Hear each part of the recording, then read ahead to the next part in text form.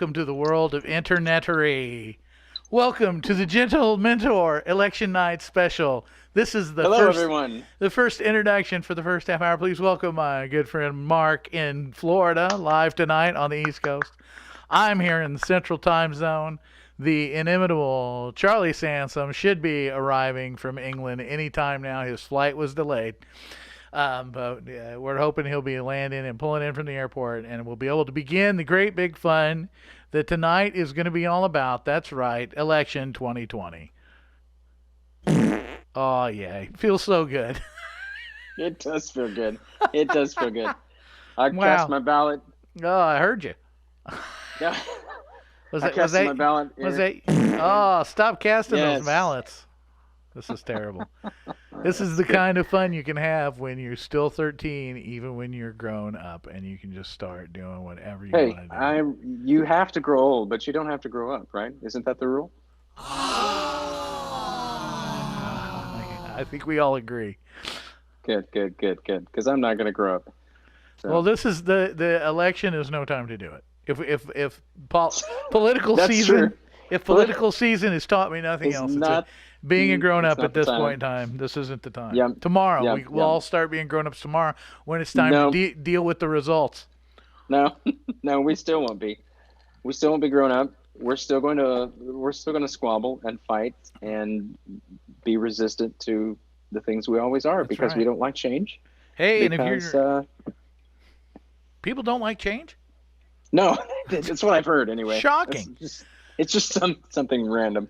encourage all of those two concurrent viewers that we have right now that if you are lucky enough to be here with us tonight watching, you can chat with us on the chat. We're here watching, and we'll read your chat. And if it's not anything like horrible or ghastly or oh man, is that a great song or what? That's great. That is. And we also want to do our duty and make sure that we remind you that if your polls are still open at your time, get out there and please, vote. There is still time to get out and vote if you haven't done so, because it's important that you do exercise your right. A lot of people have died I'm for it. telling you and what. Please respect that. You had better get out there and do your voting and get one of them stickers. I got my sticker on. Got my sticker. I voted. I didn't get a sticker because I'm had to cast my early ballot as an absentee since I'm out of state during this time. But hey, I did. I cast my vote. That's the important earlier thing. in the month, and I already knew who I was going to vote for, and so I just got it done, got it out of the way. Apparently 100 million Americans did the same exact thing, as I learned this morning, but they can't start counting those votes until the polls actually close, is what I understand. So, you know, there's so many state-to-state variables. Yeah, some votes they don't even start counting the early votes until today. In some states they've counted them, but they're not reporting them. I heard North Carolina is going to count votes, and they're not going to release any of their results until tonight at after 8:30, I believe. Something really, like that. 8:30? Yeah. Everybody's doing something weird and different that's going to make everything allegedly go weird and different. I can't figure out for the life of me how, after 200 give or take years of doing this, for some reason this year we can't get the results tonight. That can't happen. You know, this is gonna take days, weeks, months, possibly, because everybody wants their chance to turn it into a legal battle. We want to get litigious about it, and of course, let's do that.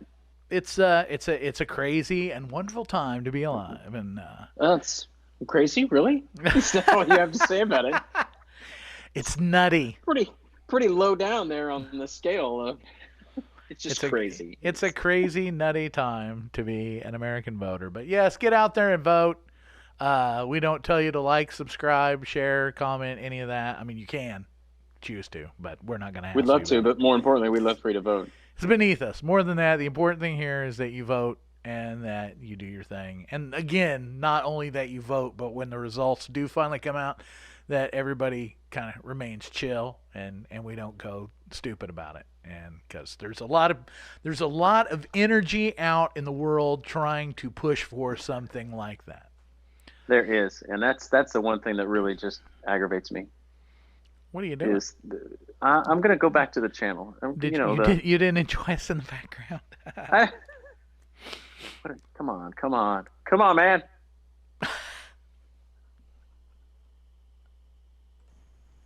Come on, man. Okay, here we go. Okay, looky there. There's the results. What can you update us with there off the screen? Well, Mark, right, our East Coast correspondent, can you look over your shoulder? I'm gonna look here and report on those election results. Our man on the street. So, man on the street. Here's what I'm seeing. I'm seeing right now where they're not showing, but I'm looking on the interwebs here. Well, you know, and they're showing 8 electoral votes already for Donald Trump. Wow, 3 that's for pretty Joe good. Biden. That's a good start. If anybody out there, you know, if you want to watch election results, we'll be trying to share some through the evening. But if you would rather watch them on another like website or something, you could minimize us and like put us in a corner, and we could be over here, and then you could have another corner. You could have election results. Nobody puts baby in a corner. I know. Don't put baby in the corner. Just put us in the election results. So why is Kentucky always reporting 16% of polls? Donald Trump 54%. Let's see. Vermont is a straight Joe Biden.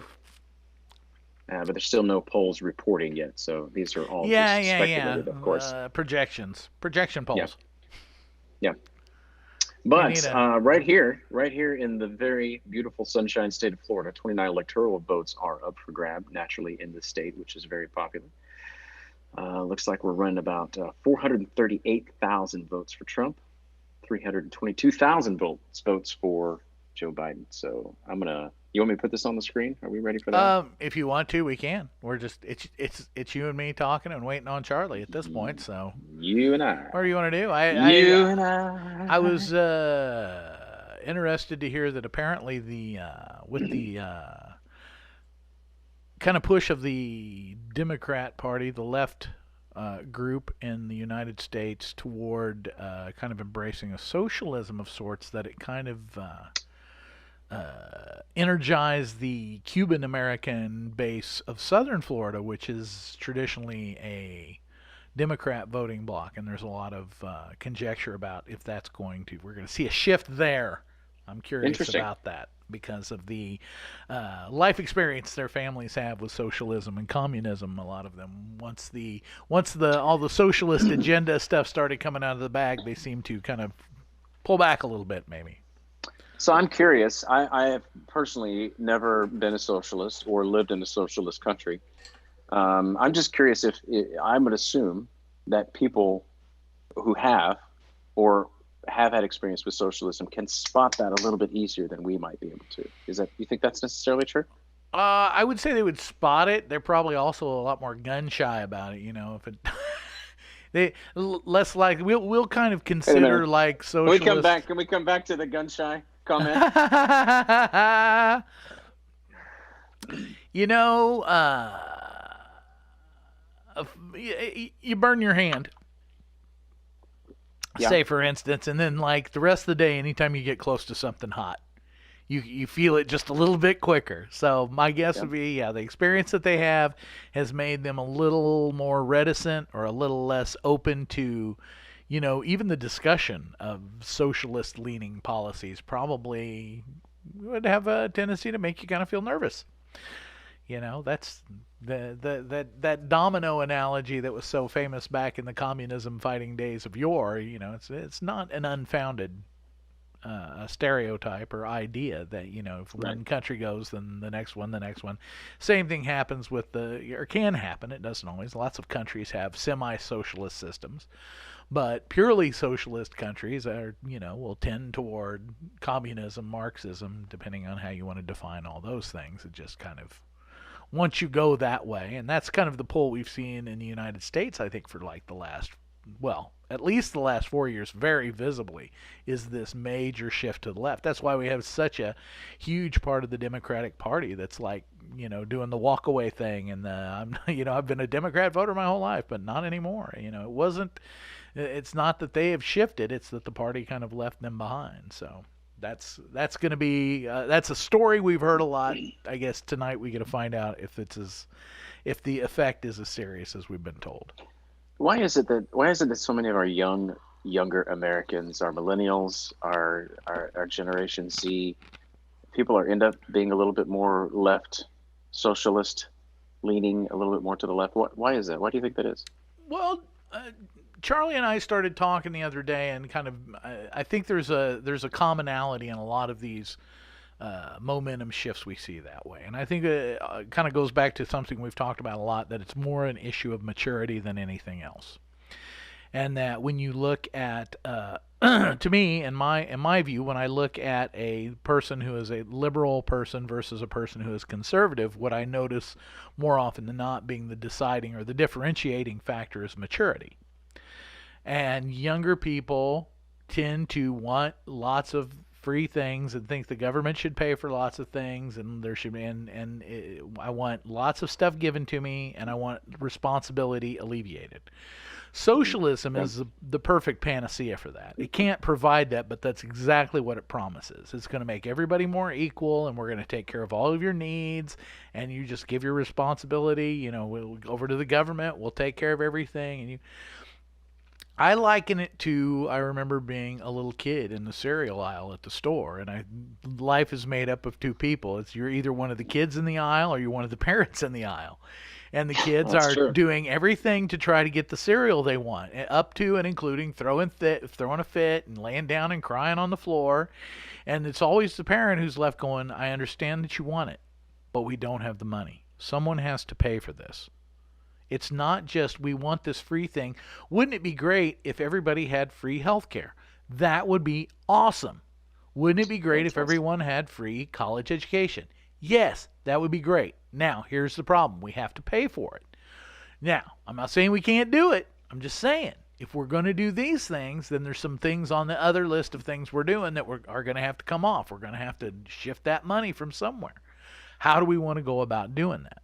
Well, the first thing we always want to do is go after defense money, which makes sense. That's where there's more overspending than anywhere else. You could probably pay for a lot of that stuff. But what you can't do is just say, give us free stuff, and we'll worry about how to pay for it later. If you want to find out how to ruin your life financially, go with that. Don't worry about how to pay for it now. Just pay for everything later. Get everything on credit now. Get it on layaway. Go down to, rent a center, or to still have Color Time. Go down to Color Time and rent all your furniture and appliances. And years later, you'll sit down with a calculator and you'll do all the math, and you'll realize how much you overpaid because you were impatient and you wanted to have the stuff now and pay later. Yeah. And I get what you're saying, and I believe that what you're saying is correct. But I think it's so much more than that. Why haven't we learned from history and all the other countries already in the world who have been or are socialist, that we don't see the tyranny and the oppression, not just the, like you said at the very beginning, it's going to backfire on you at some point. But why is it that we have not learned a lesson and go, okay, we look at these other countries, we look at this other in history, before the Iron Curtain came down, and the former Soviet Union and so forth. Why are we not going, okay, hold on a minute, is this a good idea? Is this really what we need? And I get what you're saying, because you're absolutely right, because this election, like many past elections, were like, okay, can this candidate be my daddy? Can this candidate be my mommy and take care of me? Mm-hmm. That's not what they're for. They're not here to take care of us. They're here to run a system that we put in place that's not to run our lives, but is to help us. Well, what I would say to that is that this seems unrelated, but this to me is the part and parcel. This is why leftism has worked so hard to undermine the educational system. If you learn history, you will quickly identify that socialism works sometimes in blends, rarely as a pure. Communism has never worked. Marxism has never worked. Mm-hmm. So, where does the socialist movement strike first on its strategy to take over America? It starts in classrooms. Oh, yeah. When you look at Antifa arrests, I'm going to go further than that. It starts at home. Does it start at home? It does, but it only starts at home for apathy. The active part of it starts in the classroom. socialism is taught in our classrooms. It's just taught under a veneer. It's sold as something. See, again, we go back to the voters in Southern Florida. The reason they are so sensitive to communism and socialism is because of lived experience. If they didn't live it personally, their parents and grandparents sure did. Nobody, no American middle class, lower class even, upper class, any American kid in an American classroom has not experienced socialism. The history that we teach has been sanitized so that they don't really learn the truth about history. They get a sales pitch about socialism. And when they say, but it failed here and it failed here, and the teacher goes, oh, no one's really ever tried real socialism or real communism, and they get convinced by an idealistic teacher in a classroom that if only if people would quit being greedy, because that's going to happen. Because that's going to happen. Yeah. Right after Joe and Kamala solve division, they're going to solve greed and hate. Yes. We're gonna outlaw racism. And these are things that happen inside the human heart. And all socialism, communism, whatever you want to do, you call it whatever you want to call it, all it is. That's what we need to do. Let's outlaw the human heart. Yes, selfishness. Because if we outlaw the human heart, then we completely can eradicate all of our questions, and socialism will finally work. Let's outlaw crime. Let's do that. Let's outlaw the human heart. And I think we're doing a good job at that already. That's the problem. It's human nature. We are selfish. What is the most selfish thing I could get? Well, if somebody would take care of everything I need and I didn't have any responsibilities. Well, socialism. Why? Of course that's going to appeal to kids. I mean, it's why it appeals to adults. We've had some result shifting here. We're still 8-3 on electoral votes, but Biden has moved into the lead by a whopping just by 17,000 votes. So 17,000 or 0.3%. They are. It looks like Georgia and Florida both have shifted to the blue. It's in leading. So Florida right now. Let me scroll this up so we can see this. Florida and Georgia, 51%, 60% in Georgia, leaning on the Biden side. Yeah. I don't know. I was surprised. There were people predicting Georgia as a red state, and I was surprised. I figured certainly Georgia would be a blue state. Well, Georgia's still only showing 3% reporting. Florida 44% reporting. Right. Well, that's one of the 4 critical swing states. We don't have Arizona and Iowa. I wouldn't be surprised to see Arizona go for Biden too, but they only have Pennsylvania up there. Pennsylvania. Some of their votes aren't going to get counted until like Thursday. Yeah, I know. Thanks, Supreme Court. Yippee! I think that was their local stuff. That was the Supreme Court, was it? I think that was the local stuff they were doing. I think so. If some of their local things that they had. I know. Like I said, there's been lots of crazy decisions on what will be allowed and not. Hey, for concurrent viewers, welcome to the live stream, everybody. Feel free to jump on the chat. We're just here kicking around until Charlie's airplane lands. Where was Charlie coming from? Going back to London? I think the pub. I think he was heading out to the pub. Guy. Yeah. Well, they're getting ready to get locked down hard again. So, I think because of the Rona. Yeah, I think he was going to make a pub run and then come back. He did finally text me back and said he had something came up. This will be good to hear this story when it says, well, it'll be interesting. Be with you shortly. Slight delay on my end. So okay, we had a slight delay earlier, and so it happens. Yeah, he's already. What time is it there now? It's 10 o'clock. 11, He's 6 hours ahead of me. He'll be 5 hours ahead of you. So it's midnight 30. Midnight 20. Excellent. Yep. But yeah. I don't know. What else did I see today? I saw something else I was going to bring. I'll bring that up there. I was watching. Just been cruising around waiting for somebody to show some results. So we're finally getting results now. So that makes me feel better. That makes you feel good. Well, I didn't make me feel good. I would like to be. I would like to be winning with a landslide. That would make me feel good. Hey, look, it's Charlie Sansom coming in. There he is with a bullet. You got your mic on. There he is. Is it on? It's on. Me? I can hear you. We can hear you. Welcome, Charlie. Welcome to the live stream. Well, thanks for having me. I mean, I've been excited about this, to be honest. Well, we're excited to have you. Jump on in. Tell us what you know. Well, what I know is that a lot of people think Biden's going to win. Where you are, a lot of people in England think Biden's going to win. Yeah, I mean, I think there's even some people like within the Conservative Party over here as well, which I think are kind of half hoping that he does. I can't understand that really. But conservatives that probably think that Trump is a bit extreme, and again, I don't understand that either really. But yeah, I think the general sentiment is that people think that Biden is going to win. But you know, I think it comes down to what I was talking to Doug about yesterday. The media have manipulated this election so badly, even here in the UK. Interesting. You can't even talk about Trump without people saying he's a racist. And sure, he might have said a few on the knuckle comments in the past, but I don't think would do the things that he's done if he was a racist.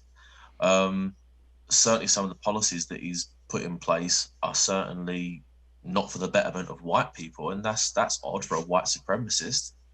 For sure. So people just don't want to look past the headlines, unfortunately, and to debate people in England is very combative, because everybody thinks they're right. We've kind of got that British arrogance where we think we know best, but we have it amongst ourselves as well, so it's hard to kind of have a debate over here about anything when people have got emotional attachment to a particular topic. Yes. Interesting. Charlie, give me a little bit. I'm super excited that you're here and so glad to get to chat with you. Been looking forward to this for a week already, and I'm just so many things in my head. I'm like, it's hard for an American to think almost outside unless you spend a lot of time outside in another country or outside of the US.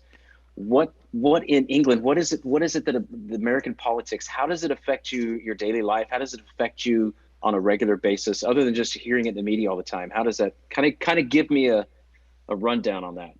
Help me understand.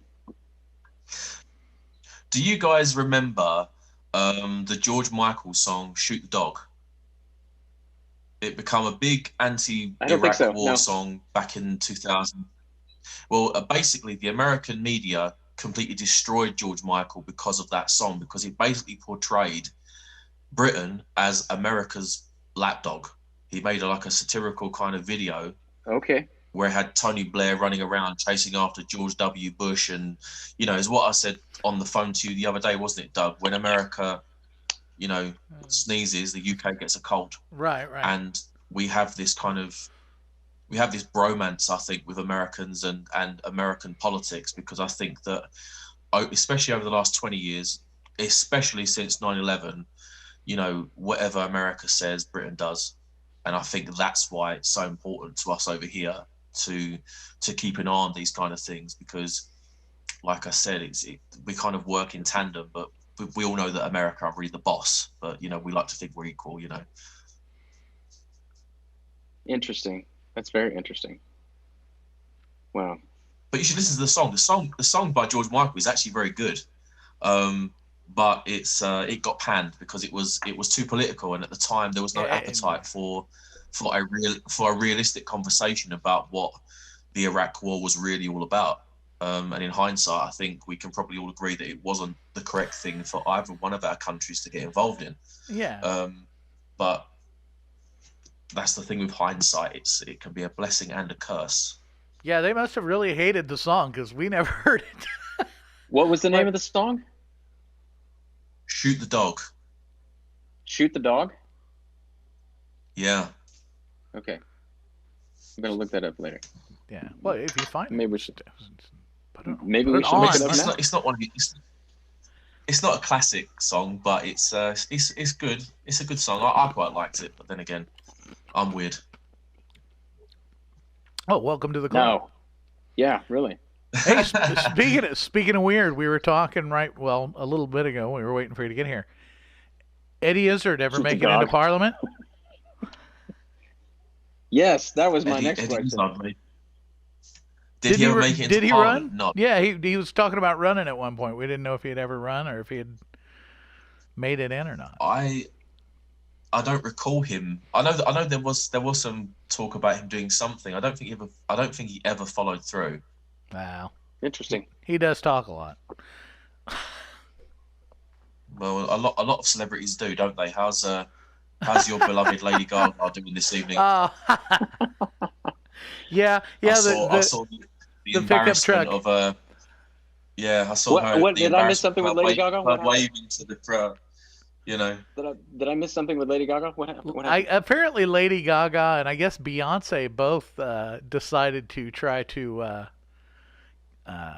court the middle American vote and try to do kind of a rural feel thing. It just came off really badly. Cringe, I believe, is the word the young folks use today. Yeah, it was pretty bad. I mean, despite being a singer, I do, and it's going to sound hypocritical. And I'm not comparing myself to these celebrities, but I always find myself looking at singers and actors and things like that, and I wish they wouldn't say anything sometimes because, please. And it's not even because I don't like their opinions. I mean, by and large, I really don't. But I would like to hear someone come out and say something different. You know, well, I think let's look what happens to like Chris Pratt when he comes out and says something different. What's his name? Lil Wayne. Lil Wayne's taking it on the nose from the hip hop community. I mean, to a large extent. What's the comedian that did Santa Claus? I can't remember his name. All of a sudden, help me out. Tim Allen. Yes, he came out. Gosh, that was last election when he came out and really kind of dogged Hollywood and called it Nazi and then they canceled his show and Roseanne Barr. There you go. Canceled her off her own show. It's really infuriating because, I mean, even in England, like a lot of my friends happen to be left wing because most of them are entertainers and they generally skew that way. I kind of find myself like having to temper my conversation sometimes because they're not going to like it, but you don't want to fall out of everyone that you know. And it's difficult, but I'm very proud of being a conservative and proud of being outspoken with it as well, because people are afraid of it. And I just think don't be, because the more people come out and say what they really think about politics and what they really feel, instead of having little snide WhatsApp chats with me away from the group chat because I don't want to get called out, or sending me DMs on Instagram about these videos that they've seen they like about Donald Trump, but they won't post it on their page because they're going to lose people. And it's like, just own it. It's an opinion. By and large, more people are conservative, I find, than not. They're just afraid to say so, and that's because the media don't want you to be that way. Naturally. Celebrities are being paid. Lady Gaga got paid. Come on, Beyonce got paid. I said to you yesterday, didn't I, Doug? Beyonce and Jay-Z doing a concert for Hillary last time around. They got paid for that. Come on. Absolutely. Where's your clip of Joe Biden? Come on, man. Come on, man. Shoot it up. Come on, man. Dude, yeah. You caught me completely off guard. I'm terrible. I mean, I love that. Man. Yeah, it's like every single... That's his soundbite for everything. It's like, if he's got nothing to say, he goes, come on, man. You're a lying dog-faced pony soldier. Yeah. I mean, I don't know whether or not we should be taking the mickey out of Joe or we should be feeling sorry for him in a way because, so much talk about him having, like, dementia. Even over here, people are saying he's got dementia. Yet, the Democrats just want to... I mean, I think if he wins, he'll be in power for about a year. Maybe. Before they slide him out of the way for Comrade Harris. Well, they've been laying the groundwork for that. I mean, the whole time. I don't know if you heard about Pelosi's deal. She did. I can't remember. It was a couple of weeks ago, and we're going to bring in the 25th Amendment. We're going to talk about getting, and everybody thought she was talking about Trump, and it's like, if you listen to what she's talking about, she sounds like she's talking about getting rid of Joe. Yeah, like putting the commission in place. Woman. Clearly. I mean, Yeah, and I think. Sorry, go ahead, I Charlie. love I love the clip of, well, I can't remember what news channel it was on, but the whole good morning Sunday morning. Now for me, that was comedy gold. But then Yeah. when the Team Trump Instagram posted Pelosi's face on the sun out from the Teletubbies. Yeah. That has made my year. Like, this year has been awful, but that literally made, because I think to myself, does Donald Trump, is he the one with this sense of humor, or has he got a team behind him that are really, really funny?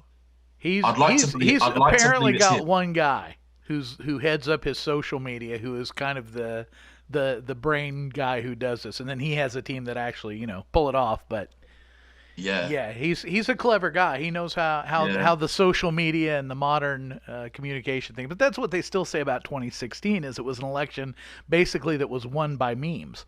It was. Well, he's a troll. He's the king of the trolls. I mean, yes, he is. But he's funny. It's not malicious. It's like, he's hilarious with it. And I got that. Absolutely. That rising sun of good morning Sunday morning. That for me is just the best thing of this whole election. Well, and too many people are hurt by words. So shiny. Sorry, Too many people it's are hurt by obnoxious, words I know. anyway. No, I like it. And so that's why they call Trump a bully. I mean, come on, he's just talking. He's just saying things that people aren't afraid, or most other people are afraid to say. The bad man said mean words. And they don't realize that that's precisely what makes him popular, is that there is a good segment of the country that plain spokenness really appeals to. Even if it's clumsy, and even if he says things that are ham-handed and occasionally maybe not completely clear what he meant by that. But the overall, we were watching some of the outtakes from the different rallies today, and him dancing at the end of the rallies has kind of become a meme. And I said, this is what the left doesn't get, is that this guy the base loves this guy so much that even his bizarro idiosyncrasies like that are embraced. And it becomes, the left one, he's dancing, making fun of it. Well, in the meantime, the conservatives have made it like a point to rejoice in, and they're proud of it, and they think it's great. Our president's out here, and he's dancing with us at these rallies and having fun. Yeah. And you don't get that from the other side. That's one of the early indicators for me of liberalism, is a lack of self-deprecating sense of humor. If you cannot laugh at yourself, that seems to be something the left really embraces. Don't have a sense of humor no matter what. Well, that's just a lack of emotional intelligence on a lot of people's part, especially liberal. No, that's what I see on like the late night shows. It's not humor that's funny. It's mean-spirited humor. That's what they laugh at on Jimmy Kimmel or whatever else. They laugh when he says something mean about Trump. Ha ha ha ha! Orange man bad. And it's like, but it wasn't funny. It was just mean. Yeah. Yeah.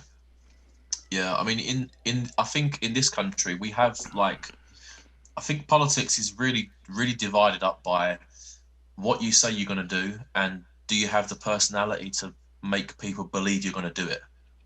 And in England, like, Boris Johnson is our prime minister now. People have a very mixed opinion about him because of how he conducts himself. His hair's messy. He talks like bumbling and mumbling, and he's very posh. And, most people can't relate to that in this country because most people aren't posh, despite the caricatures of the UK. Like, we're not rich drinking tea from, and on the phone to the Queen every Sunday afternoon. But, and like Nigel Farage as well. He's not considered as clumsy as Boris, but he's got that bravado. He's got that personality where he's never been elected to Parliament, yet Nigel Farage has single-handedly changed the course of European history just through being a very well put-together activist, is the best way that I can put it. Because as a member of European Parliament, those guys are practically powerless. If you guys know anything about the European Union, or people listening now that don't know much about it, the MEPs get to vote on the laws which are given to them by the Commission, who are just appointed officials by prime ministers and presidents of Europe that just say, right, we want this person here, that person there, and they just funnel the laws down, and the MEPs say yes or no. It's a backwards way of doing things, and it's like, so Nigel Farage, I mean, it gets a lot of criticism over here because obviously he's got a strong immigration argument, the same as Trump does. Doesn't want uncontrolled immigration, wants to be able to look after the UK's borders, and the same with the southern border in America. But he had that gusto that made people believe in the cause of getting Brexit done and leaving the EU and thinking about, what's best for the UK rather than thinking about what's best for France and Germany and all the other countries, which, I like to consider the European Union a globalized socialism project, because, you've got about seven or eight countries which have got a lot of money, and then the rest of them don't. And then people wonder why they all want to move to France and Germany and the UK and Sweden and Denmark, because we've all got the strongest economies. So just based on finance and like economics, leaving the European Union was never about immigration. It was more to do with the fact that, we're a tiny island with 70 million people here now. And, we need to kind of keep a check on things to keep things going. But the point is that would have never happened if it wasn't Farage and his personality, which is something that I think Trump has a lot of. He's got an incredible personality. I mean, whether you like it or you don't, his personality is one of a kind. And For sure. Yeah, and I think that's why people gravitate towards him. And I think that he has a massive fan base in the UK, but they're underground. They'll never come out and say they're massive fans, but he does have a lot of fans here, a lot. So you guys are completely out now of EU, right? Brexit's over, and you're back to independent status now. Is that correct, or am I wrong? I think our independent status comes in January. We went through like a year's transition to kind of like iron out all the kinks, which has been largely unsuccessful. But yeah, we should be out in January. So, like, for idiots like me and the ignorant among us, give us like a breakdown, if you can, like a basic breakdown how British government works, as far as like we all know, like the Queen is like figurehead thing, but like the actual you have a prime minister, how often that's voted for. I assume you vote for that, and the Houses of Parliament. Yeah, give us an outlay just so we kind of have a a sketch. Well, unlike in America, when you guys vote for a president, we don't vote for our prime minister. We vote for a political party, and the leader of said party becomes the boss. So the Conservatives won the 2019 general election, and Boris was in charge then, so he becomes the prime minister. And I suppose we have what you'd call a constitutional monarchy, but it's a parliamentary democracy as well. So the Queen does have a role to play. Her role is largely ceremony, but she does have a lot of. I mean, if you look at it on paper, the powers that the Queen has are very similar to the President of the United States powers, except that the powers are delegated to ministers. And she's not as good on Twitter. She's not as good on Twitter. My dog doesn't like the Queen, obviously. Oh, okay, it's your dog. Yeah, it's my dog. Yeah, sorry. Oh, that's all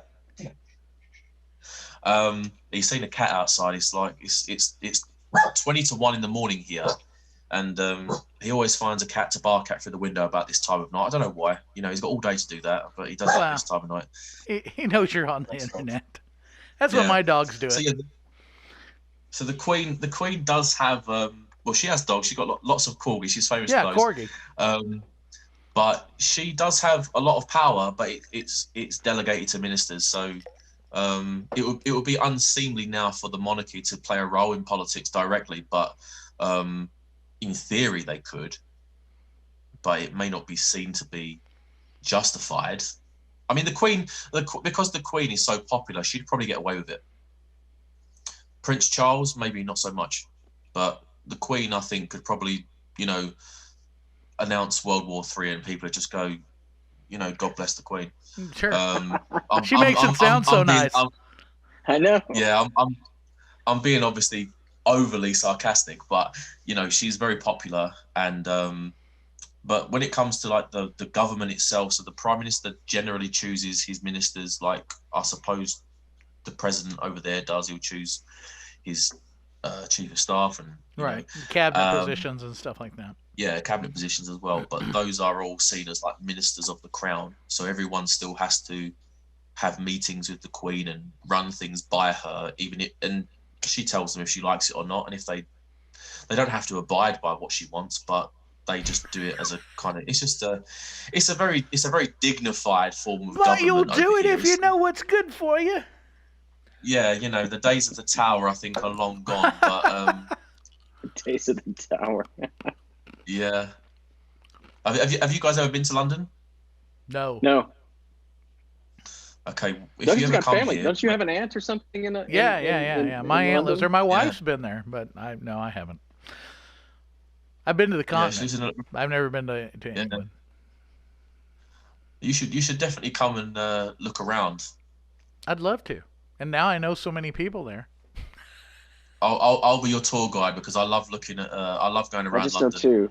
I know Charlie and the Queen, so that's it for me. Yeah. Yeah, I won't be able to stay with my family. Only one of them will pick up your phone call, and it won't be me. Well done, sir. Well done. So what, Charlie? Tell me about racism in the UK.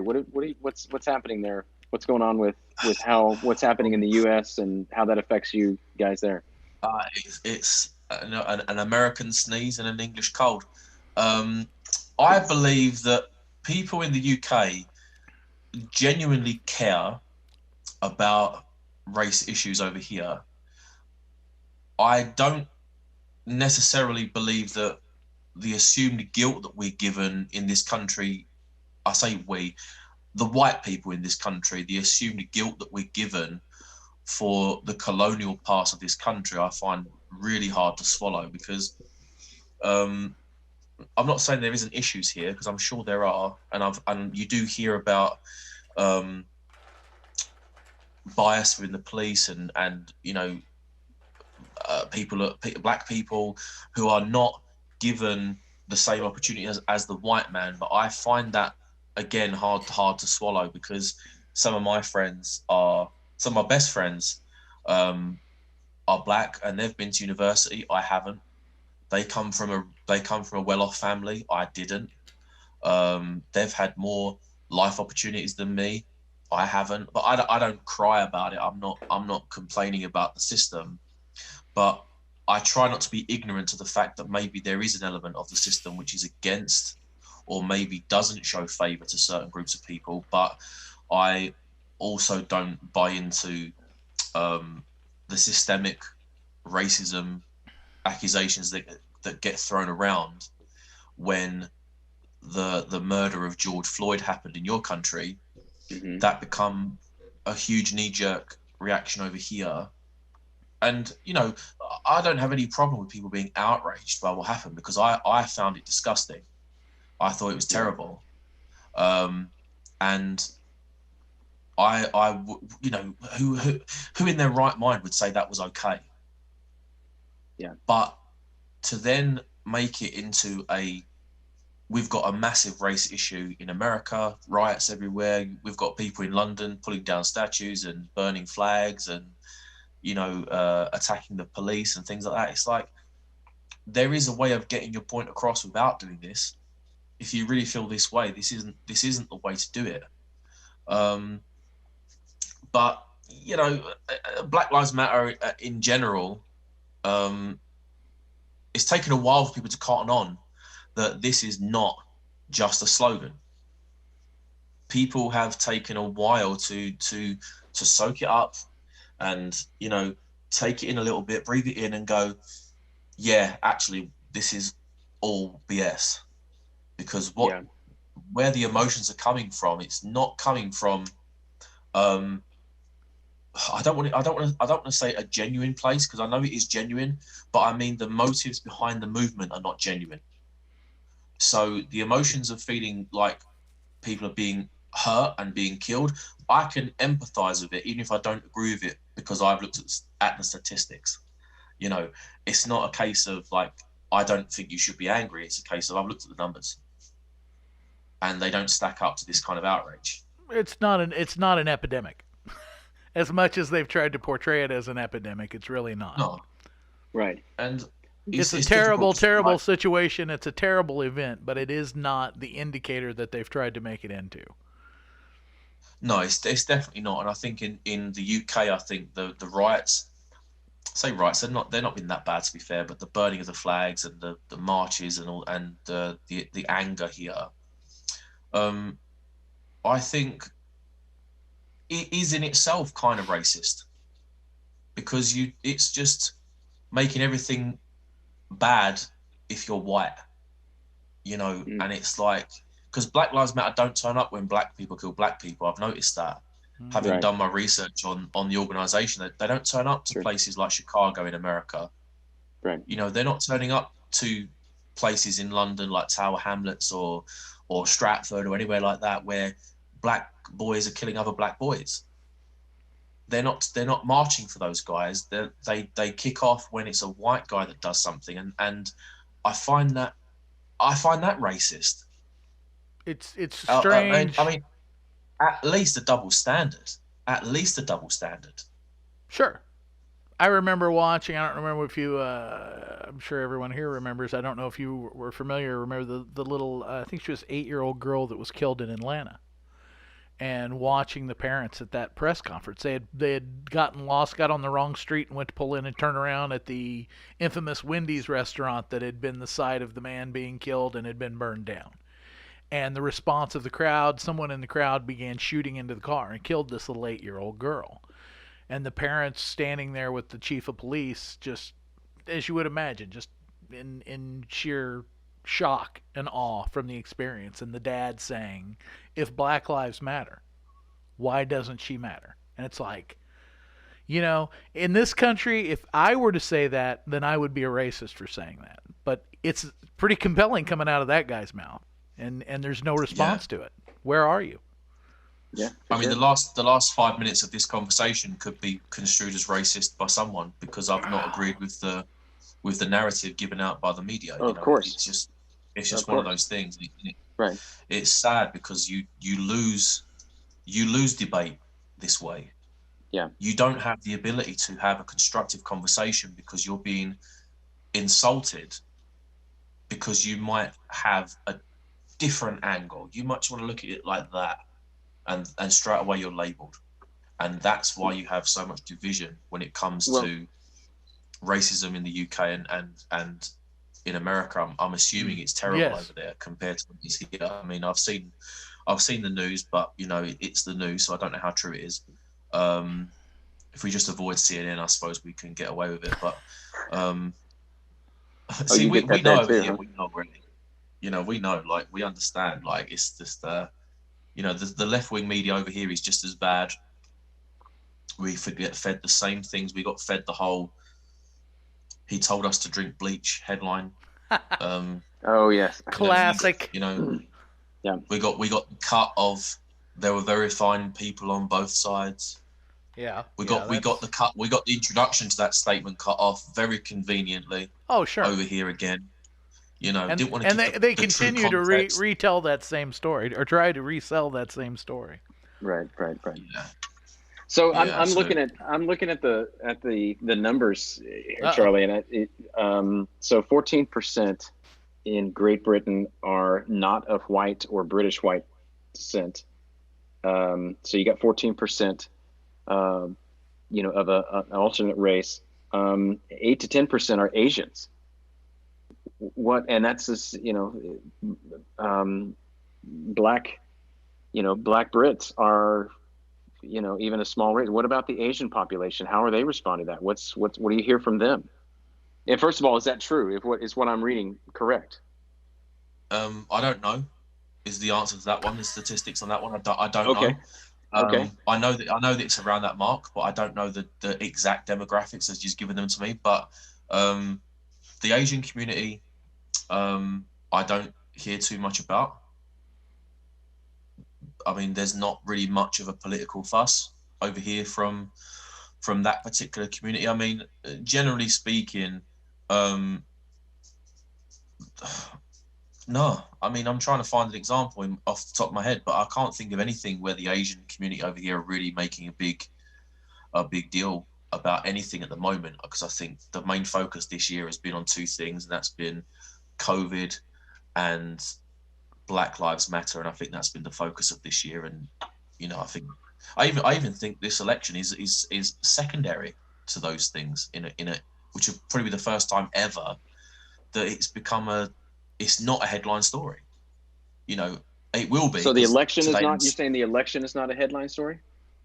I mean, it is, but it doesn't have the same resonance as it did 4 years ago, because more people are worried about lockdown number 2 over here and losing their jobs and the economy crashing and things like that. So at the moment, I think people are just, it doesn't help that people think that the American election is a bit of a farce, because you've got people that don't like Trump, and you've got people who think that Biden is crackers, and it's a bit of a circus. I think people look at it as a bit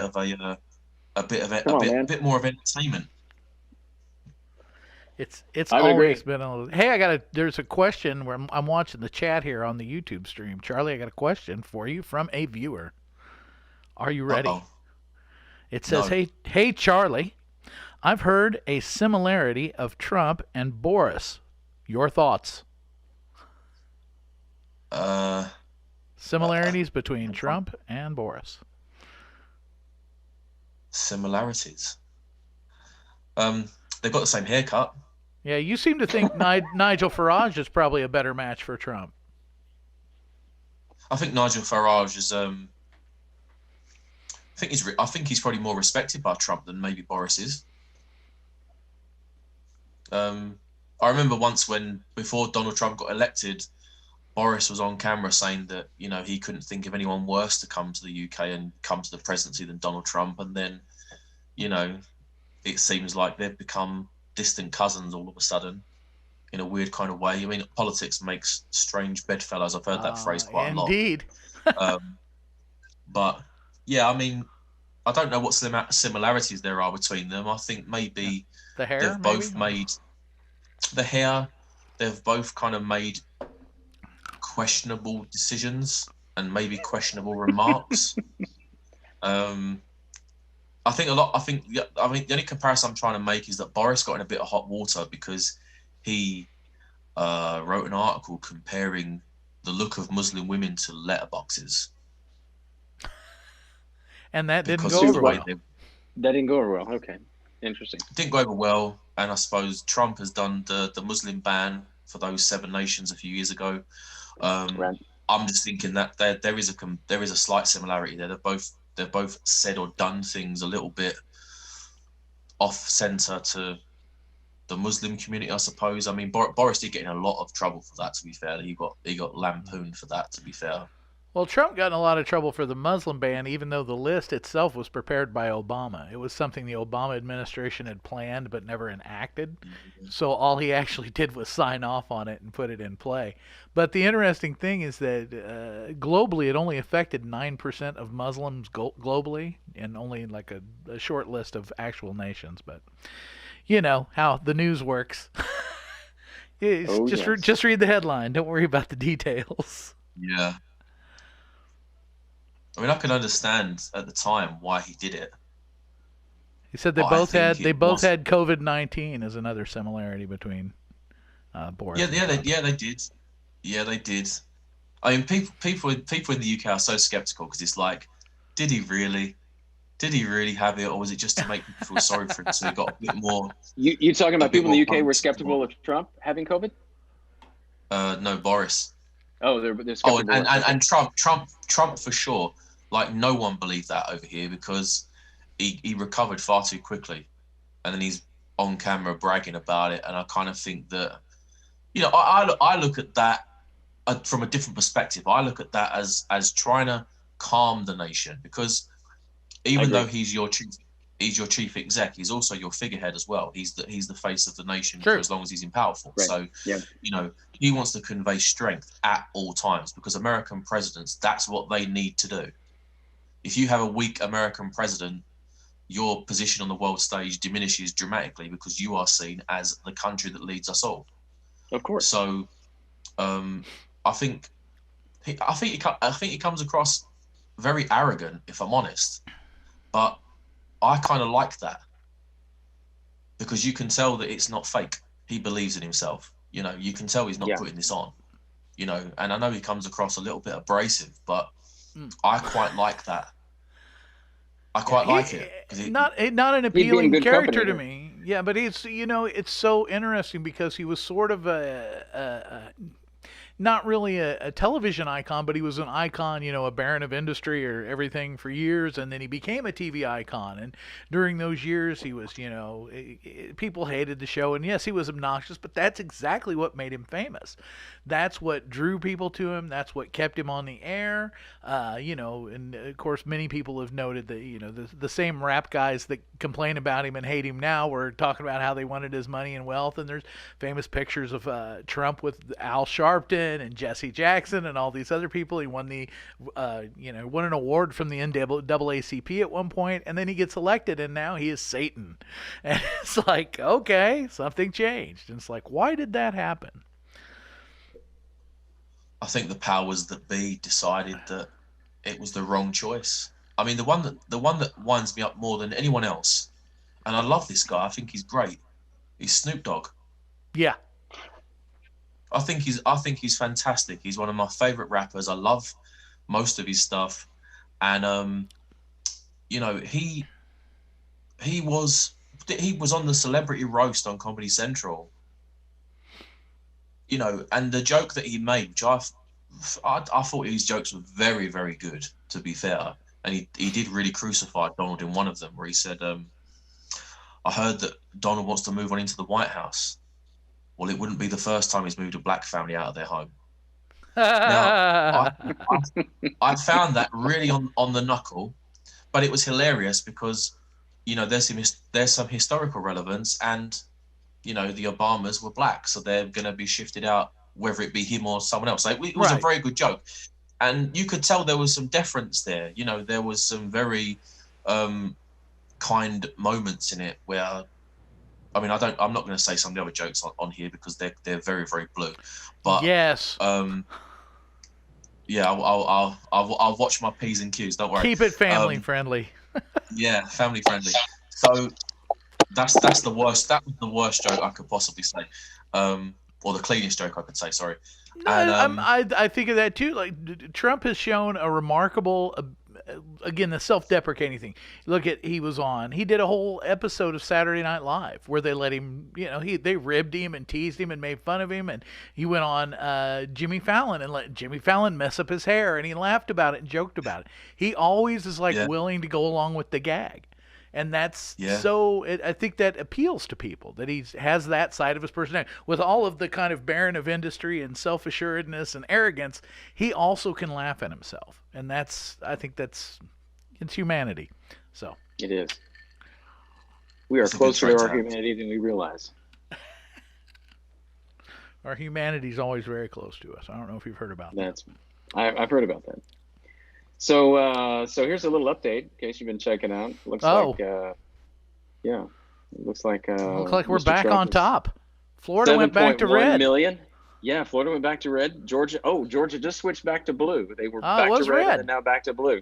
Man, so, I don't like these new election results. Yeah, I know. They're back and forth quite a bit. So 81% of Florida polls reporting looks like. So it's close by 0.5% or a 0.1%. Yeah, look at that. Yeah. 12,000. Yeah, that's crazy. So I'm on a WhatsApp group here with a ton of other conservatives in this country, and says that the betting over here is 1-16 that Trump will take Florida. So 16. We should get some money together and put it in on that. Because that's like if you have to bet £16 to get one back.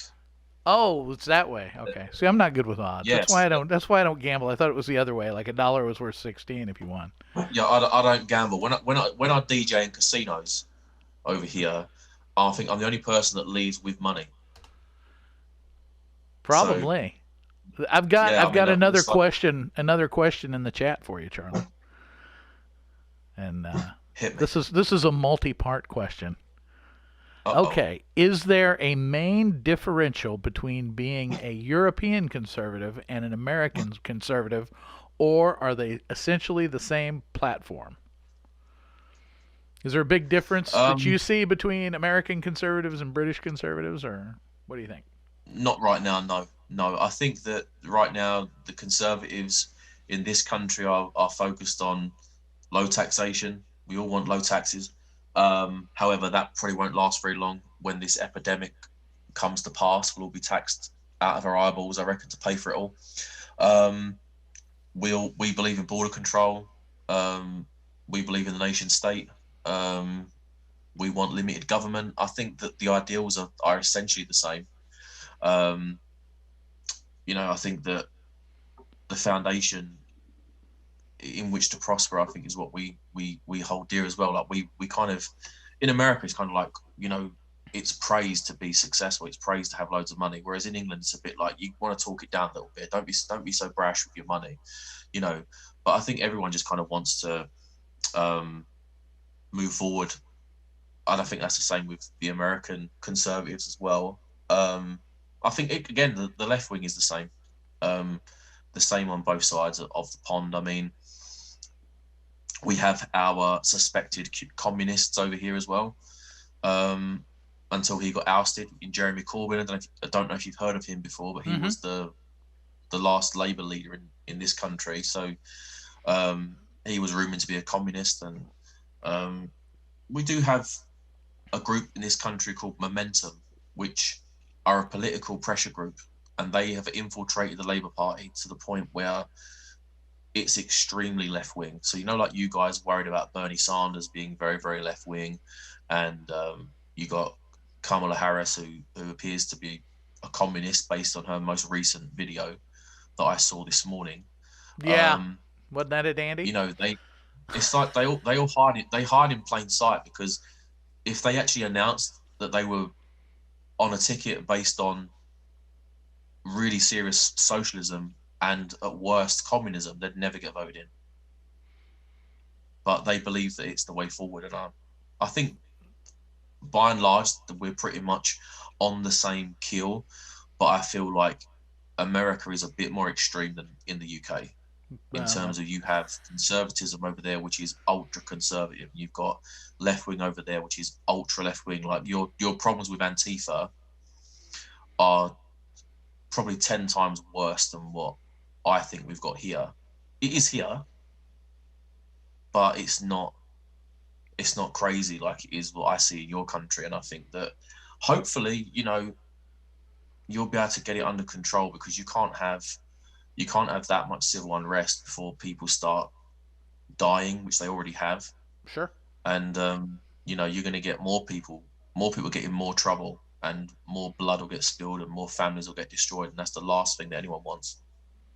I know we already blindsided you with a demographic question before, but I'll throw this one out. And if you don't know, then maybe Mark will want to look it up. Any idea what the age demographic is for conservatives in Europe?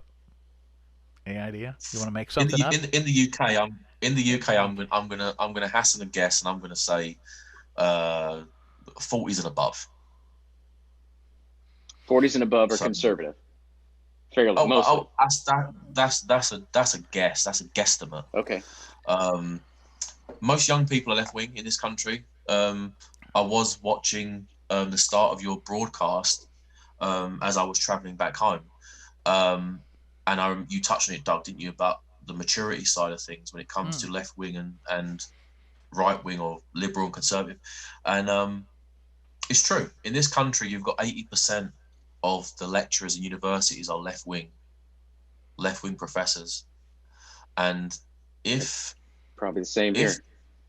If people, because there has been talk on the left, surprise, if you look, you'll understand why when I tell you these numbers. They wanted to lower the voting age in the UK from 18 to 16. Interesting. When we did the 2019 general election, I don't know who did the poll, but there was a big poll done, and if 16-year-olds and 17-year-olds were given the vote alongside the rest of the adult population, our country would have been predominantly left-wing. There would have been pockets of in the UK. It's different. Red over here is left-wing and like Labour, and blue is Conservative. So just we got to get that fixed. Yeah. So over here, the map of the UK, there was like spots of blue, but most of it was red. So yeah, I can understand why they want to do it. It's clever. I can understand, it's smart. Most kids are coming out of university with these left-wing ideals, and some of them are very novel, and I applaud some of the things that comes from the left. I just don't like the way they want to try and implement those things. Yep, I'm seeing exactly what you're saying here. I found something on, I don't know where this is, but hopefully it's based on the 2019 general election in the UK. 18 to 24-year-olds, 38% are the Labour Party, 16% Conservative. And then of course you got the other, I'm assuming there's what is this, what is Lib Dem and Green, S&P, other Brexit Party? What do we got? Okay, the Liberal Democrats are another left-wing party. They're a smaller party. They're considered the third party. Okay. The SNP are the Scottish Nationalist Party. Okay. So they want to break away from England and have their own country.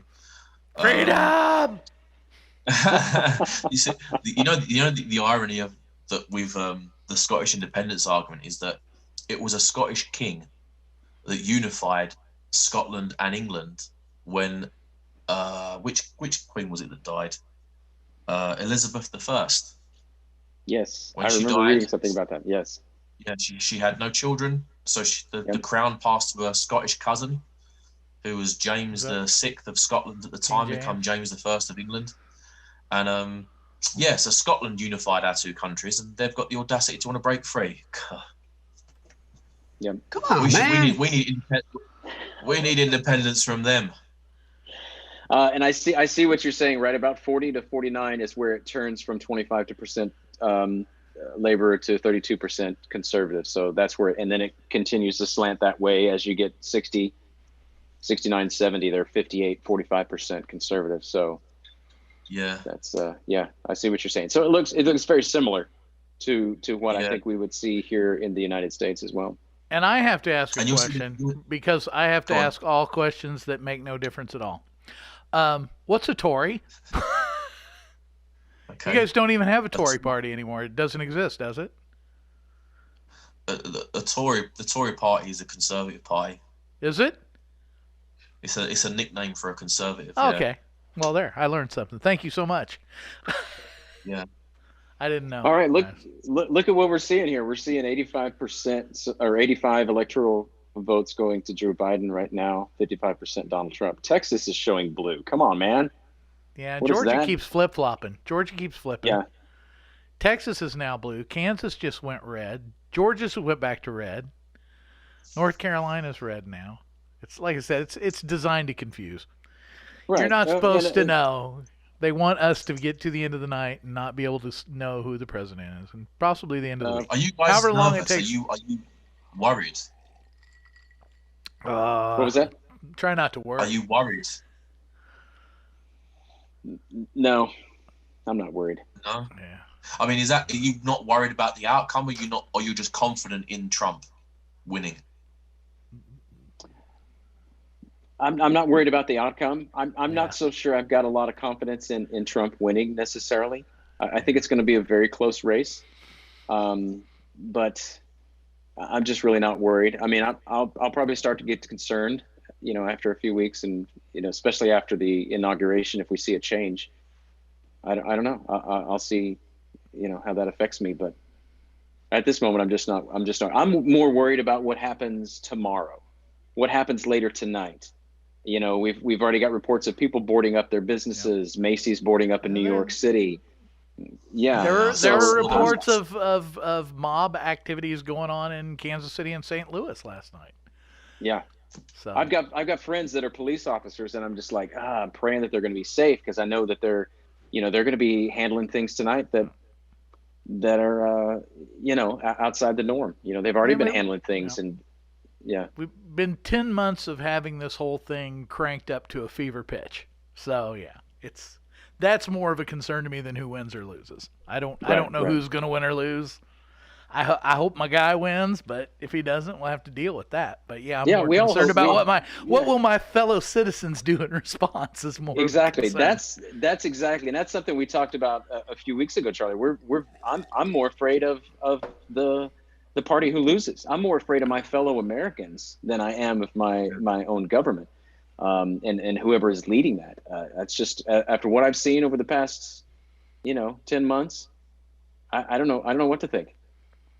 There is extreme emotion. I can see it. I mean, I've been pretty much obsessed with this election since the start of the year. If I'm honest, I've been really keen to kind of keep on top of it and keeping it, because I find American politics and the news channels as wonderful theatre.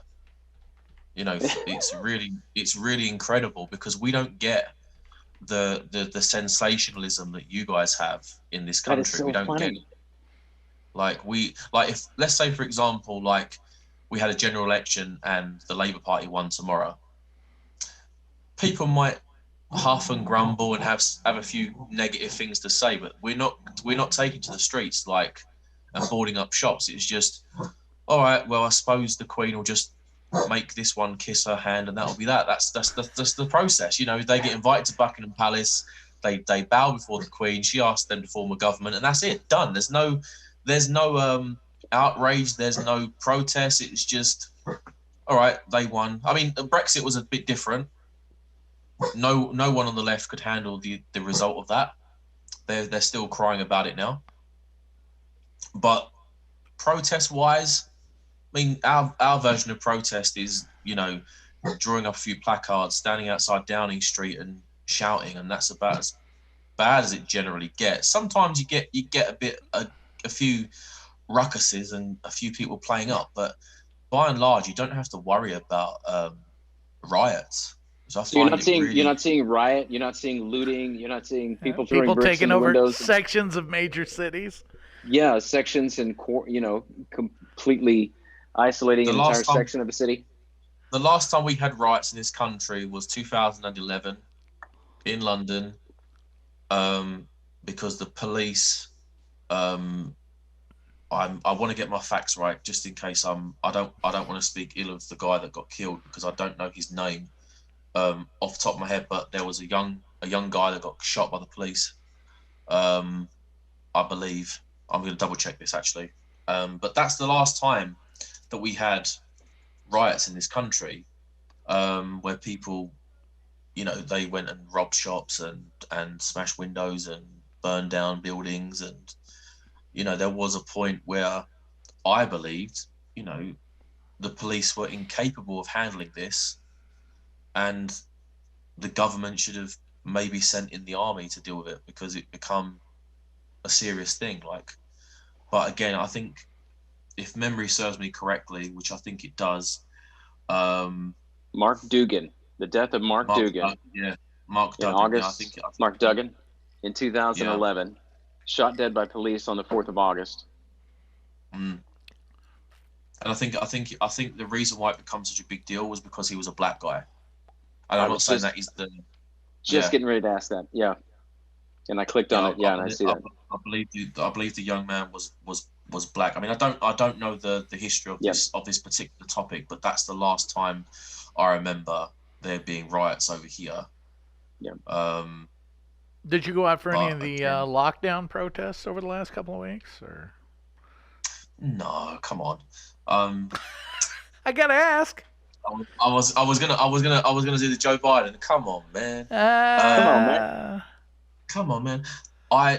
No. I mean, the way I see it is, if the government are right and these big events are mass spreaders and they're gonna infect people, why go? You're protesting against the unknown, And personally, I'm on the fence about how serious this pandemic is. but that's purely because we get so much conflicting advice from the government. 1 week we can do this, 1 week we can do that. I mean, for example, this is how crazy it's become over here. The government actually released a statement saying that you couldn't go to each other's houses anymore. If you had a partner that lived in a different house, you couldn't go around there for sex anymore. And this was a real government statement. They were giving you a sex ban. Honestly, I'm not even joking. You can look this up. They literally introduced a ban wear a on you condom having and a sex. mask. And then 1 week later, they got rid of that ban. And then not long ago, they gave out other advice that it's okay if you want to go and have sex with your partner. It's all good, but don't do it face to face. Sorry, honey. So it's not me. I'm sorry. It's the government. I'm just doing what the government's asking. We've all got an image in our head now of what that means that we can't say on this show.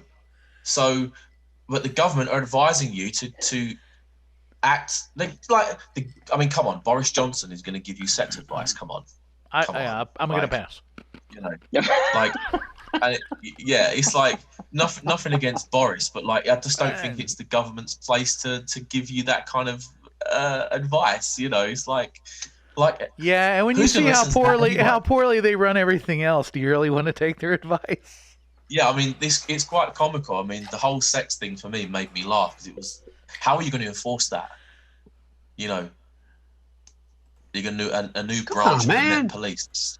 Yeah, exactly. All right, Charlie. Here's a question. Here, I'm taking over Doug's job since he's doing sound effects right now. I was doing it. Did I miss one? Okay. It's not a big. They were talking about Texas. Everybody's worried about what's going on with Texas. So I was trying to calm people, and someone came in and gave us new math and said, "Don't sweat it." I was gonna go back up to one before the Texas talking about guns. What about guns? What about what's the stance? Somebody on guns talked about guns. They don't have guns. Yeah. I was going to ask, how did the police manage to shoot anybody because they don't carry guns?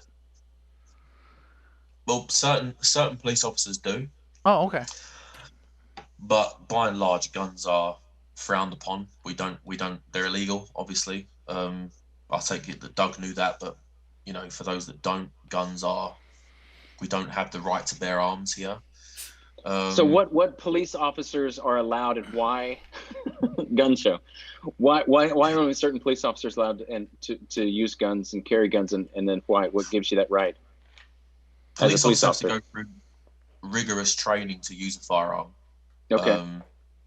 And I mean, my cousin is actually part of the police force, and he was looking at doing that. And I'm not too sure if he ever followed through of taking that course, but he wanted to become part of SO19, which is a special branch of the Met Police, which allows you to carry guns and you know, take on serious incidents like terrorism, and you get to protect the Houses of Parliament and things like that. Maybe become a royal protection officer and things like that. So,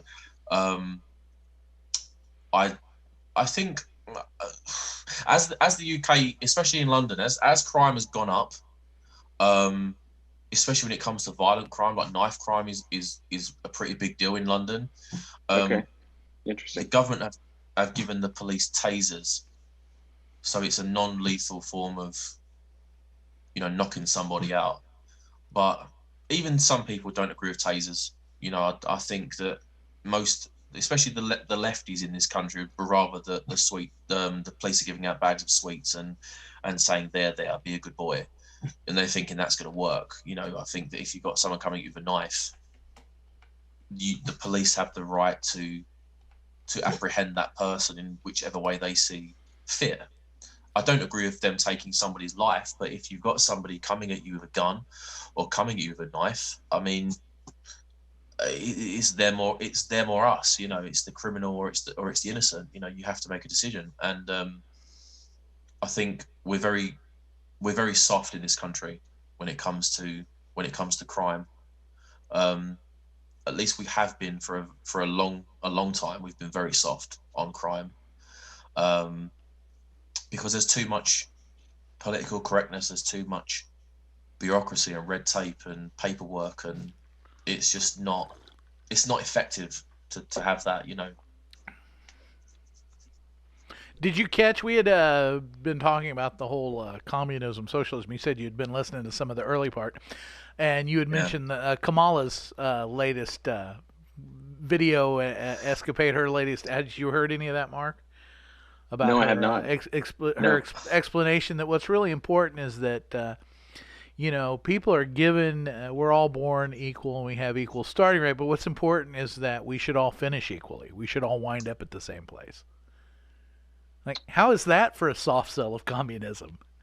It's about peculiar. us all ending up in the same place. Right. It's all us having exactly the same amount of stuff, and the dream of communism, that we could all be in the same place. Yes. Sorry, I digressed there. Rabbit trail. That's good. You know that's what's coming if she wins. Yeah. As you said, I think it's more of a matter of how long will it take. How long will it take them to get Joe back in the basement so she can run things? There have been several, I don't know, called Freudian slips or little faux pas in recent days as she's addressed crowds and referred to the Harris administration, and then had to a Harris Biden administration, and then she did it again today. Somebody announced her as proud to introduce the next president of the United States, Kamala Harris. It's like it's okay, a conspiracy. Sure. What if she finds Hillary or what if the end game is Hillary? And it's not. I thought all along it was. I honestly thought the move was to make Joe go through the debates so Hillary didn't have to debate Trump again. And then something was going to happen, whether it was COVID or the Hunter laptop situation. Something was going to remove Joe right at the last minute, and they were going to switch in Hillary. Because what a lot of people don't realize is the Democratic Party is not a government organization. There are no laws that apply to them. They make their own rules. That's why they could, give Bernie the shiv and kind of more or less wound up canceling the entire primary season, which is part of American politics going back, well, not eons, but as long as we've been around, we've had primaries, and you do that thing. And now we're just going to say Joe's the winner this time. Okay, everybody go home. Bye. Yep. I mean, the last time around, I'm right in saying this, aren't I, that she actually swindled the Democratic nominations the last time around. I watched a documentary, I forget the name, but it basically said that Bernie Sanders won a lot of those primaries, and somehow the party just cancelled the votes and they just wanted her. Yeah. They stole it from him. They did the same thing this time, but yeah. I quite liked him though. He seemed like a nice man. And the thing that I have to put to a lot of liberals when we've discussed, and of course, what the last 4 years has been a protest over that election. There was no exchange of power. It's just been a complaint fest ever since. But I remind liberal friends that I have, and I might have supported Bernie. Bernie might have had an opportunity. He might have been able to beat Trump, but the people in the leadership decided not him, her. And they stole it from him right out in front of everybody. And they even told everybody, It's crazy because they did it in plain sight as well. It was so obvious as well. Yep. Like even over here, there was support for Bernie over here. People in the UK generally didn't like Hillary. The opinion of her was very negative. But Bernie had I don't know why. She's such a nice person. Do you know who I thought was actually quite nice this time around? Who I felt has been treated incredibly unfairly and incredibly poorly? Mike Pence. Tulsi Gabbard. Yes! I like Tulsi a lot. But I knew anybody that moderate and that thoughtful is not going to be able to get a nomination. It's just not going to happen. Because I was talking to Zuby about this, and I was saying to him, she's the only person I believe that could take on Trump and put up a really, really good fight. Because she's not.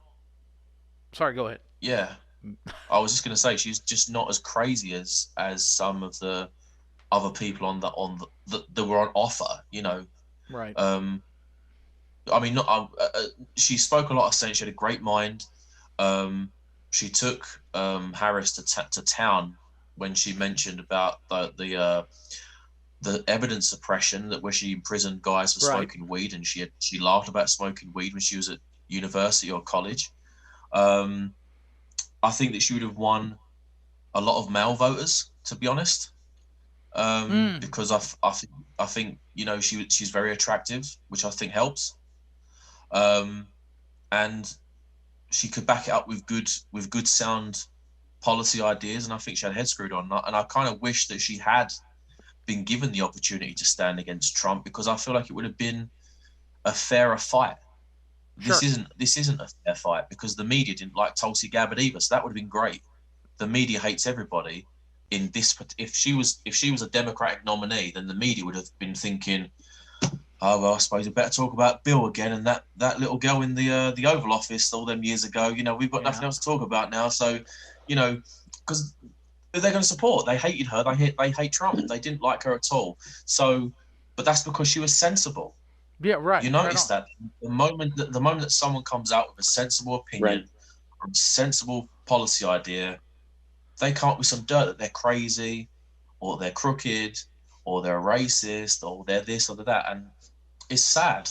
It's sad. It's a real dereliction of responsibility from your media that you have to stomach that, and there's nothing you can do about it because you're she's got a few things that stack up against her when it comes to being a member of the Democratic Party. Is, of course, first of all, she's former military, and then anti-war, anti-war, and then also she vote against same-sex marriage in Hawaii as well. Really, I didn't know. Okay. So yeah, so that would have been, as far as the Democratic Party goes, that's no, that's why I think she probably would have. I had a strange idea. There was a point at which she was getting toward almost where they had cut the primaries off. And at the same time, there was conversation going on about Trump replacing Pence. And I thought, wouldn't that ticket blow everybody's mind? What if Trump got her to be vice president and they ran together on a split ticket? Nobody's ever tried that.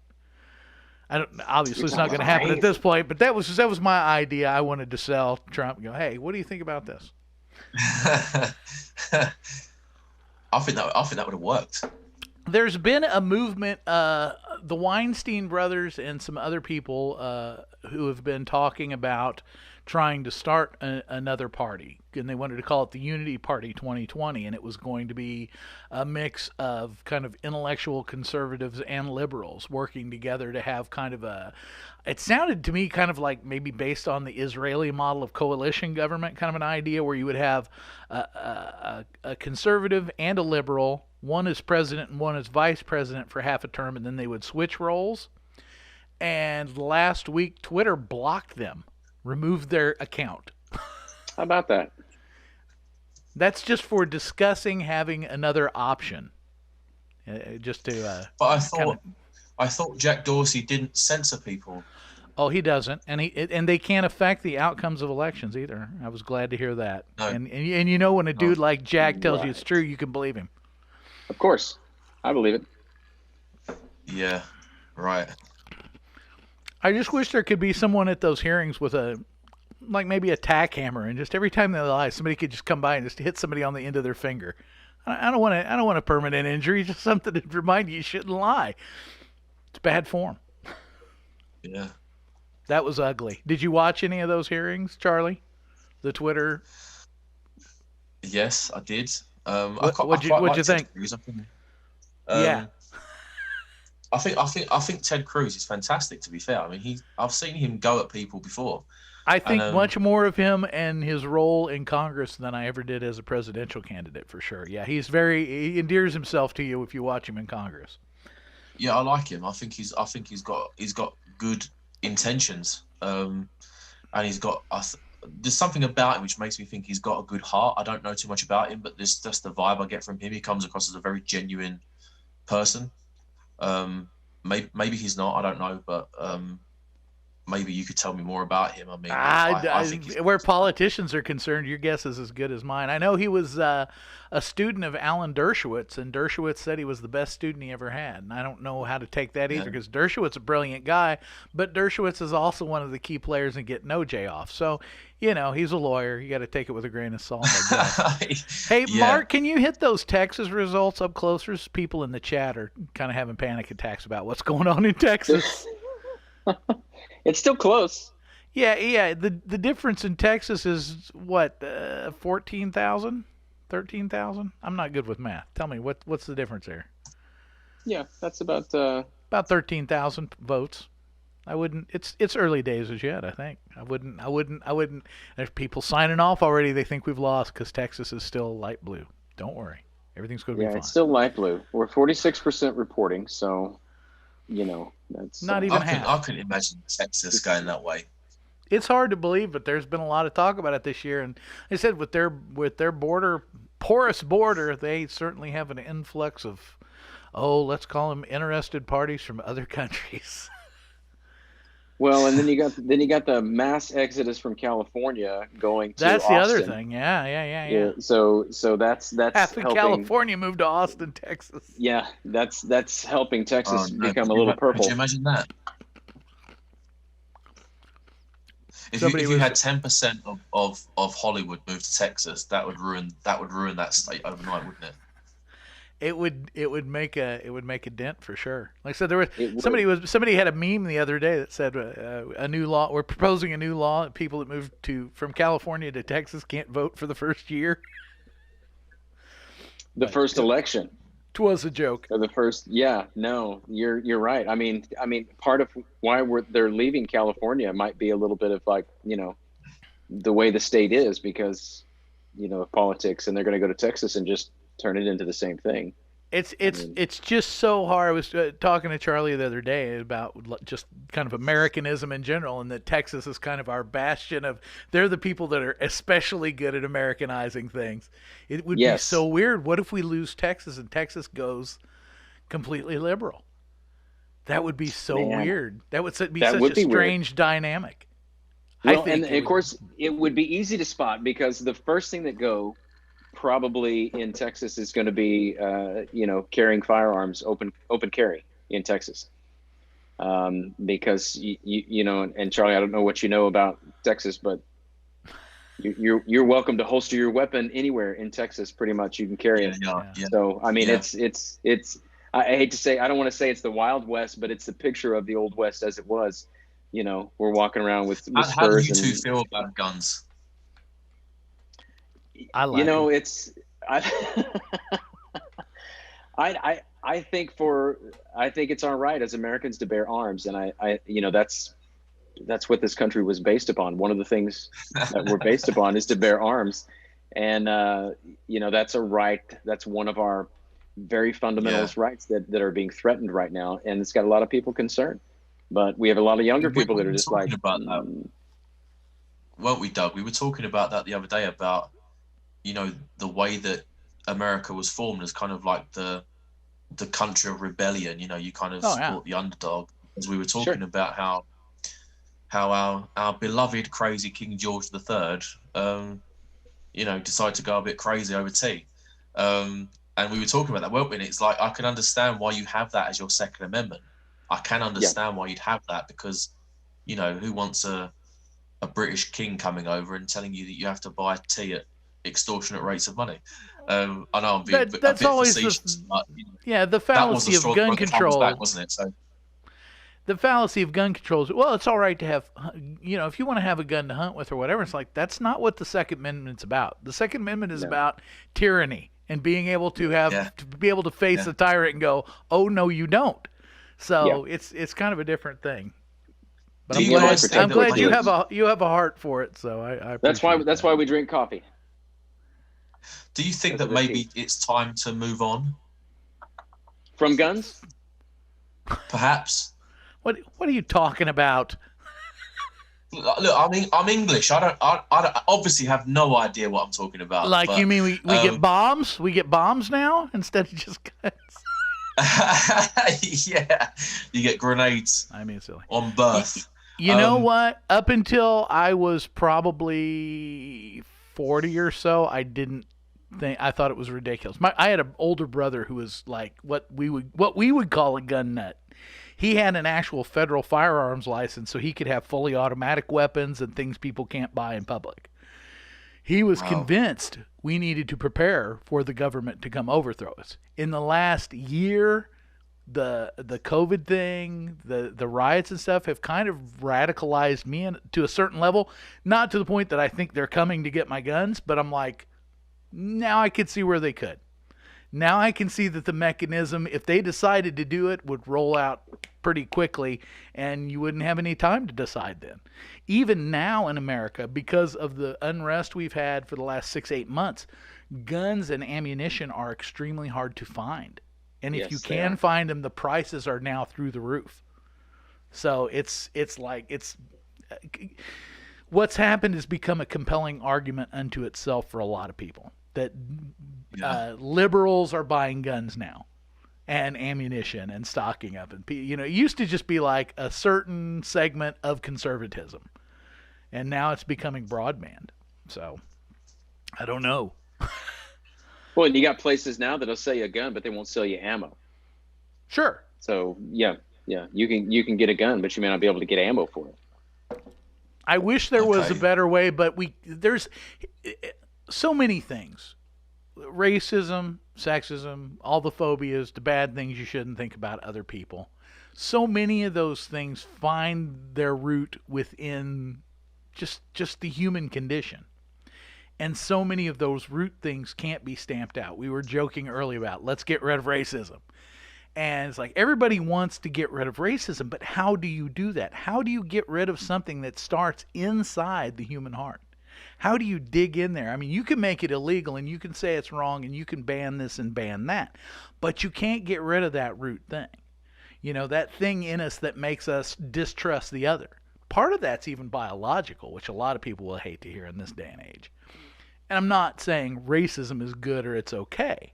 I'm just saying there's a level to which we can say racism is not acceptable, but we cannot eradicate it. We don't have the equipment or the strategy.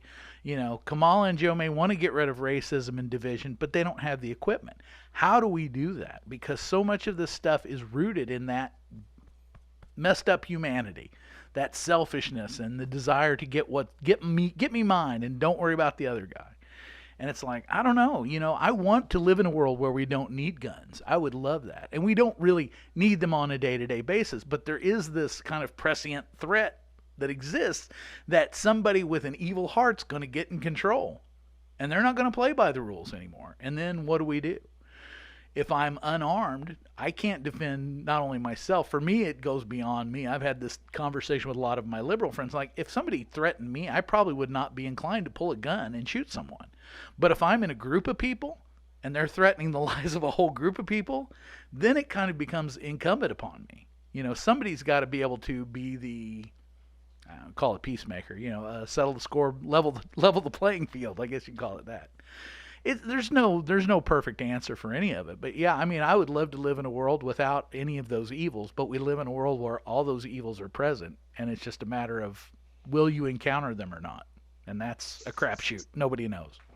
Yeah, it's true. Off the soapbox. You make a good argument. I mean, culturally it's very different. That's why I asked the question, because we don't have that sense of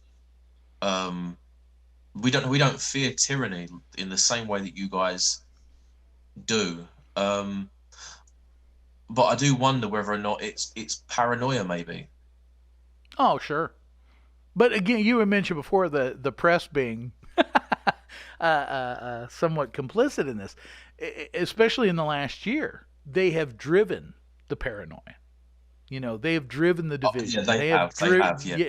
Yeah. The media almost seems like, and there's a couple of famous memes that go around, that they are almost kind of pushing for a civil war or something. That they constantly underline division. And they constantly do the me, us, or the we, us, or we, they. And this kind of hearkening, calling everybody back to tribalism, which again is one of those internal mechanisms, and that's why people respond emotionally, because it speaks to that, I don't know, the hypothalamus or something, the caveman brain, identify the other and then shun them. And it's like, okay, that's a really easy thing to do. Who's the enemy? Who's the villain? Give me a Darth Vader. I don't want to think. Show me the headline. The headline says this person or the evil person. Oh, the Russians. Okay, we know who the villain is now. Let's just, simplify. Well, a story has to have a villain, and so we want to villainize someone. But Charlie, you said you don't. You said Britons don't fear tyranny like Americans do. Is that basically what you said? You said you don't fear tyranny. That's why we. So I find that so. I'm gonna get picked a partner. I can feel it. Well, no. Cross-examination. I'm going to this because it's so. It's the dichotomy of this that I mean, that's why America is where it is today, is because we feared the tyranny of Great Britain. And here we are as our own country after 250 years because of the tyranny of Great Britain. We're still paranoid. And we're still paranoid about it, even though we're way past that. That's just what's funny. I just wanted to bring that up. America needs counseling. Yeah. There's a lot. 200 years and we still haven't gotten over it. We're still waiting. Come on, King George. Touch that T, I dare you. There seems to be like a lot of historical kind of like hangover. A lot of American culture. Yes. Like you touched on the racism thing just a moment ago in relation to needing guns and fear of the other and all the rest of it. You wish you could eradicate racism, but there is that. Man, that should be the name of a book. Historical Hangover. That's great. That would be a great book title. Yeah. That would be but yet look at the apply it to slavery. Yes. Yeah, that's what I was going to say. But look how the wave works, because you said a sneeze in America equals a cold in Great Britain. So now look how that wave kind of just it's the undertow, and then the wave comes back ashore again. It's completely that's crazy. That's phenomenal. I like that.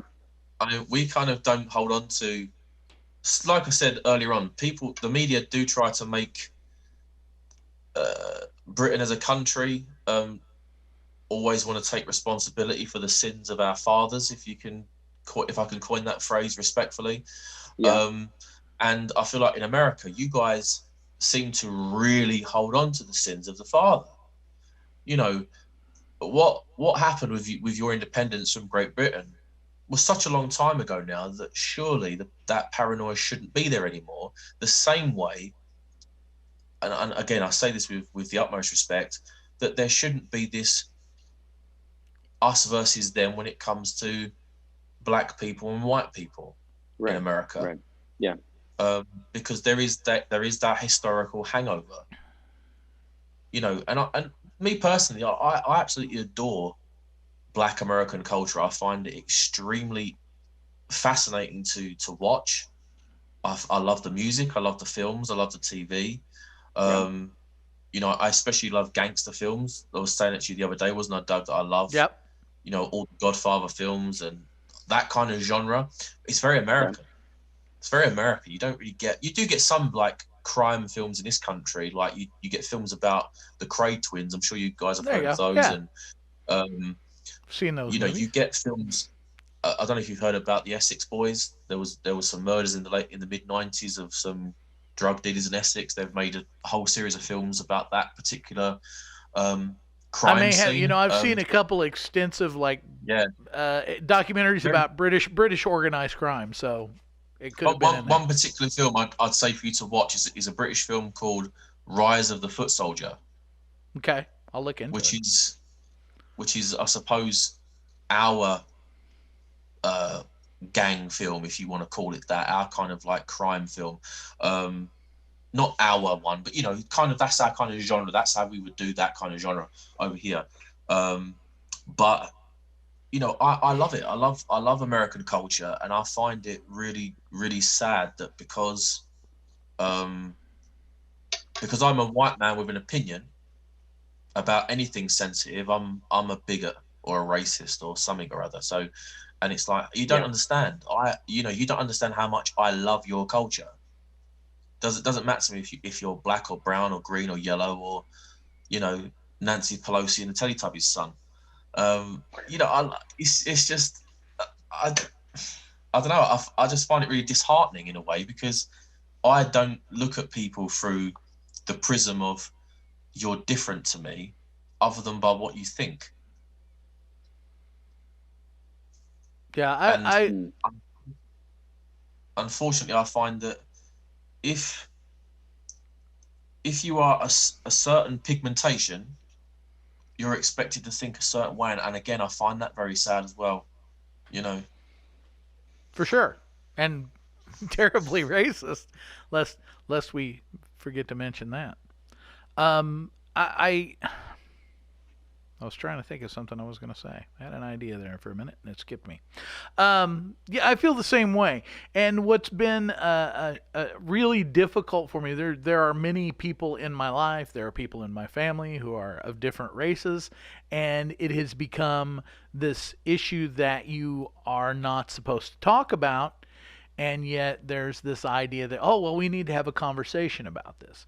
And when or as you said, I as a white man say, okay, well, I'm ready to enter in this conversation. Well, the first rule of the conversation is you can't say anything, because you're a white person and you don't know and you don't know. Okay, that's cool. I'll sit out and listen. One of the first things that comes up in this George Floyd thing is that white silence equals violence. It's like, okay, now for years you've been telling me not to that I'm in this conversation but not talking. I'm just listening. Now you're telling me if I'm not saying the thing that you want me to say. And it's like what we call it the moving goalpost here. But it's like, yes, to me personally, it's very hurtful. I grew up idolizing everybody I wanted to be, my main musical person that I looked up to as a kid was Prince. And because of Prince, I remember wishing as a 13, 14-year-old kid, oh man, I wish I was black. Oh man, I just wish I could be black. And I lived in a town of 500 racist white people. And that was all I wanted to do, because I thought, man, when it comes to music and style and knowing who you are, this guy's got it, man. And it wasn't, I didn't look down on him or think he was less than. He was the ultimate to me. And it's like, so to hear people like a friend who lives on the West Coast recently be accused of being part of the problem. He's an extremely liberal guy. And someone told him, well, you're part of the problem. And he was like, what? And he actually contacted some people and said, do you think I'm part of the problem? And they're like, no, you're taking it too seriously. And it's like, man, it's so hard to know where to step. But again, that's all part and parcel of Marxist strategy. Just like the idea that we can't even have a conversation about if I disagree with you, if you don't have the right point of view, then I have to shut you off and negate you. I can't enter into a conversation with you because that legitimizes your point of view. It all goes back to Saul Alinsky and his junk, and go. Come on, Texas. Soapbox again, sorry. Yeah, I mean, when I was younger, the reason why I wanted to be a singer was for two reasons. I grew up listening to Elvis because of my grandparents. They loved Elvis. And right on. Then when I started exploring my own musical taste, I developed a really big obsession with Michael Jackson. Nice. Yeah, now a funny story about this one is that I kind of got into Michael Jackson when he was probably at the end of his career, around the time, you remember he did that concert a few years ago where he brought out his brothers back on stage and he had all these celebrities do loads of performances with him. Do you remember that show at all? Vaguely. It was in New York about 20 years ago, and it was like he was nowhere near as good as he used to be, but I was in love with the album that he brought out at that point. And I was once in the car with one of my uncles, and he put on the Thriller album, and he was singing along to it, blah blah blah, and he was humming along, and he turned it down a minute. He went, "This is when Michael Jackson used to be good." And I was like, "What do you mean used to be good?" I went, "What are you talking about?" He said, "Yeah, well, Michael Jackson used to be good when he was black."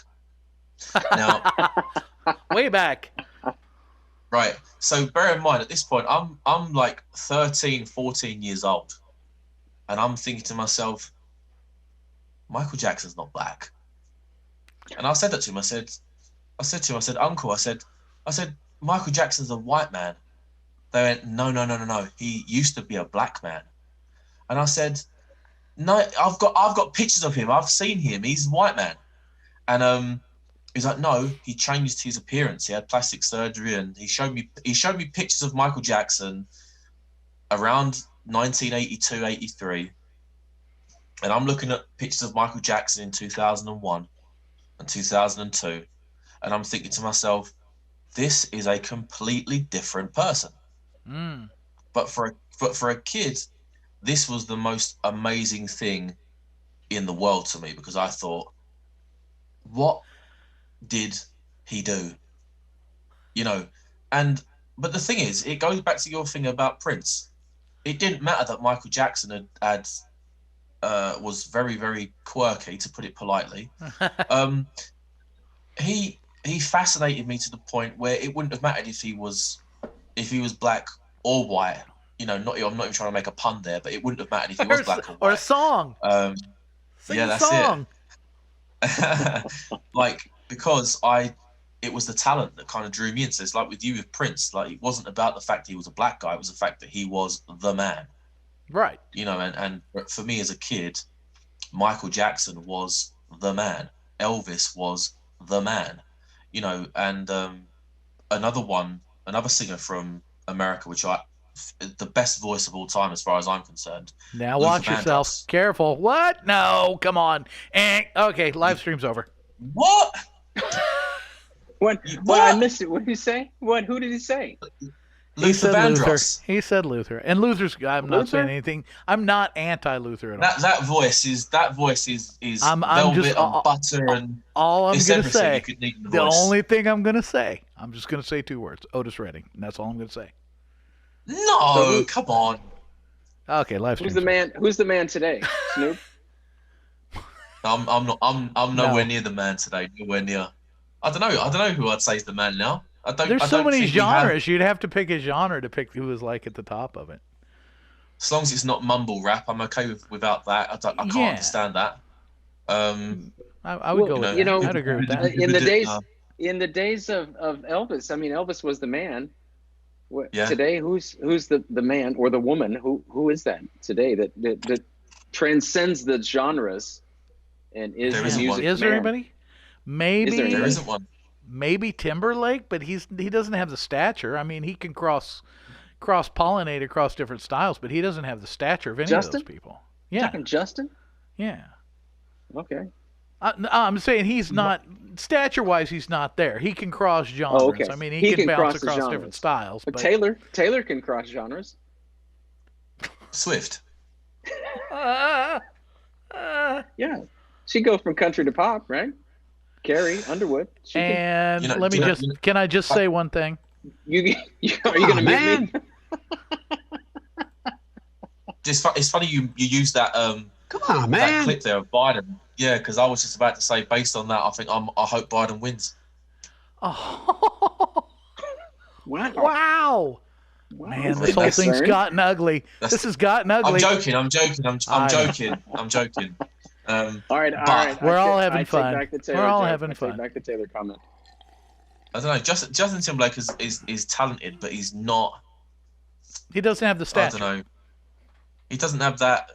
I don't know. There's something that a lot of singers these days tend not to have. It's like, I feel like if you're a male pop star, you have to be compared at some point to Michael Jackson. Otherwise, you're not really a pop star.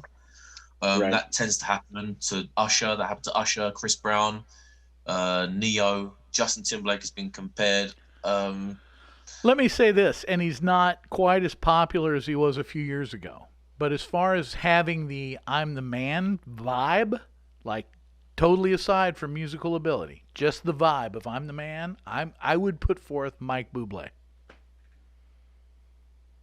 That's not a bad shout. Mike Bublé, when he's on stage, man, he owns the house.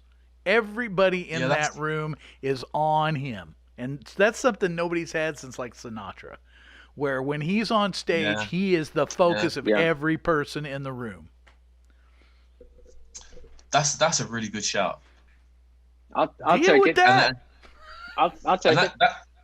That should have been really obvious to me as well, considering that I spent a lot of time singing his songs. I'm starting to call you. My new nickname for you is George Michael Bublé. So. I hope that doesn't stick. Well, it probably won't. So. Yeah, let's hope not. George Michael Bublé. That's a mouthful. Yeah, you do employ. I notice when I listen to you sing, especially when you do like the standards. But what was the name of that song you put out the other day, or we're talking about putting out on Spotify? Retrograde. Yeah, who does that? You didn't tell me. I asked if you wrote it, and you said no, but you didn't tell me who did write it. No, I didn't. No, it's a singer called James Blake.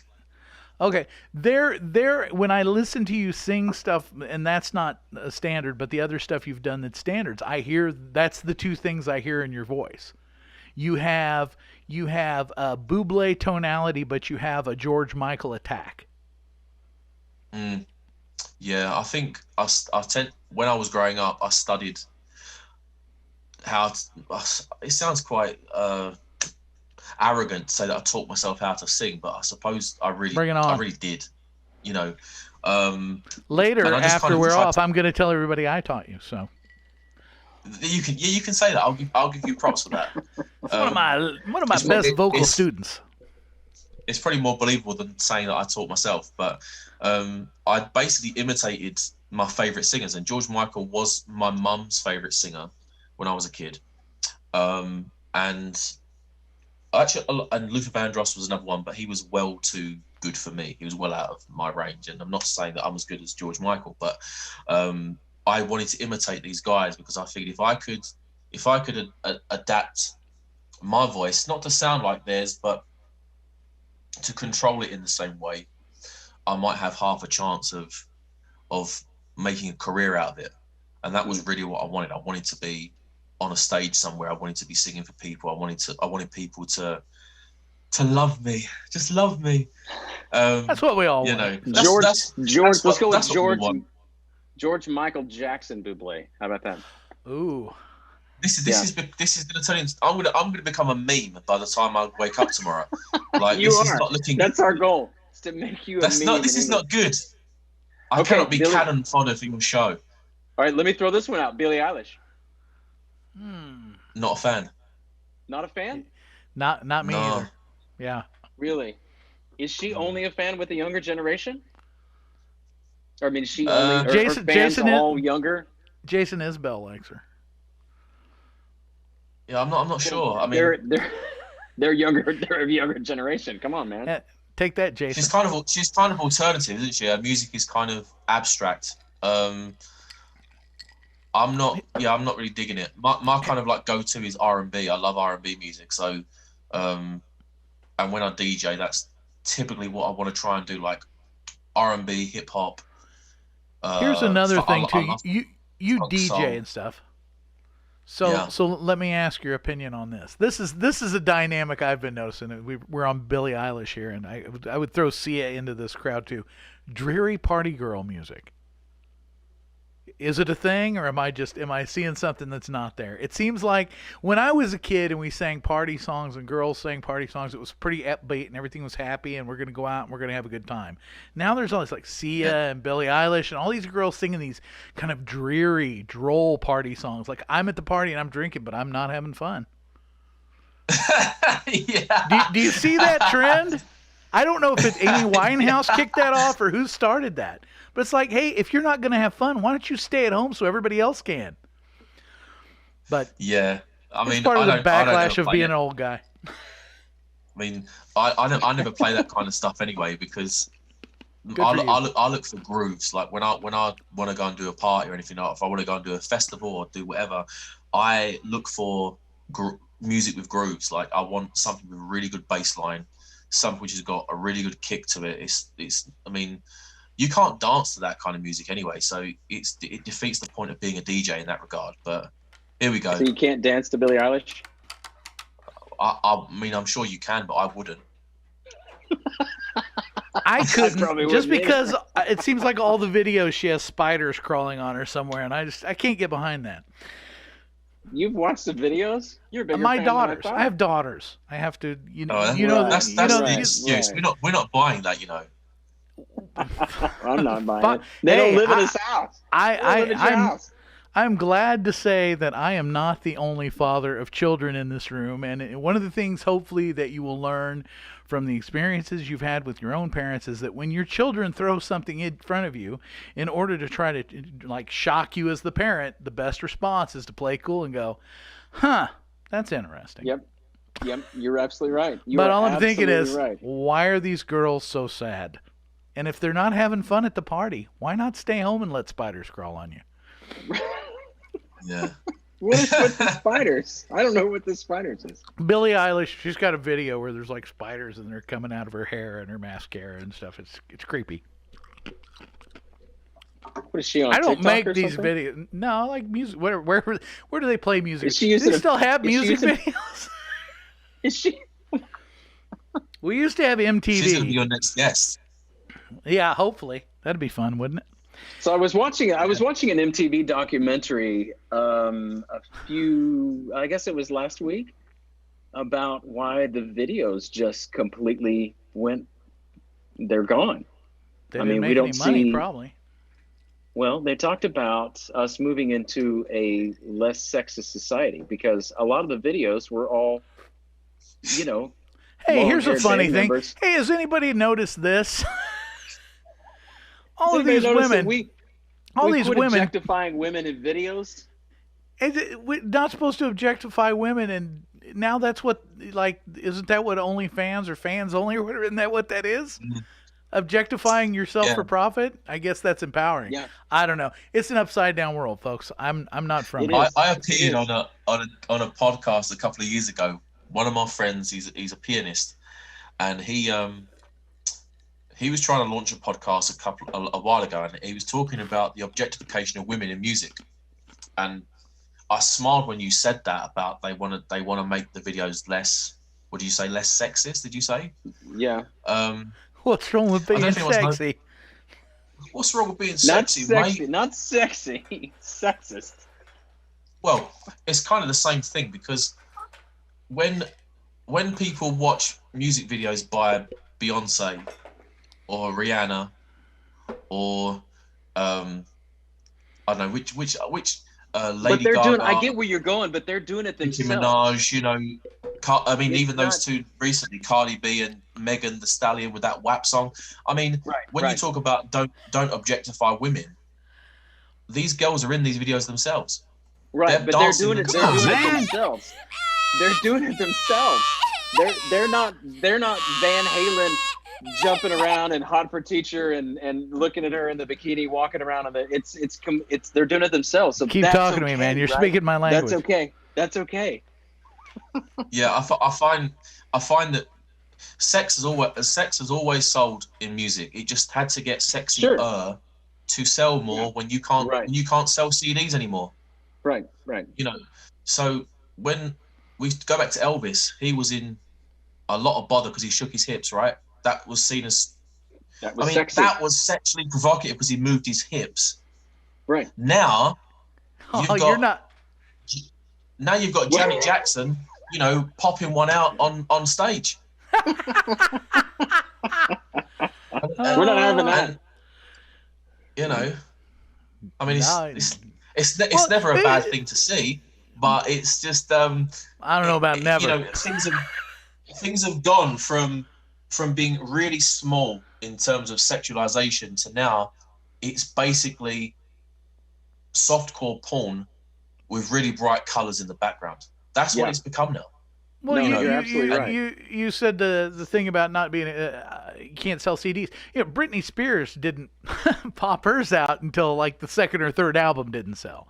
The first couple of albums she just did music videos and stuff. It was only when that fame began to wane that she had to go pantyless in the car and let the photographers all get a Well, she couldn't snapshot. sell the "I'm a virgin" shtick anymore, could she? I Yeah, think exactly. That was her shtick first, wasn't it? She was a virgin.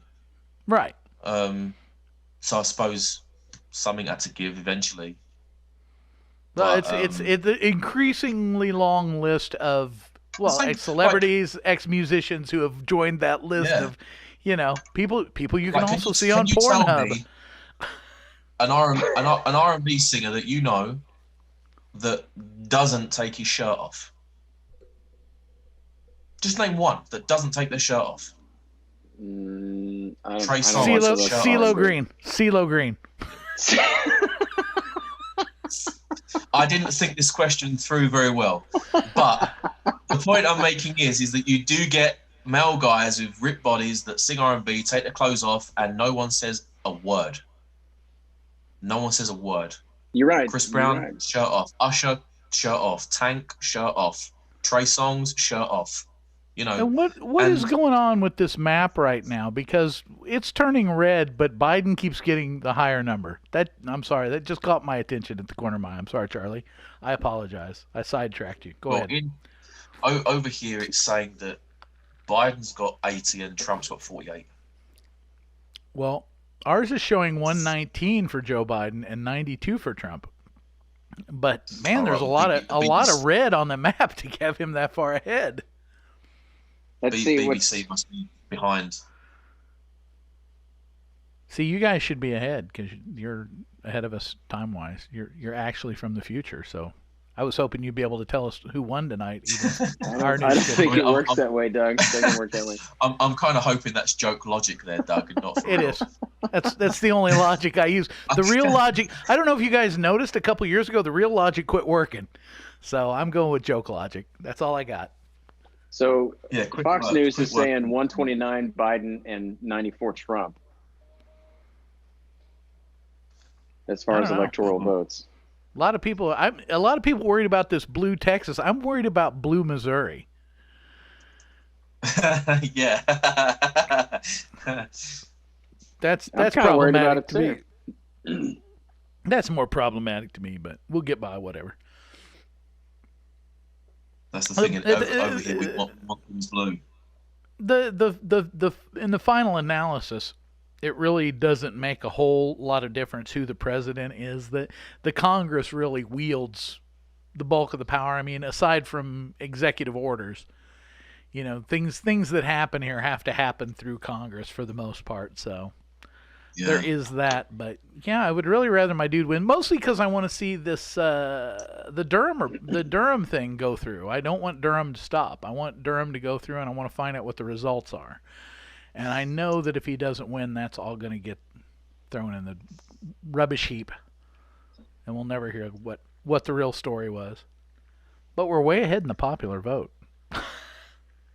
Yeah, the popular vote. Well, again, apparently Hillary won the popular vote last time. But That's what they said, but I read a thing today and a guy contended with that. He said she did not actually, no one actually won the popular vote because there was not a majority. No one took the majority of the popular vote. She had slightly more than he had, but neither one of them had a majority, so there was no actual popular vote winner. But Do you think that your voting system is really democratic? antiquated. Well, it's not purely democratic, but that was by design. The founders kind of understood, and of course, lots of different people will take this to task and have their own read on it. It seems to me that the founders understood that there was a terrible problem of kind of a bully system going in, where 51% of the people could rule the other 49, and they didn't want it to be that close. So that's a good part of the reason why the Electoral College exists, is to help make it. Right now what we would have is New York and California would make the rules for everybody else because they simply outnumber everyone else, you know, and everybody else has to deal with that. And because we have such a big piece of land that comprises so many different, geographical areas for sure, but different kind of, you have Arctic and you have tropic and you have everything in between. And it's not, and I hate to use the word fair because I think it's a cop-out word. It's not fair that New York or California, which enjoy what they enjoy, should tell people in Missouri who are growing wheat or corn or whatever else how they should run their state. And that's why states' rights are so critical too. I don't know that it's a perfect system. I don't know that we couldn't improve it, but I think it's a pretty good one. It's worked for a long time. It's only when people lose because of the Electoral College that people start to complain about it. Oh, it should have been the So popular which vote. holds This more isn't real sway? democracy. Beg your pardon?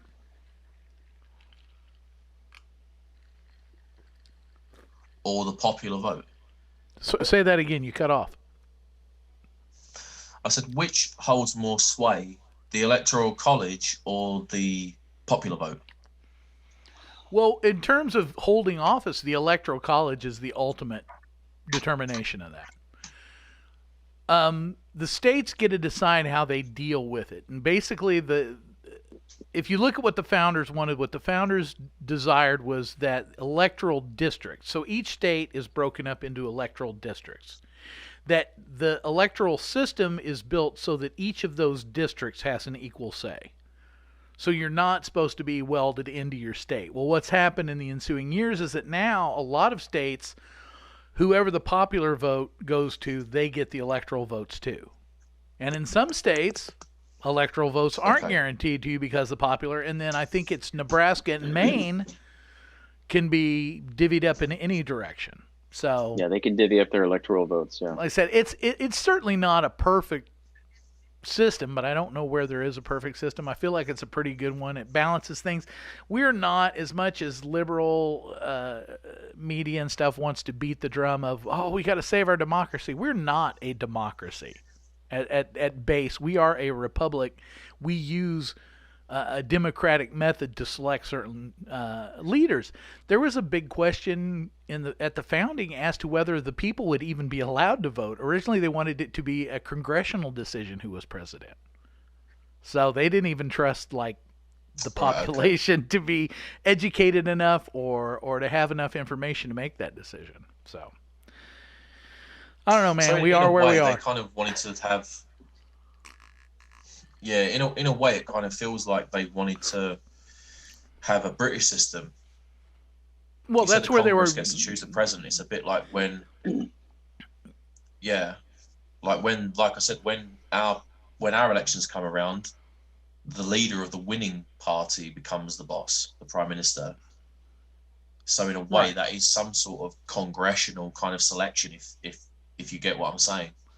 Yeah, well, no, I think you're exactly right. That's what, and again, we all know that's where all these founding fathers basically came from. You know, they were from England or their families were, and that was the system they knew. And so basically what you had was a bunch of people who were trying to build a system that was the American version of the British system. And then you had a group of Americans who were the underdog. We're not doing that. That's how we did it back in England. We're not doing that no more. We're doing something different. So you had those two factions fighting with each other. And so they were trying, they literally talked about making Washington the king at one point. If you go back into like the post-Revolutionary War history or pre, and they're talking about the Declaration and the Constitution, a lot of these guys were like, well, Washington, he'll be like the king right now. And that's what we're, and they were like, whoa, we're not having kings. So there was a lot of conflict about that exact point. And how do we kind of merge that? Yeah. And of course, they had a lot of the Greek ideals. They were all, Jefferson and those cats were all into the classical philosopher stuff. How do we make this? Because they wanted to make it perfect, but you can't. Humanity will take away perfection. I like that. What are your thoughts, Charlie? You're that was quotable. a joke. Charlie, what are your thoughts on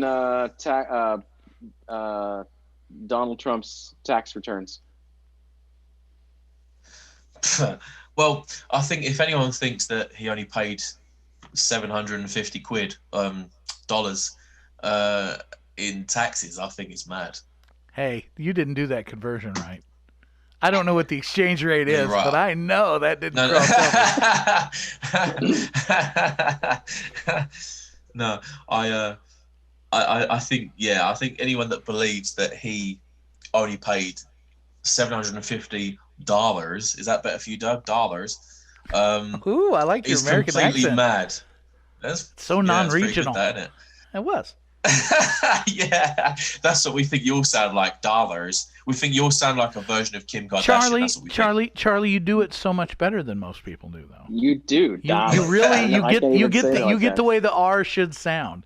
Generally, if I hear a British Oh, no, person no. try to do an R, it's like busted. You got Hang it. on. Should sound? Should sound. I'm just Dollar. querying the dollar. Dollar. I mean, if I was going to be talking... because the British accent doesn't do an hard R. When most British people do an American accent and they try to do the hard R, they overdo it. Your hard R is just right. It doesn't sound phony. Good job. Listen, when I said I love American culture, I wasn't lying. But this is how the way I'm speaking right now is how you guys should speak. Just FYI. I try, but I agree. I totally agree. My auntie gets all bitch about it. You know, she don't like it. Hey, go do that. Yeah, hang on. No, what? If you do that for the next 15 minutes, I'll send you $750. Look, you know he paid more than that in taxes, right? It's not like that easy to just pay $750 bob. It's got to be more than that. Oh, that's bloody good. That's really good. Sounds like you've got more of a West End accent. That sounds really good. Look, mate, don't bother with me because I'll fuck you right up. That's great. I mean, the first accent sounded like you was trying to impersonate Ray Winston. Do you know who that actor is? Ray Winston? Yes. Just a bit. If only I could do Ian McShane, man. That's my dream. If I could sound like Ian McShane. Yeah, he's got a great voice. Yeah. Oh, but he's the best. I just hear want his to do voice in my head. Voice. Nice goat. So, what were we talking about? Something serious, and then I goofed us. No. Go back to being British again. I like your accent. We were talking about taxes, not Texas. Taxes. Look, the taxes is illegal. First of all, they shouldn't have found that out. It's not right. It's illegal. They can't have that. So they bring out the taxes, and they explained he prepaid over $1 million. $1 million bob for taxes previously the year before. That's $750. Doesn't make no bloody sense, mate. Look, it don't make no sense, right? It don't make no sense, right? No, it's very good. I'm glad you enjoyed. I did one sentence in front of my aunt, and she turned and scowled at me so hard I almost didn't speak to her the rest of her visit in any language. She didn't find it humorous. That was pretty good. She's pretty. I always find that when. Go on. Oh, I was just gonna say she's a little stuffy. Yeah. Well, I mean. That's the stereotype, isn't it, of what British people are like, stuck up and stuffy and la-di-da, and we're not, mainly. Most of us are very common. She's a hard hitter. She's a hard hitter. Yeah. She's a hard hitter. Just on that, when I tried to joke with her. When people try and do like British accents, they always go for the kind of like London Cockney type of vibe that you went for. No one ever tries to do like a really posh review. Oh no! Oh, that's Liverpool. That's hard. Liverpool's hard to do. Yeah, to me. That's what first comes to my mind. You got to talk a little bit, and it's a little more sing-songy, like Irish or something. See? But I can't do Irish either. It's hard, man. I think Irish and Liverpool are the two hardest ones. Welsh is difficult. Where else? Is it Cornwall? What's in the south there? Yeah. Doc Martin, those people. What is that? Where's that at? No idea. Oh man, I was thinking it's around the Cotswolds or something. Yeah, can you do Scottish? I have to drink more, but yeah, I can. He can do Scottish. Yes, you can do Scottish. I'll have to go. Can you sound like you're from Scotland? Put me wee kilt on me. Yeah. No. It's not bad. Yeah, it's not bad. Talking of Scotland, do you guys like James Bond? Luke Head, I'm here to tell you there's not going to be any more James Bond. James Bond. Because the Sean Connery is no longer available to do the scenes. Very disappointed that Sean Connery he passed away. Very a few days ago. Sad day. Yes, that is sad day. Sad day for us all. Nice good. Yeah, that was a Yeah, drag, man. But I was, there's so many of those cats that are kind of all percolating along that same age area that I'm like, oh man, any day now, it's gonna be a major loss of heroes. Clint Eastwood, all those cats, man, are in that 80, 90-year range now, and it's just like Robert Duvall. Yeah. William Shatner. Yeah. Yeah. Sorry, Magic Bill. Did that come out? Captain Kirk, man, he was my idol. You don't do Twitter at all, do you? You're off the Twitter. Apparently, he is a rage on Twitter. Really, I don't know. I don't do That Twitter. he is constantly like taking the piss out of everybody. That he's just Who's that? William Shatner. Shatner, yeah, is supposed to be like one of the funniest people on Twitter. That's I don't great. Twitter either. I'm more into Star Wars, so I never really followed Shatner. Trek. However, that's all right. You Star Wars guys, it's fine. It's fine. No. I don't like the new Star Wars. Right, because that's from the devil. Pretty much. I mean, yeah. I like. How do you feel about any, like Phantom Menace first 1 through 3? How do you feel about those? I felt they were fantastic for their purpose. Which was? To sell toys and to tell a bigger story. Okay. Okay, 7 through 9. Awful.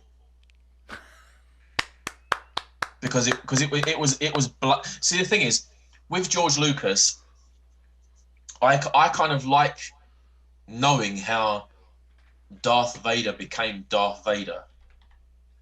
And I feel like despite those films getting a bit of stick, 1, 2, and 3, I felt like they were good prequels for what 4, 5, and 6 were. But 7, 8, and 9 made no sense. No point in making them other than to make money. Which I've got no problem with that. You know, if they want to make money, fine. I mean, they made money out of me because I went to see all of them. Sure. Because I was hoping for the best. But when I saw the first one, The Force Awakens, I just thought this is a rip-off of the first one. The first one that came out in 77. Number 4. The New Hope. Right. Yeah. So I thought that was a complete rip-off because they've just got a planet Death Star now, which is even more far-fetched than the original. You know, and it was just a bit, there was no backstory. Where did all these bad guys come from again? I thought we blew them all up last time around. I thought we was dancing with the teddy bears last time. Like, what happened with all these new, you know, I couldn't work it out. It's like you got this new hologram bad guy. You got Darth Vader's grandson somehow's a bad guy, and it's like, where do all these characters come from? And there was no story to it. And I'm a story guy, so for me, even though 1, 2, and 3 weren't universally loved, they still told a good story. And I just want to say, for anyone who's listening right now, we're going to start a new hashtag and try to get who owns it? Disney owns it now. We're going to change the name of Return of the Jedi to Dancing with Teddy Bears, because I think that's a much better title. Yeah. Yes, yeah. I would agree. I think spot on. I'm with you 100%. Go ahead, Star Trek. I'm gonna take the other side. I You're get wrong. why you think that way. Well, it's fine. Respect my right to be wrong. I get what you're saying about 1, 2, and 3 because they fall in line with the story that you already knew. 4, 5, and 6. Come on, man. The crowd's turning against you, man. Oh, man. But I think that 7, 8, and 9 did a much better job at adhering to 4, 5, and 6 than 1, 2, and 3 did. And I know that's a lot of numbers, but the Disney Star Wars did a much better job at adhering to the original Star Wars idea and thought and theme and feel than the prequels that George Lucas brought out. They were just so, oh, come on, no, what's all these shiny ships? And I thought the future was dirty and grim and grime and yucky, and now we got all these shiny ships and cool things. And I get what you're saying, but it's because you were familiar with the story. We're familiar with the story of 4, 5, and 6. 1, 2, and 3 fed that plot that we have. Come on, man. I'm entitled to an opinion. I thought we were Hey. all about opinions here. Look, nobody said you can't have your opinion, Mr. Hollywood. All we're saying is that people might disagree with you because you're wrong. I agree with you what you say about the lack of story in the Disney Star Wars. There was a lack of story. There was a lot of gaps that we walked out of the movie going, what the hell was all that? And I agree totally. But it sparked new imagination. It sparked new thoughts and new theories and you know, it's just I don't know. I would say respect it all. I'm a Trekkie guy, but I respect it. It's all great stuff, and it's good stuff. From watching documentaries and listening to people about it, for people that grew up with 4, 5, 6, what year were you born, Charlie? I know how old you are. Tell me the year, because I can't do math right now. 1988. Okay. So people who are 4, 5, 6 people, 4, 5, 6 becomes the standard. And what we have is the next generation, 1, 2, 3 becomes the standard. They actually enjoy it in chronology rather than what we did, which is 4, 5, 6 first. We're married to that. That mythology is the basis. Right. And what happened even 4, 5, 6, the re-edits of 4, 5, 6 begin to change the mythology of the story in a way that 1, 2, 3 don't get that into. I mean, you get the midichlorian thing, which is a big problem for me. That's when first of all Han shot first, and the midichlorian thing, we're going to have issues as long as that exists. But that lays there's 2 foundations going into 7, 8, 9, and it's like, which foundation takes precedent? And you walk out of 7, 8, 9, as I think we all 3 concur, going, what just happened? Yeah. It's as if someone started making a movie in the 70s and they didn't finish it until now. They stuck to the 4, 5, 6. I love the character of Emperor Palpatine. He was my favorite character, and I think that's why in the prequels I liked it even more, because I felt like Return of the Jedi, he was fantastic. Empire Strikes Back, you got a little flash of him here and there, but 1, 2, and 3. Ian McDiarmid, who plays him, I think he played him fantastically well.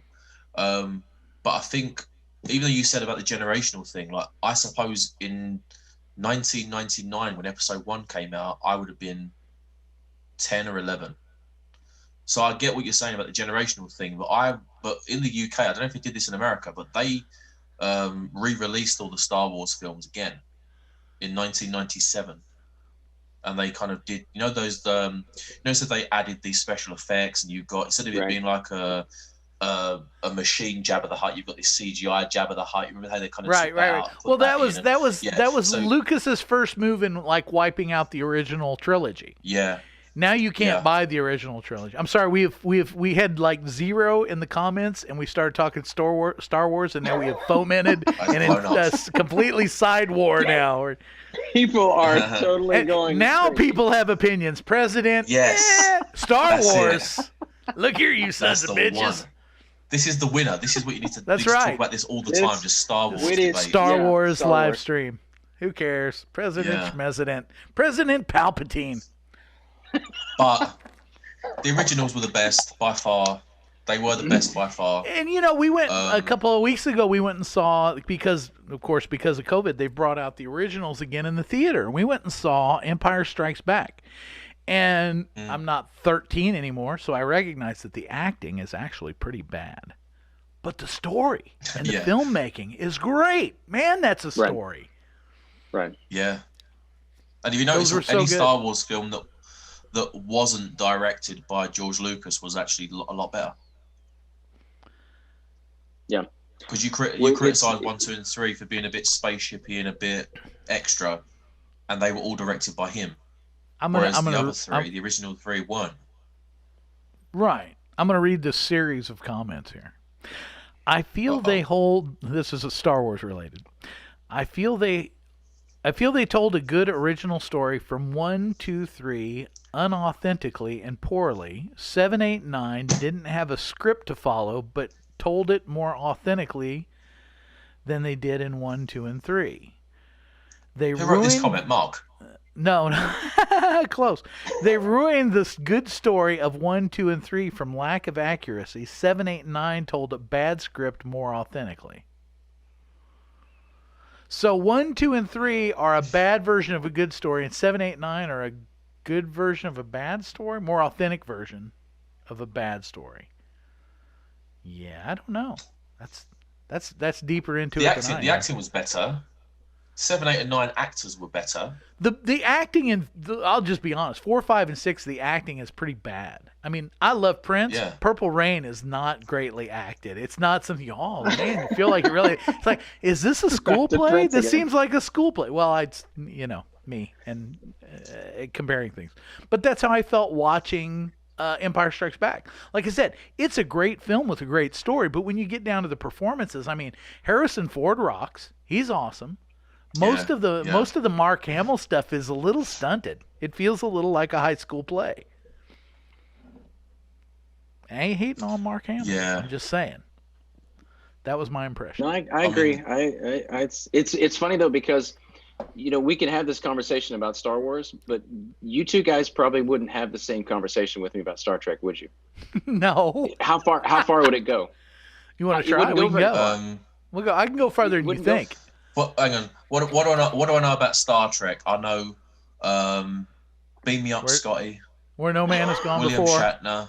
Where no man has I gone know before. about the Klingons, which is actually a rather crude joke in the UK about going is to the here, too. toilet and it not.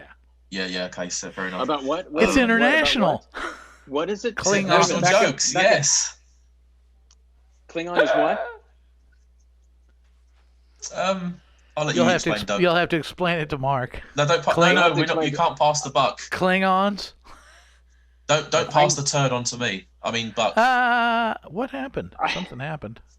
I get that Enterprise orbits Uranus and gets rid of Klingons, but I don't know, what does that have to do with a hit on UK?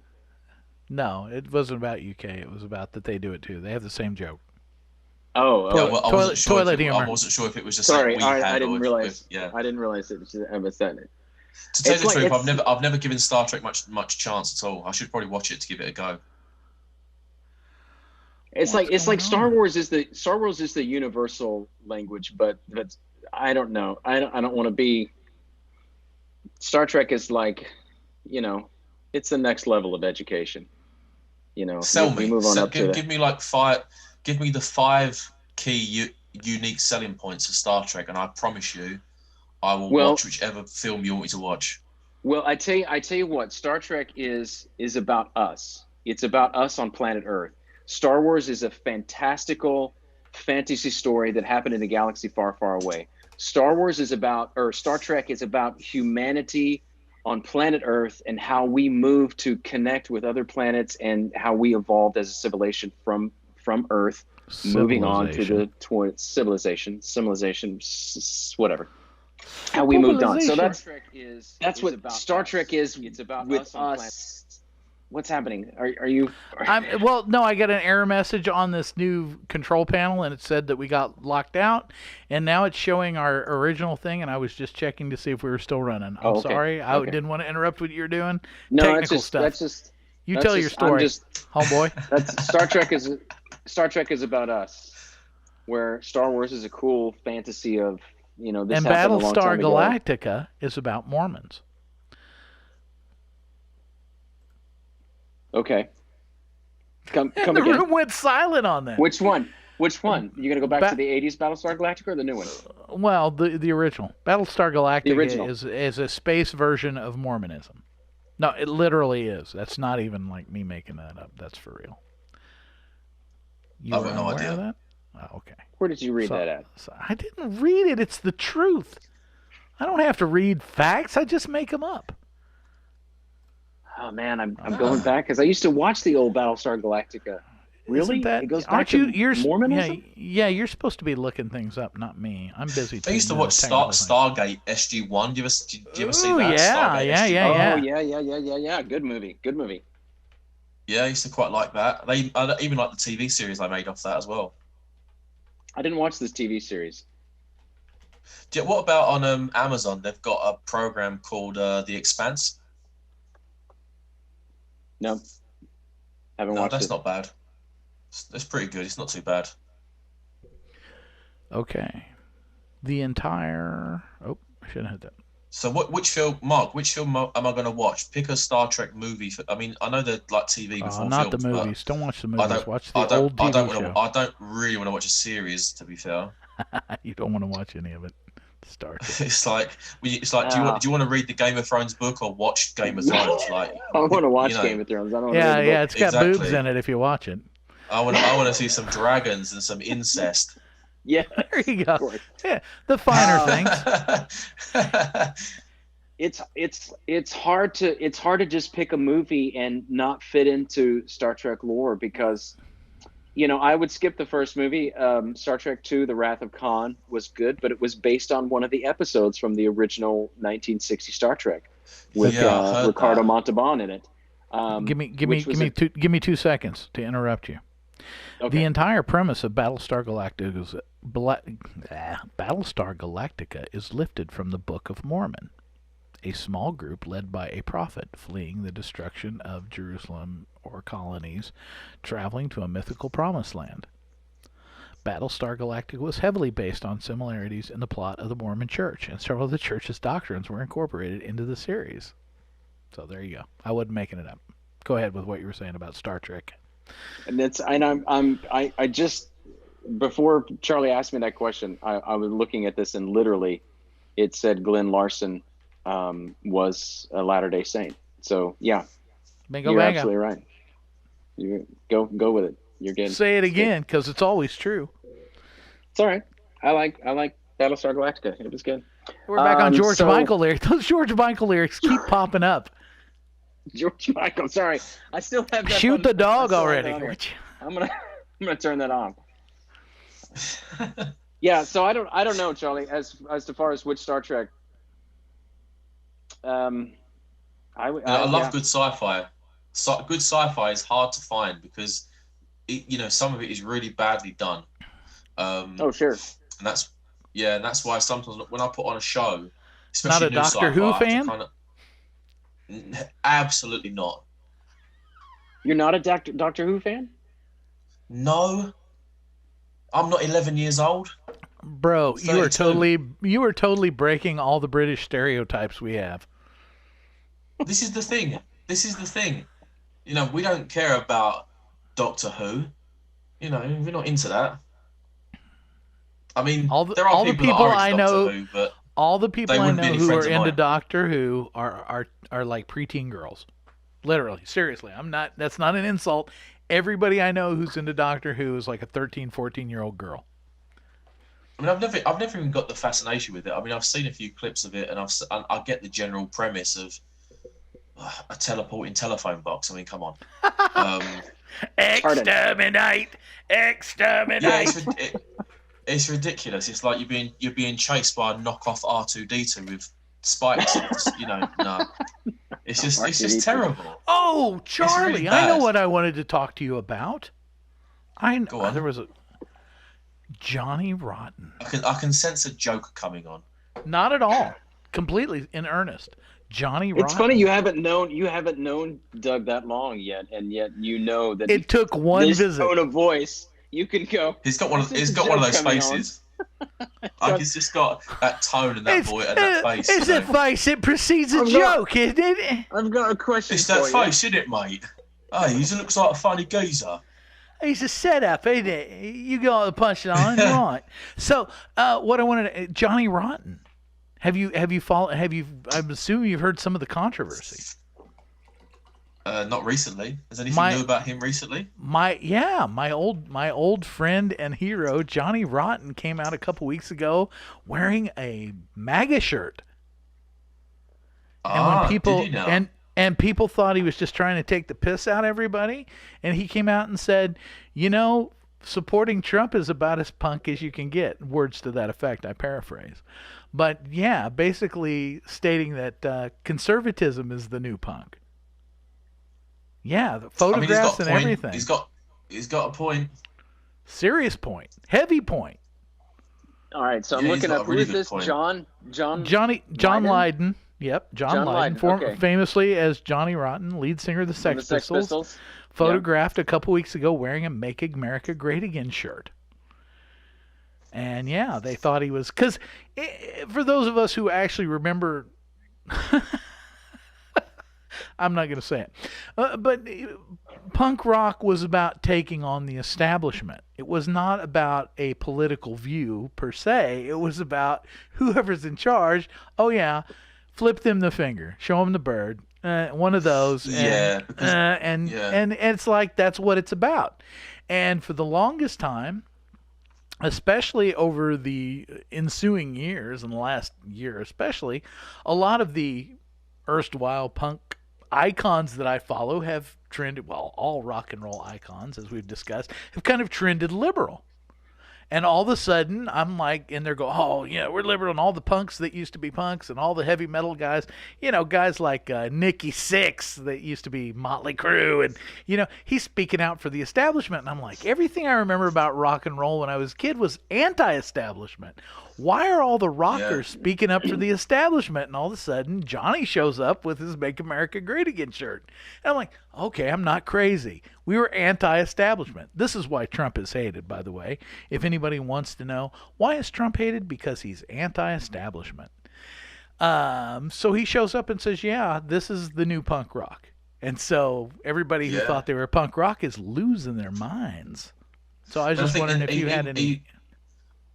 His band brought out a song, didn't they, called God Save the Queen, which is very anti. Back in the Sex Pistol days, yes. Yeah, and I think they hated Margaret Thatcher as well. I'm not too sure on that one, but I think they definitely disliked her. Or at least he did. I'm sure. Do you guys know Roger Daltrey from The Who? Yeah. Yeah. Yeah. So what did Rod say? When you talk about these, well, this is a couple of years ago when the Brexit vote come in and he was interviewed by some reporter at Sky News asking how will leaving the EU affect you being able to tour around Europe, and he really laid into this report. He was just like, he's like, I'll give over. We told before the bloody EU, it'll be fine, kind of thing. It was like, I'll send you the video, but it was very much like you could tell that he was in favour of it by the tone of his voice. Like, it was no problem for him. It's like, we were touring the world before the European Union, we'll tour after the European Union, kind of thing. And it's like, their attitude was very much like, we can do what we want anyway. Don't matter to us. You know what I mean? It was very, it reminded me of what you said about John Lydon and this shirt. I mean, I don't think he posed this. I've just seen the pictures. He looks like he's having a fag outside of a window. Right. It looks like he's in his own place. I mean, they just somebody snapped a picture from outside. But he's unapologetic he actually looks about like it. A woman. He's gotten quite tubby in his old age. I saw that. I was looking at the picture here. I found it on Twitter. That's what I thought of that. I never liked their stuff though. Well, never really got into rock music per se. I like The Who. Right. Never. You mentioned me saying like John Lennon earlier on. I never liked the Beatles either. Charlie, what are we gonna do with you? See, stereotypes are being smashed here. That's the second. I know, man. You're destroying them. I don't know what you think about By the this. time this is over, you're gonna wonder, Charlie, do you drink where tea? British people come from. Please tell us you still have tea time in the afternoon, right? What time? Any time in the afternoon. What time is tea time? I don't know. At some point. What's going on? I mean, man, sometimes people refer to tea time as like dinner time. You're talking about cups of tea, right? Yeah. Tea and crumpets. Tea and crumpets. Are you watching our live stream? Are you watching the stream, Mark? I'm sorry. I can. Yeah, I can switch over here. Yeah. Well, it's giving me another error again that says we've been shut off, and I don't know. It's still showing us. I'm still watching. Is it still running? Okay, keep an eye on it for a few minutes and tell me if it logs off. I want to be in this conversation, and for the last 10, 15 minutes, I've been doing tech crap. So You've let me been know what if other we can British go talking, you've been stereotypes do talking you have? music. You've been talking with the music and Yeah. the Who, and yeah. all What other English men stereotypes can I all crush? British men are gay, and I'm kidding. What? That's a joke. You It's terrible. you- It was a terrible joke. It was a joke. I swear, it was a joke. What was the joke? That all British men are gay. It was a joke. It was from the Young Ones. You ever watch the Young Ones? Oh yes. Nobody's Nobody's Uh-oh. home. Charlie hung up. I'm gone. Did he really? He's gone. I'm- He's like, no, not the Young Ones. I'm just are you a fan of the Young Ones? Yeah, go on. Give me a serious stereotype that I can give you the lowdown on. You because know I'm sure what? There's loads that is wrong. There were, if you would have asked me 10 years ago, yes. My dealing with my aunt, someday I'll tell you the story of meeting my aunt. Meeting my aunt has like been a kick in the seat of the pants for me, because she broke up a lot of that for me. I don't have many of those stereotypes anymore. If you would have gotten to me earlier, I had a lot, for sure. How do you feel about Benny Hill?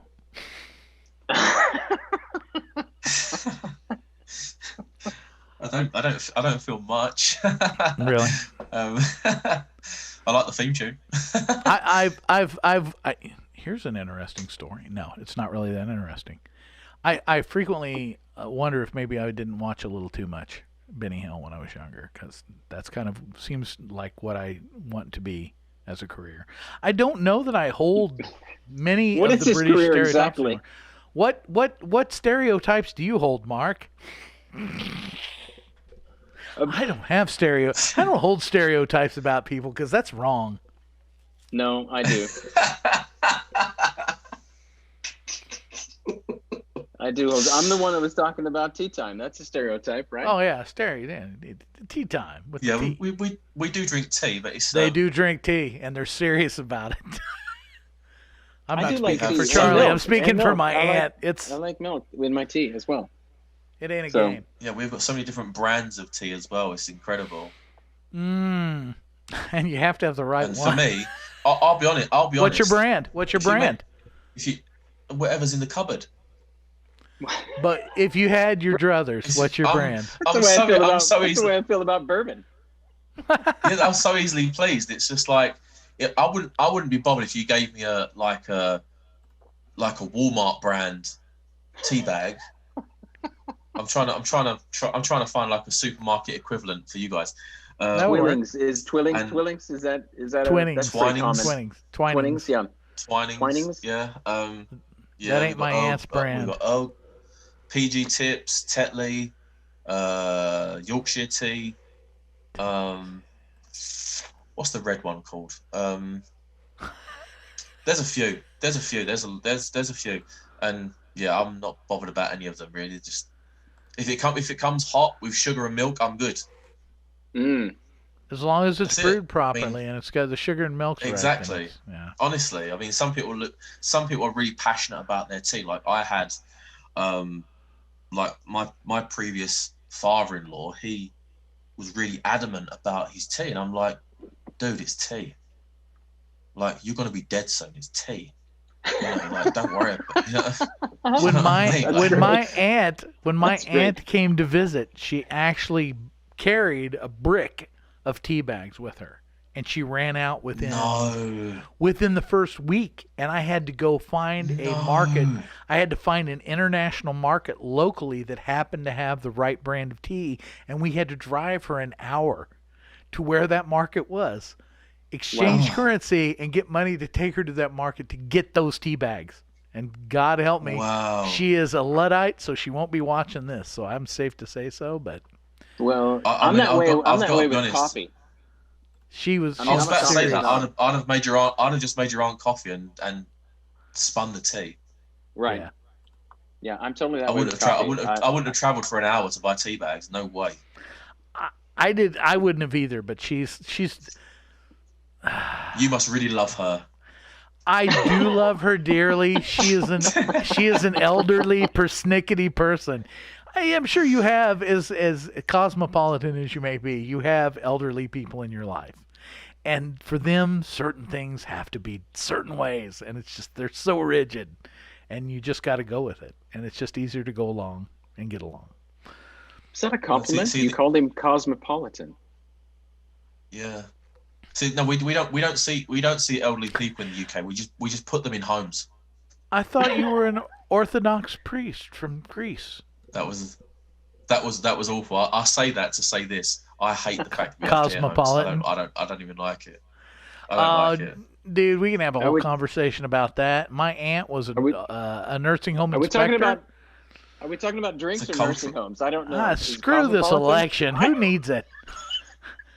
I don't need a president. Yeah, let's talk about nursing homes and the cultural differences between. And Texas is back in the red, just so that you guys. My aunt was a nursing home inspector, and last week they put my dad in a nursing home, and I am, dealing with some of that. I feel you too. I was dragged through nursing homes as a small child, and it was a little traumatic, and it's made me have a certain dislike. I just they're fine for what they are, but storage culture. It's a bit like, it definitely feels like that to me, because some cultures, like I've got some friends who are Chinese, and they say, like, we would never put our elderly relatives in a home. We would look after them because they looked after us when we were growing up. It's now our turn to return the favor. It comes around in circles like that for them. They would never, they don't understand the British, well, they speak because they're in Britain, but like the British culture of care homes and nursing homes and things like that. And I'm like, no, I don't really understand it either. Like, I know I can say hand on heart, if my mother ever had dementia or needed specialist help, whatever the case may be, I would never put her in a home. Never. Because it's bad. It's a bad situation. She's my mum. She's my mother. And secondly, you get so many reports of neglect in care homes where people abuse the patients. Tons. And that for me is heartbreaking. It's just not worth.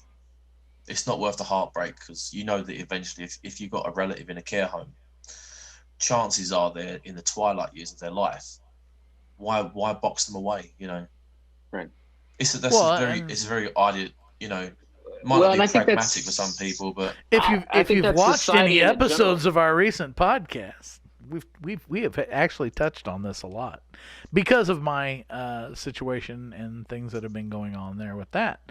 But just because we've been talking a lot about the idea of comfort and how we make ourselves comfortable, and that one of the ways we had been talking in the context, I had a dog recently that I had to have put to sleep, and part of the issue with him was watching him decline. He was not suffering per se. He wasn't like crying that he was in pain.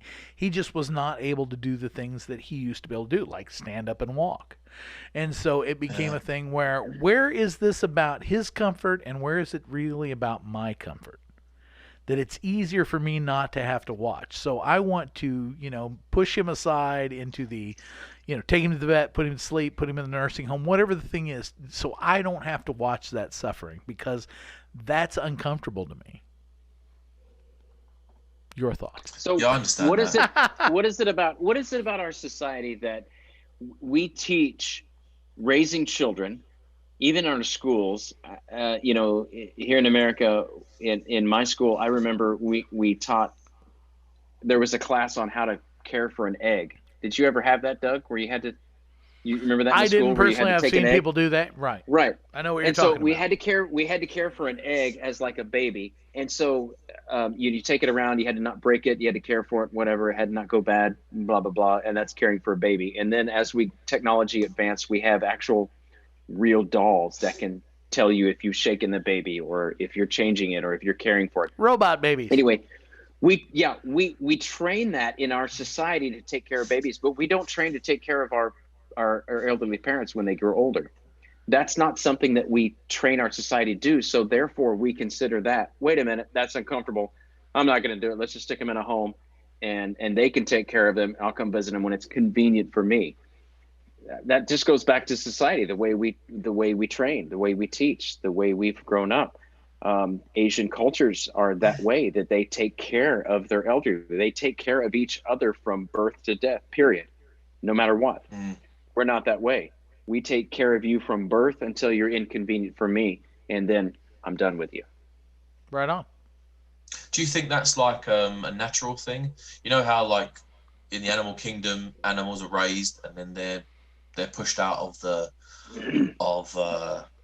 group. You know, I know like by and large the male is it true that the male lions have to kind of leave the pride at one point or another to not challenge the dad, and again like bears, when bears give birth, like that after a certain period of time they're kind of lone rangers, bears are. Maybe this is just the way we're wired. Maybe we're wired this way. I think the animal kingdom is fascinating, but I don't think you can compare it to humanity as well as we think we can. My faith just is contradictive of that. We're complete. We are an animal biologically, but we are so much more than that. I think the animal kingdom has its limits as compared to humanity, and then it goes beyond that. Yeah. So no, I don't necessarily think that the animal kingdom. I mean, yeah, maybe our roots are there a little bit, but we're so much more. I mean, we're not animals. We are biologically, but we're not. You know, we. Yeah, I tend to agree with that sentiment. Yeah, I've always so kind I of get this feeling. Yeah, I get what you're saying. That we're not really a part of this world.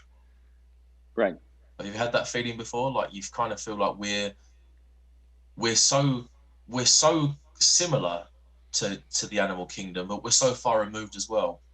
Oh, sure. And it kind of Absolutely. feels like it kind of feels like we've just been dropped into this world, and it's like it's ours now. You know, do you get what I mean by that? Because we're so different. Yeah, we animals, live here, but we're not from here. Right. Exactly. Yeah. Hey guys. I mean, I don't want to get crazy and go down Alex Jones road of talking about conspiracies, but you can't go too crazy for us. Jump in. Is that your wife? That was my wife bringing me ice. Yes. Thank you. Okay. I heard somebody say, "Hey guys, hey Jackie." She said, "Hey guys." Yeah, she saw you all on screen. Oh, okay. Go ahead with what you're saying. Definitely have considered that. I definitely feel a bit detached as a human being. I feel detached from the natural world. Right. What I can tell you is that nothing I do is natural. Yeah, from the time I was a young child, I felt like I'm here, but I'm not from here. And I think that is a constant, compelling thing that we all feel internally, to some extent. Now, what it takes you to is another conversation entirely. But we all feel that sense of like, even with your, I don't know, I'll speak for myself here. Sorry, even with my own family, there are moments in time when I feel like, I know I'm biologically related to you, but I don't feel like I'm related to you. I think there are times when my relationship with Mark, per se, will feel more familiar to me than my natural biological people I'm actually related to. And I think there's something to be said for the idea that there is a part of us as human beings. And this goes beyond what I consider a theological conversation, to be sure, but there's something eternal about us. There's something where there are people you know and you've known them before. Say it that way. You meet people every day, and 90% of them roll off your back. And then you'll meet the one person that's like, man, we get along really well. It's like we've known each other somewhere before, and it makes you go, maybe this isn't the beginning end. Maybe this is just somewhere in the middle, and we're all going to go on from here, and something else is going to happen. There's a great, I don't know if your interest range this widely. I really enjoyed Joe Rogan's podcast, and I've watched a documentary. It was on Netflix, and it's about the drug DMT. And this has nothing to do with the drug or Joe Rogan. What was really intriguing in this thing was listening to scientists, and these were people who had, like I said, were doctorates and stuff, and they were and the one lady in particular that like really affected me. She said, "I still don't believe in God, but I do believe, after going through watching," and she was watching the studies on DMT, she said, "I do believe that we go on beyond here. There's something of us that lasts beyond this physical material plane that we're in." And she said, "I don't need God to rationalize that. I just believe we as humans, that there's some part of us that goes on beyond here. And that automatically brings the question, well, if we go on beyond here, did we come from somewhere beyond here? And you get into the whole, I mean, you can take this to ancient aliens and whatever else. And I don't know how to describe it or explain it. All I know is some people I meet, I have an instant familiarity with. And I don't know how to explain that. Yeah. No, that's a good point. I mean, I've got friends, like most of my best friends, I have that click with that you're describing. You know, even when we first spoke, I felt that we got along very, very well, very quickly. Very comfortable talking to you. And obviously, we've never met in person. I've just spoken to you through a camera. And if you knew how most people who actually know me feel about me, you'd realize how odd that is. Okay, fair enough. Well, that we would prefer to know you through a camera. Yeah. Most people would prefer to have the distance. No. I only know him on a camera. Yeah, exactly. Yeah, no, safe distance. I prefer to hug your neck. Yeah, most of my friends are like that. My closest friends, there's always been that something straight away, that chemistry straight away. Yeah. And it does feel like you've known some of your friends for, I mean, one of my friends, for example, Michael, I met him at a bar once. I was singing somewhere and he was a singer and he turned up to do a little performance, and we kind of had this look about us. Like, it wasn't like love at first sight or anything like that. It was just like, we kind of knew straight away that we were going to have a chat tonight and we were going to get along like house on fire. And since then, we've been friends now for probably around 8 or 9 years. And, we still talk all the time on the phone, and, I've done work for him, he's done work for me, and we kind of have that kind of, brotherly love relationship going on. And, he's a fantastic guy. And it's like, you meet people like that. Hang on, your audio stopped. Charlie, your audio stopped. Yeah.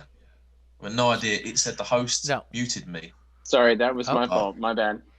I'm clicking around here and I shouldn't be. Sorry. Will you stop it? He's in the middle of it. I'm about to cry. I was on a roll. He's got me. I'm on the verge of tears. And you're hitting buttons. This was my thank you speech at the Oscars. This is my moment. You had it, man. That was. I'm thanking all these people in my life that have done nothing for me. All right, I was so invested. I was so invested in that, and it's like, It's just awful. I'm sorry. I'm sorry. That's what I do. Just interrupt us. I know. That's what I do. Let's talk about Star Wars again, and maybe might shut up. More people were into it. We were talking. That's why he did. It was spiteful. It was a spiteful mute. I'm sorry. My bad. Charlie, I don't know what you were gonna say, but man, I was so into it. Yeah, well, see if you can make it happen for us. See if you can make it happen for me. All of my friends are awesome. I don't have to look at them for. Just keep your hands where I can see them. That's right. Yes. All right. Yeah. So you get that. You get that vibe. You get that chemistry with people, and I think when you find anyone like that, just hold on to them. There's something there for you to learn from. There's something there for you to gain, and it doesn't have to be transactional. But it's just, some of my friends have got nothing in common with the next one, like absolutely nothing. But they've all got something unique about them where I know they'd all get along with each other, if that makes sense. So my circle of friends, if you can call it a circle, none of them know each other. So none of my best friends know each other. But I know if I was to bring them all together, they would get along just as well as we do. Do you know what I mean? I hear you. I kind of feel the same way. I know what you mean, probably better than anyone else in the world. Yeah. Explain. Tell me. Oh no, I have a circle of friends that are very much the same. Very much the same group of people. They're a group of people I liken to having a good set of tools with. And it's like, if I encounter a problem and I don't know what to do with the problem, I can employ one of these people that I know. And they don't know each other. they don't have really hardly any rapport with one another, but I know them all, and they make this great kind of like exactly what you were saying. Here's a group of people that Yeah. I could bring a problem to, and they could come up with a solution. And it's kind of a weird, like they're together, but they're not. They're part of a group, Yeah, but they don't know exactly. they're part of that group. Right. So Yeah. I know exactly It's- what you're talking about. Yeah. See, And I as thought part of I'd that- put this to the test. Sorry, go on, Mark. I was just going to say, as part of that circle that Doug is talking about, it's very true. I don't care. I know there's the circle.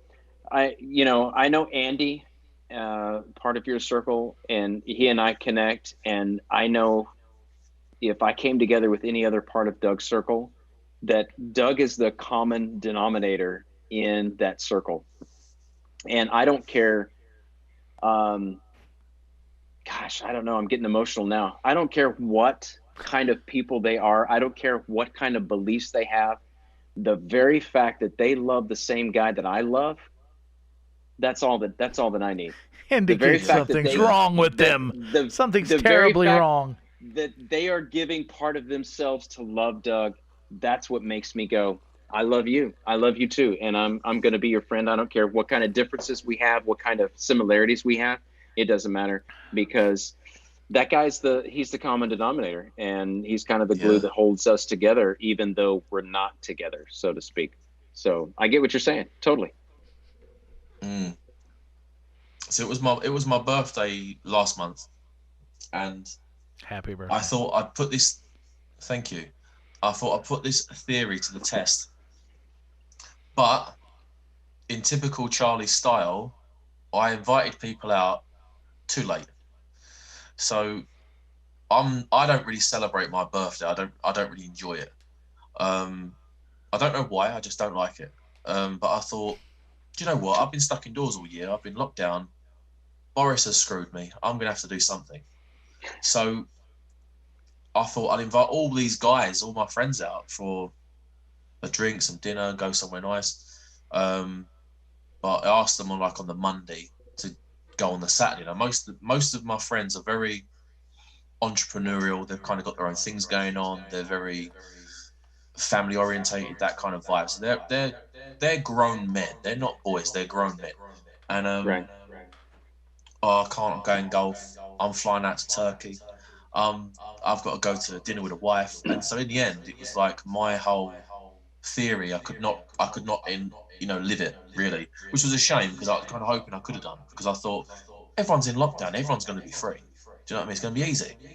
But it didn't quite happen. But it would have been nice to have seen it happen, just to kind of see if I was right about that theory about the chemistry, because I kind of it would be nice to kind of be part of or be intrinsic to a circle of friends. You know what I mean? Because I was never one for circles when I was younger. I didn't hang around in cliques of lads or hang around in groups of men or whatever the case may be. I used to kind of jump in and out of other people's circles. I was one of those kind of guys that could fit in with different groups from different backgrounds and get along just fine. Right. And I didn't want to be pinned into one. I find it quite narrow, because some friends that I grew up with still hang around the same guys they went to school with.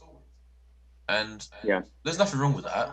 It's just I just need to have my mind broadened a little bit more. Do you know what I mean? I need to kind of explore different parts of life and humanity and the world and culture and try to understand what this crazy existence is all about. If I can try and understand it, Right. It's hard, to kind of get to grips with how different people are, but how similar they are. Right. It's kind of odd. It's a weird paradigm. Yeah, it is. And I think that's the thing about it. And it goes back to what you were talking about, connecting with people that maybe you've never met before, and you meet for the first time, and somehow you have this strange connection. It's that similarity. I think it's a spiritual, on a spiritual level, that we connect with people because of our similarities as humanity. I don't know.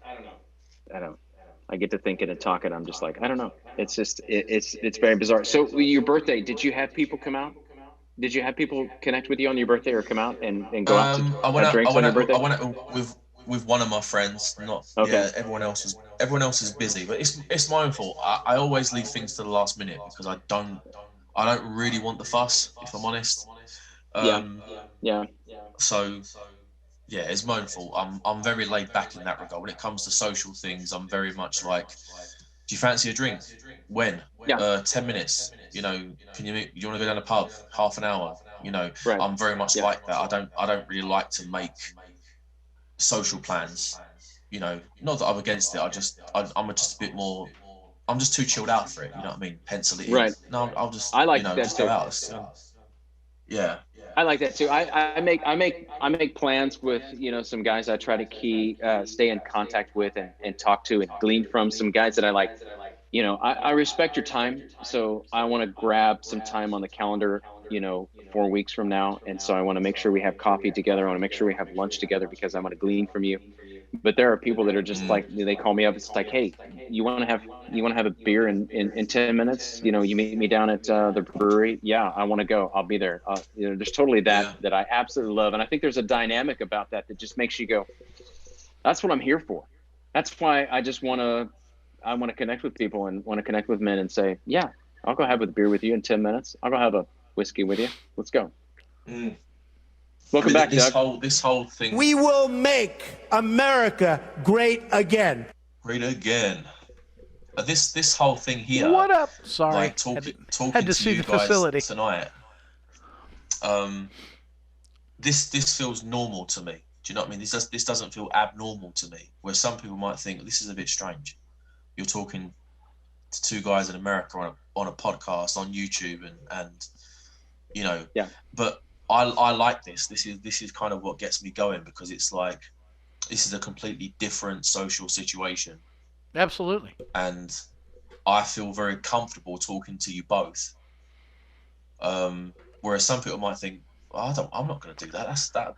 We are not doing our job. You know, yeah. You know, it's like I'm very much a social being. So like, you know, getting to know people and getting involved in different things that are challenging socially intrigues me more than just hanging around with the same people or talking to the same people at the same things, you know. Yeah. So we have a viewer who would like to know when your birthday is, Charlie. Oh, it's up to you if you want to share that. I won't make you. I'm just letting you know. It was last month. It was last month. It was last month. And he doesn't want to make a fuss about it. Doesn't want to make a fuss about it. He likes to roll those R's on me. Look at him talking. Yeah.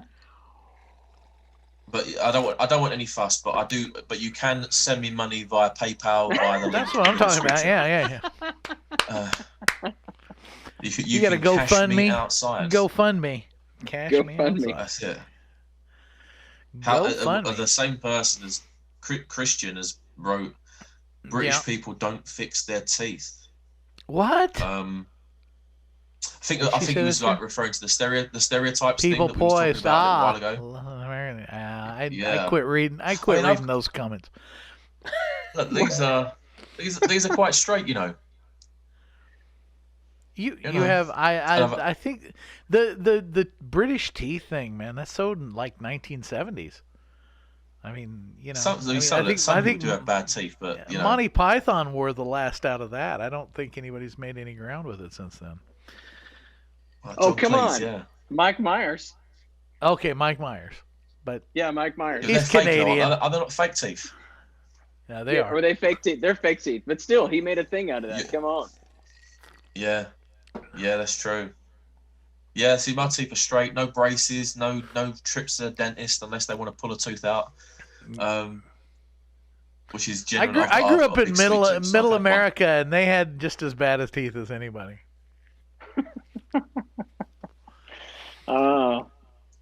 Maybe my wife will post a picture of me pre-braces. Well, I think she's getting ready to. She's the last three ready, chats. Yes. she's lining up to launch over something. Here, we aspire to kind of have the Hollywood smile. Have you heard of that? The Hollywood smile, like it's you know, big and white and glowing. Pure, the pure white. You know, the see me from space teeth. You know. So we From space. we played British we played British stereotypes earlier. Are there any American stereotypes you'd like to share with us? Yes, bring it. We're all yeah. from Texas. I know Yeah. throughout the 70s and 80s we were all from Texas. Every British show that had an American character wore a cowboy hat and had a Texas drawl. We were riding horses and shooting guns at Indians, right? Well, you're still shooting guns, so they're not half wrong. Yes. And stereotypes. allow me to say, I've already invited you to come and visit us. But if you do come and visit and you want to shoot guns, I'll take you to shoot. We're gonna guns. take you. We're gonna take If, you. I would love to. If you want to go, if you want to, go. Yeah, I would love to do that. Yeah, I that'd be wouldn't great. force you. Go ahead. You're all Stereotypes, fat. American stereotypes. I am. Yes, true. The top one is that American people are all fat, they're overweight, they're obese. That's what you hear a lot of. Not tell the all, truth, but I don't see a lot of fat Americans, if I'm honest. What Maybe I'm I not noticed, looking, I mean, I know I don't live there, but from my on TV aunt, and the and media this was and things, it's like, yeah, from her perspective, like what I would consider obese would be me. She saw people that I would consider just like chubby or heavy, and she thought they were obese. So, I think yeah, there's a an difference, obesity yeah. problem in America for sure, and I'm part of. I mean, me, I'm tall, and I'm quite broad, but if I was to go to the doctor and have my BMI done, He'd say lose some weight. I would. Yeah, he would say, "You fat bastard, get off and go for a run." You know, but he Fat I Bastard, would he's a be- character in a movie. You fat git, go for a run. One with Mike Myers. One with Mike Myers. Yeah, that's it. And he was Scottish as well. Like, hey, it's me, fat bastard. Hey, Oh, I'm dead sexy. Oh. I'm dead sexy. Yeah, but I would be considered obese. But I know that I'm all right. I'm not slim, but I'm not obese. But Right. clinically, I would be.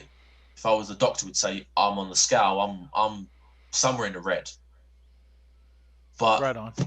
me personally, I don't. I do go on the scales, but only because I realised that a couple of months into lockdown, I was feeling really bad. Like I felt like my whole aura had come down. Like I felt sluggish, and I felt a little bit, oompa loompa oompa dee doo. Like I felt a bit podgy. I was like,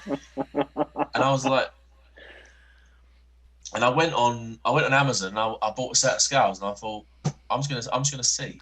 That's such a bad these start scales. place. That is a bad starting place. What, to buy scales? Why?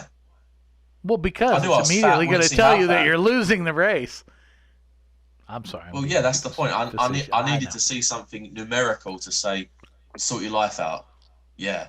So I got these scales turn up, stood on these scales, looked at the number, I wrote a review straight away. These scales are broke. And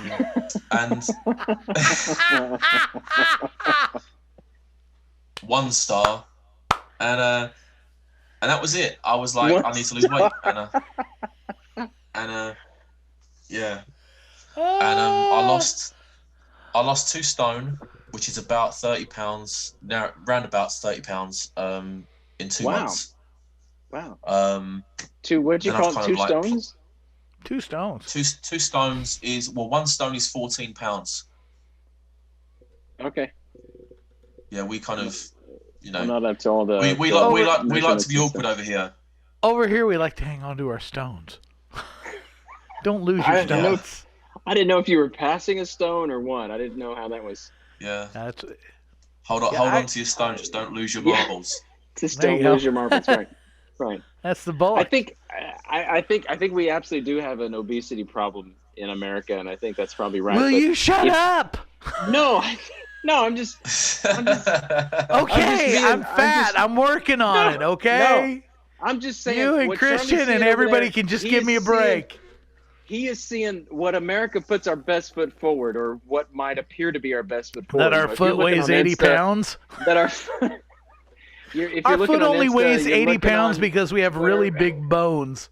It's those really big bones that make us so fat. I don't know what to do. I don't know what to say. I'm sorry. I'll stop. Go ahead. No, it's fine.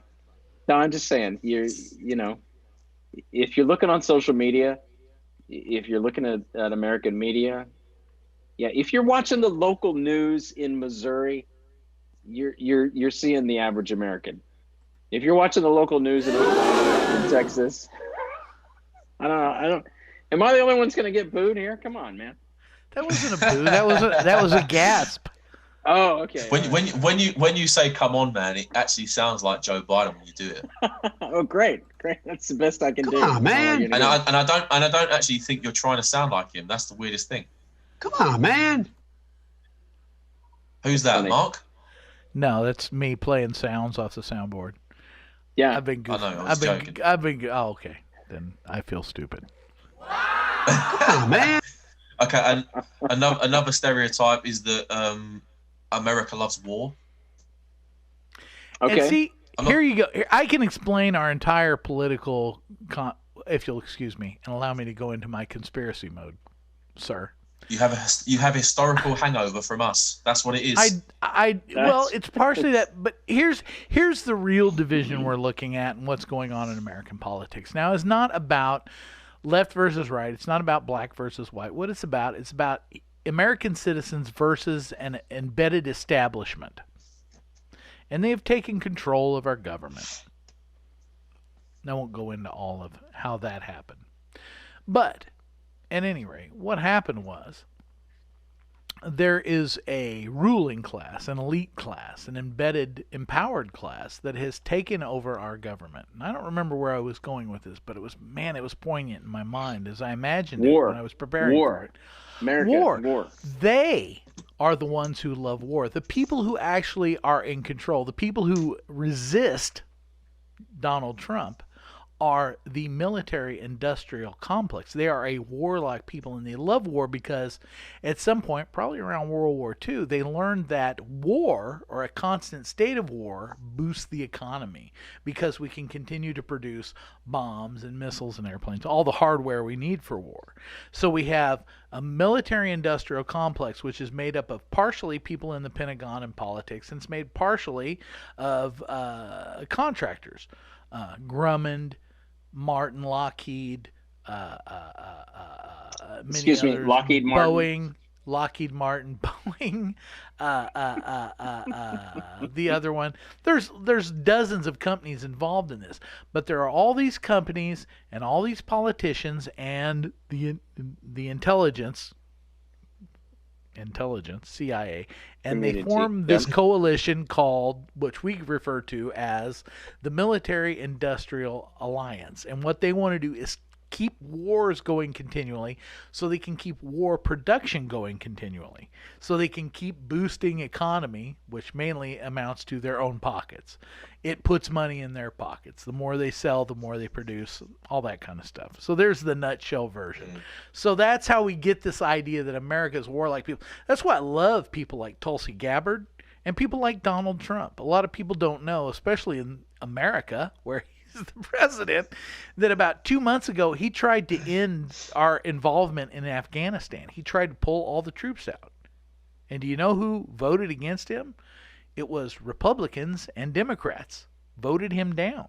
He tried to remove the military from Afghanistan, and they said no. This is the Hillary Clinton people. Okay, I'm done. I thought that the president was the commander-in-chief, therefore had full direction. I don't want to drive down this road with you, man. I mean, I'm just querying the point. I mean, I take on board what you're saying. I'm just trying to work out. Okay. If he's the commander-in-chief, why has he got to ask? Why can't he just do it? He's not the final word. Say that again. I got my Pope fingers. He's not the final word. And here's the problem. But if he's the commander-in-chief, is that not the top military command? Well, here's the issue. I'm sorry, you're forcing my hand.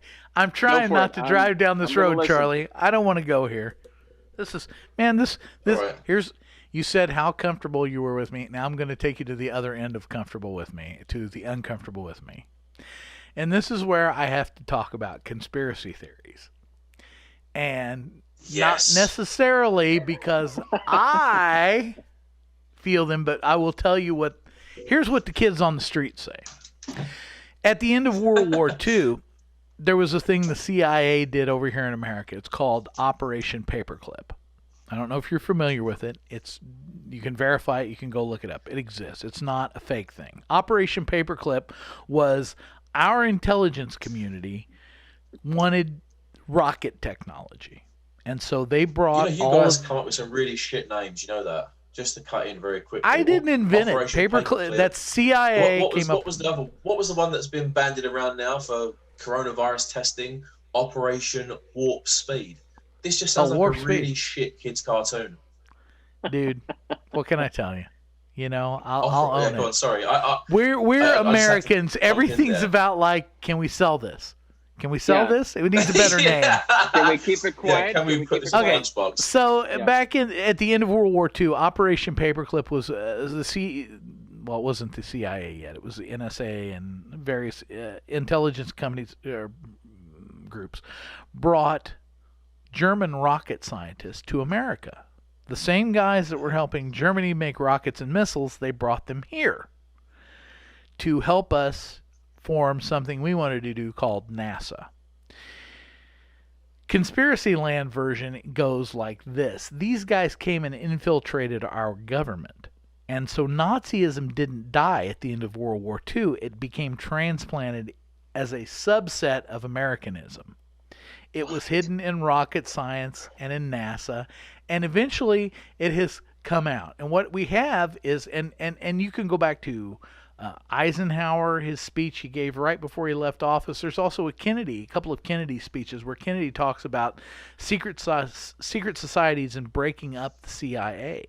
Because even at that point, the military-industrial complex, which was this alliance between the military and the people who make military hardware, had already fomented to the point at the end of the 1950s that it was apparent to Eisenhower, who was the outgoing president, that this was going to be a problem we were going to have to deal with. But nobody listened to him. And I, for one, believe that the Kennedy assassination was essentially that group of people. That was the coup d'etat moment. That was the moment where they announced they had taken over the United States government. And that we have not had a duly elected president since then. That all of our presidents were pre-selected, basically. We were given a choice between two candidates that group of people felt were okay, so no matter which way it went, it was going to be okay. And the whole reason that the Donald Trump thing has wrecked people so bad is because that election was bought and paid for. Hillary Clinton and the Democratic Party bought and paid for that election. The reason you see the resistance movement after that and the looks of shock on people's faces that night were because they bought and paid for that election, and somehow Donald Trump got in. He is an outsider, as we can all acknowledge. He doesn't belong in that system, and that's why he's a problem. When 2016 came along, and I'm not a Facebook person, but if I was, you could go back and read my Facebook post. I posted to my friends and said, look, guys, I don't know where to choose because everybody was having a big moment of truth with the Donald Trump selection in the 2016 thing. I'm like, I don't like this guy. But here's something I'm going to say. Kind of like you said, if you own it, it's yours. And I stepped up and I said, I don't like this guy. I don't think he's a good president. But here's what else I see.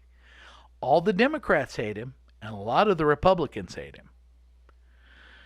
Sun Tzu says, the enemy of my enemies is my friend. So I'm likely to vote for this guy just because so many people in Washington, D.C. are threatened by him. Because I don't like what they are doing or how they are running things. And if they're scared of him, if they're reacting to him this way, that tells me that he might be saying something truthful. So I'm going to vote for him just to see what he'll do. There's a prank here we have in America. I don't know if you have it there. And it's where we take a paper bag, and fill it with dog poop, duty, shit, and you take it and you put it on someone else's doorstep and you set it on fire to get them to step on it. And I told my friends, that's my vote for Donald Trump. This is my bag of poop on Washington's doorstep. I don't like the way they act. I don't like their smug attitudes. I haven't liked anybody. I voted for Clinton. I voted for George W. Bush, and I felt like I got lied to in both occasions. I felt like it was completely misrepresented. So my vote for Donald Trump is essentially my bag of dog poop on Washington's doorstep. Deal with it. And then we've had protest. Yeah, You voted for Clinton? The ensuing 4 years have convinced me that I may have accidentally done the right thing. That this was the guy to believe in because he's an outsider. And that's the real division in America. If people could back up far enough to get over there, oh, it's because I'm black, it's because I'm a woman, it's because I'm this, and go, look at it for what it is. And understand that this is an entrenched power structure. And what they want is to continue to, I don't even believe in our two-party system. I think it's a fallacy. George Washington, in his second inaugural address, warned America about a two-party system. I think the two-party system is a lie. I don't think it exists except for purposes of drama. I think the two-party system is something that we play out as a drama on screen in the news in order to keep the you and the me, the people down here who actually cast the votes and pay the taxes, fighting one another.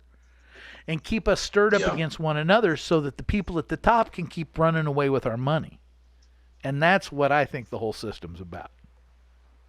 Ta-da! Please respond.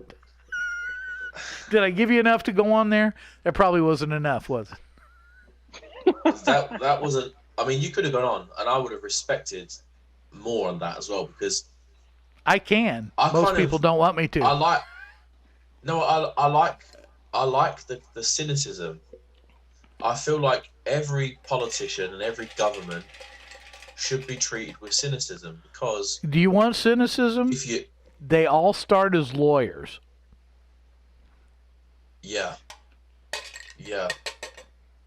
I mean, I just find it very interesting that the same conspiracies that you have about American politics is kind of similar to what we have here.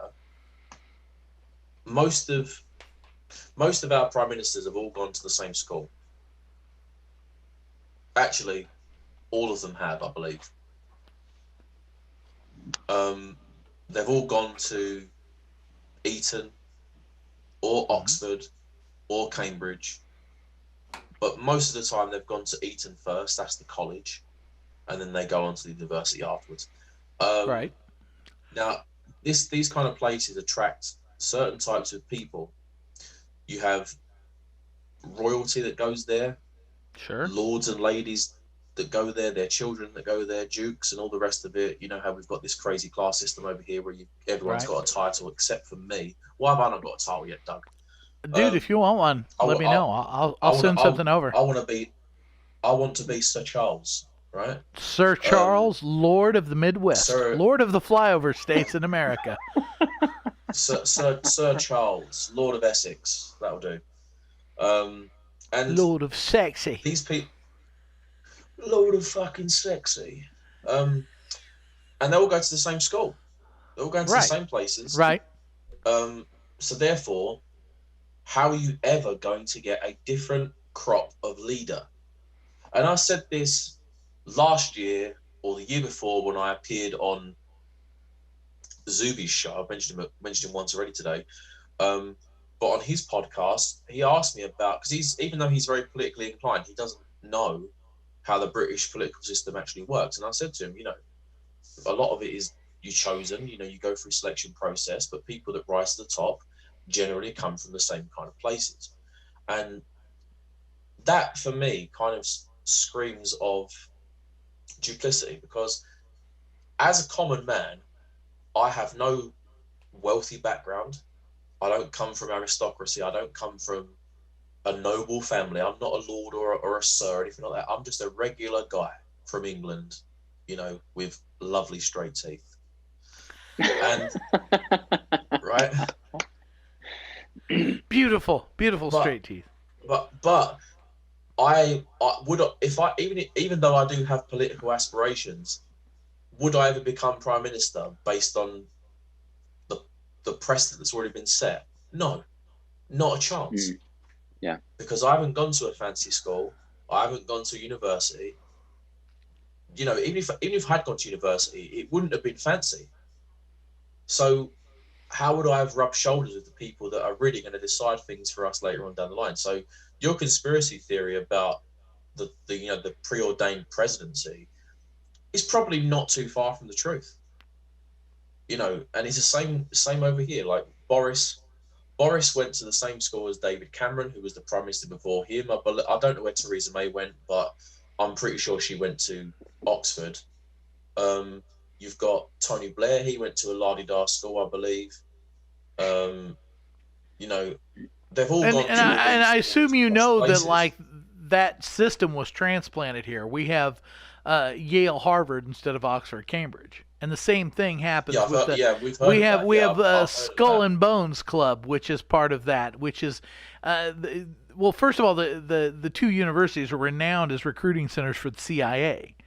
And the Skull and Bones Club, which is at I can't remember if it's Harvard or Yale, almost every American president has been a member of that club. Yeah.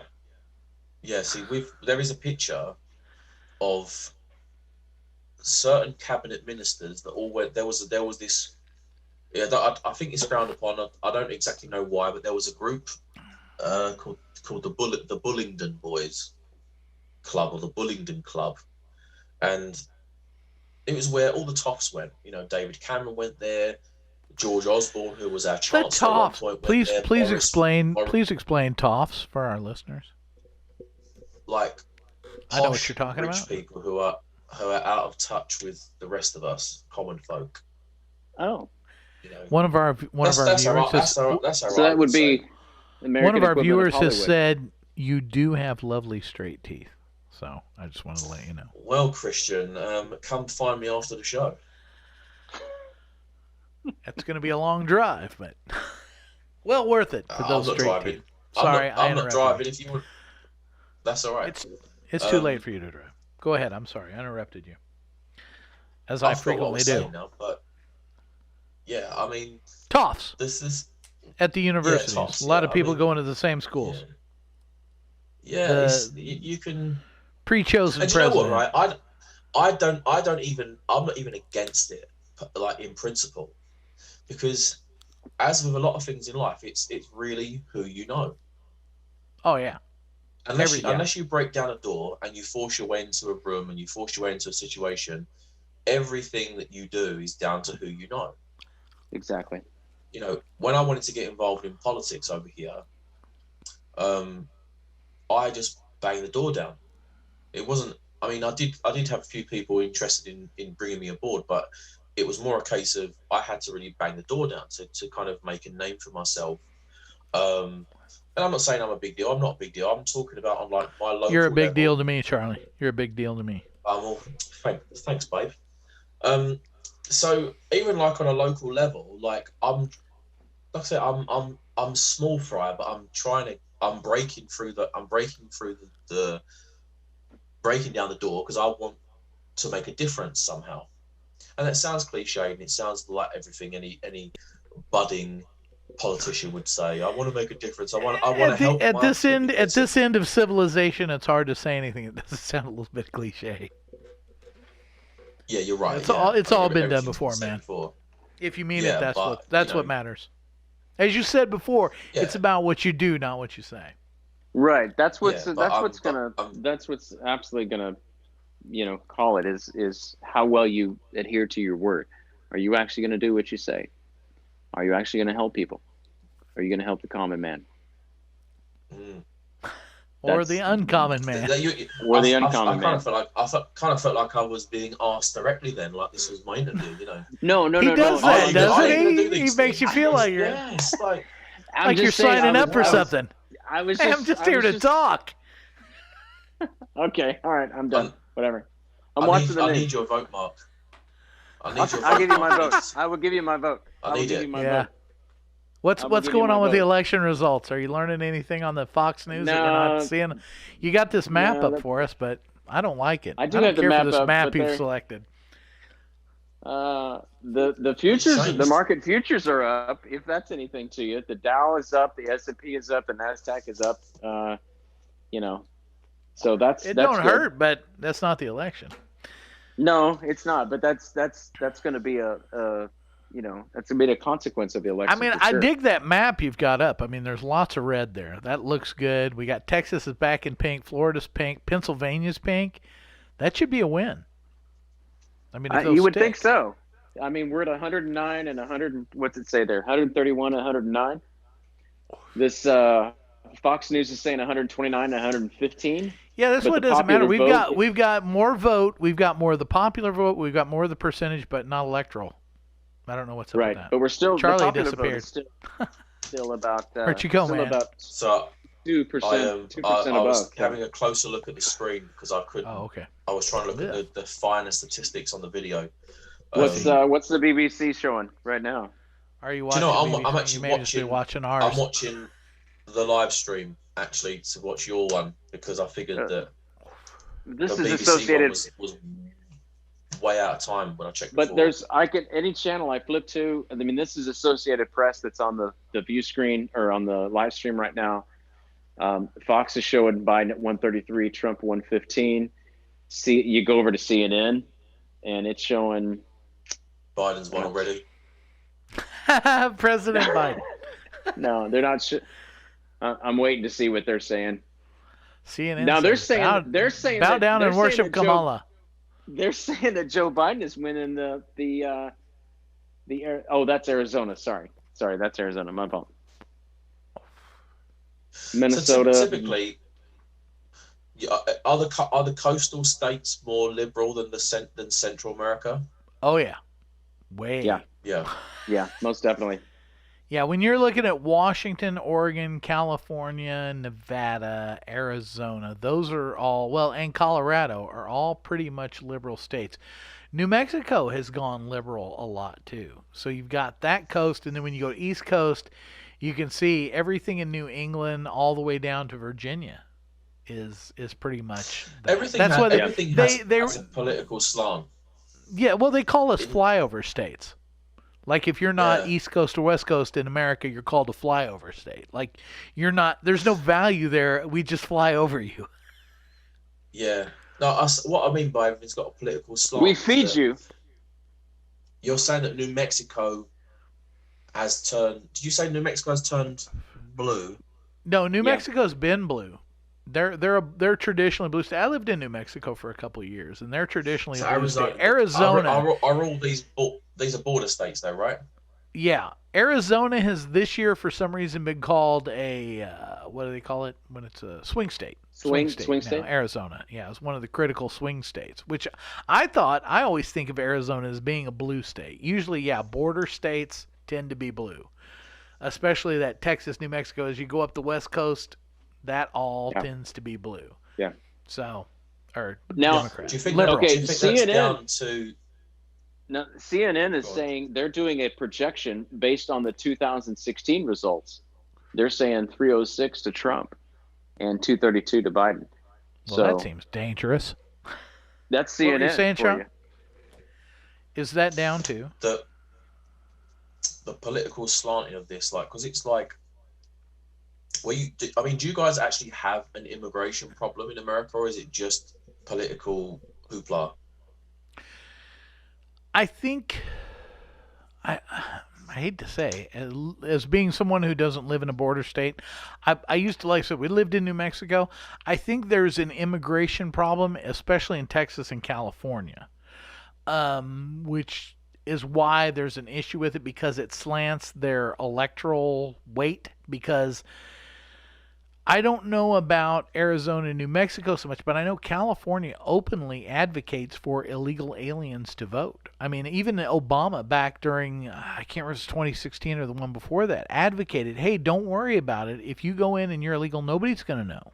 I mean, he did a campaign Yeah, ad that's why I in asked, Spanish because- saying that. It's like, Yeah. it's not so much about the immigration problem as the problems that come with it, which is when immigrants come into California, they're immediately given free health care, free this, free education, things American citizens don't get. And now, Yeah. a driver's license, the ability to vote. Mexico if Mexico could not send immigrant labor to America, Texas, New Mexico, Arizona, and California would shut down. I don't think anybody wants to make it so those people can't come in. What citizens are concerned about is whether or not, or how much they should have a voice in our election and everything else, considering the fact that they are a draw on resources we have, medical, whatever, to share with American citizens. As many people have said here, the concern isn't that Mexican immigration is bad. The concern is, what are they taking from, like, our veterans who don't get health care and home care and all these advantages that are offered to illegal immigrants in California, for instance. So there's that. So, okay, let me interject with, I had breakfast this morning at the table with a couple of pastors from very south Texas, right on the border. And that's where I live. Hispanic, two very fabulous Hispanic pastors. And so here's what they were telling me, because we were having a little bit of a similar conversation.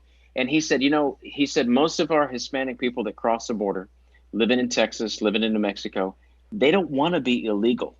They want to be legal. They want to work hard. They want to do what they need to do to be legal citizens of the United States. And then here's what he said. He said he visited Arkansas. Okay, this is Arkansas. This is South Central America. And he said he's going to this church and he's talking to some pastors. And he said he noticed these guys that were all in the church there, and they had their fingers were like all kind of crinkled up. And he was like, and he's a Hispanic man. And he's looking at this Hispanic guys with their fingers like this, several of them in the church. And he's like, why are their fingers like all messed up? And he says, and the pastor at the church tells him they work at a chicken plant. If you're familiar, Doug, Tyson is in Arkansas. Tyson Chicken. They produce all of our chicken pretty much in America. Yes. He said these guys' fingers are permanently mangled like this because they spend 8 to 10 hours a day grabbing chickens by the feet like this, several chickens at a time, and throwing them into the cages. And he's like, there's not very few Americans who want that job.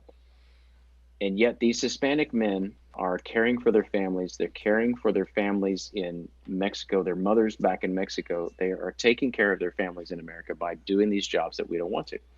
So this just enlightened me to a perspective that I'm just like, and I know this probably doesn't have anything to do with illegal votes and immigration in California or Arizona and New Mexico, but it just gave me an enlightened perspective about really respecting our Hispanic community.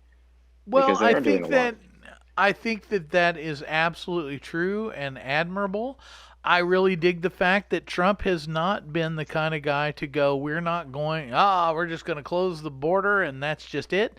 He is, all the while he has propagated the idea of building the wall, he has also advanced the idea that we need to have a pathway to citizenship, that people who are here and have established families and jobs and everything here shouldn't just be kicked out. There needs to be a way for them to come in, and he's been totally open to that. In fact, and I hate to bring this up. I don't really. I love to bring this up. I love to bring this up. Bring it up. About the second year of the Trump administration, he offered the Democrat Party, not only did he offer them everything they were asking for, he went above and beyond. And he offered not only to, and I can't remember, there were 4 or 5 points that we got to have this. And he went, you know what, I'm going to give you those and I'm going to go this far. We're going to extend those. And he went further than they went and said, not only we're going to do that, first of all, the DACA list was increased from 100,000 to 1 million. I can't remember the specific points. You got me, like I said, 2 years after the fact. Basically, he gave them everything they asked for and more, and they voted against him. Because he was Trump. Because he's Trump. Yeah. He offered to give the basically the Democrat Party every concession they wanted, as long as they were willing to allow him to build the wall. That was his concession. I want to build the wall. We'll let everybody who's in gets first dibs, and we're going to extend the Dreamer thing, and we're going to extend. I can't remember. There's like 3 different things he extended and made it include more people than they had asked for, and they voted against him. This is like the Afghanistan thing a couple weeks ago, where he went, you know what? Let's end Afghanistan. We've had enough of that. And Democrats and Republicans both voted against him. This is what assures me that the guy that I'm supporting is still not the candidate of the mainstream. Oh, of course not. That's me. There you go.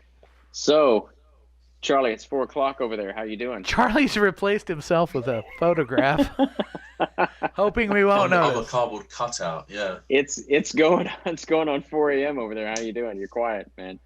You okay? I'm just listening. I'm listening to what Doug has to say. Don't do that. I've tried to tell you that is not the way to go. I've Doug will talk. It is the way to go. I ask the questions. Doug gives the wisdom. That's the way it works here. Well, you ask the questions.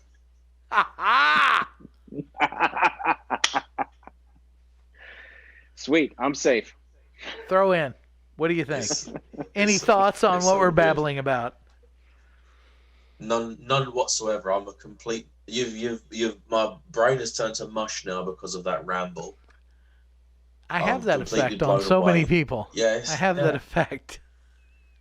I mean, I'm going to be polite and say it's because of the time, but it's really not. It's just because of me babbling. No, I'm joking. So I'm genuinely joking. I know, but you don't have to be kind to me. It's 10 here plus 6. Yeah, what did you say? 4:00 there, right? Going on 4? Yeah, it's going on 4 a.m. there. Yeah. Man, it's crazy. We've been online now for 4 hours, so that's crazy in itself. I mean, I'm normally up around this time anyway. To be fair, I'm quite the night owl. Ooh. Yeah. Ooh. Well, I apologize. I am not. I'm usually 2 hours asleep by now. I was more thinking about you. You got to be burning down. Are you? Yeah. You go to bed early then, Mark? I do go to bed early. I get up early. I get started early, but yeah. So I'm really hanging on and struggling here. My wife's been texting me. I'm like, she's like, how are you doing? I'm like, I'm okay. It's good. So it's 10 o'clock where you are and you're struggling. No, it's 11 o'clock where I am. I'm in Florida right now, so I'm outside of my element. So I'm already an hour ahead. Mark has a real job where he has to get up and show up in the morning and stuff. So he actually has to. No. Yeah, I know. Even in COVID. I'm sorry. There's one day I'm going to be like you guys and do the thing. No, you don't want to do that because I do. You don't. No, I do. I mean, what do you do? He may or may not. He's not sure yet. Oh, what do I do? Crap! He What's may or wrong? may not do. Sorry, I had an issue. I flicked my ash too hard. It went in my drink. It's all right. Drink it down. It's good. Scotch. I'm not going to throw it away. I'm just like, it's got ashes in it. It's just disappointing. I work with churches and ministries all over the United States and in other countries as well, helping them with their online giving and saving them money on their banking needs. So that's what I do. Yes, our viewer Christian Holt has asked, "What do you do, Mark?" I'm. What are you talking about? What are you talking about? So you're the corporate cash collector. Yeah, but I work for an organization who we're a faith-based organization. Well, we're not really faith-based. We've got morals and faith, and we give back to mission. I can't say we're faith-based because that's incorrect. But call me after. I'll tell you what he does. We're very big on helping spread the gospel to other missions. We are a credit union. It's what we are. We're a credit union, but like a bank. But I don't know if you got credit unions in England. I don't know if that makes any sense to you or not. Okay. So that's what we are. So we're privately held by our members. How is a credit union different from a bank, Mark? We're privately held. Banks have to pay dividends to investors. We are not investor owned. Credit unions are owned by the members. And so the savings that we give members go back in higher interest rates on savings and lower interest rates on loans. That's how we give back to the banks, or give back to our people rather than banks. Big banks, however, they have money to pay to investors, to dividends to pay to people who are paying to have that. So that's not what we are. So we give back. We give back to our community. 10% of all of our revenue goes back to community, goes back to, doing what we like to do and loving people. And that's what it's about. So that's what I get to do. It sounds very, very noble. It does. It's awesome. Doug. I mean, that's why I love Doug so much. He keeps me back down to going, Mark, you're talking a bunch of BS. Just stop it. I'm like, I mean, no. I didn't want to say anything, but No, it is. That's what I do. That's what I get to do. So I'm at a conference right now, and I get the opportunity to connect with leaders who are basically leading adherents to the faith in over 120 countries all over the world. And so I get the opportunity to help them do what they do best and support them financially with our services that we have. That's it. Done. Yep. Done. And that's what he does. That's who he be. That's what he does. So I'm spending this week hobnobbing with these guys, saying, hey, we can help you do some stuff. How you doing? How can we support you? Get to hang out at the pool a little bit. Went to the beach for about an hour today. So is your credit union aimed only at people who believe in God? No, because we spend a lot. Because everybody's got money. Exactly.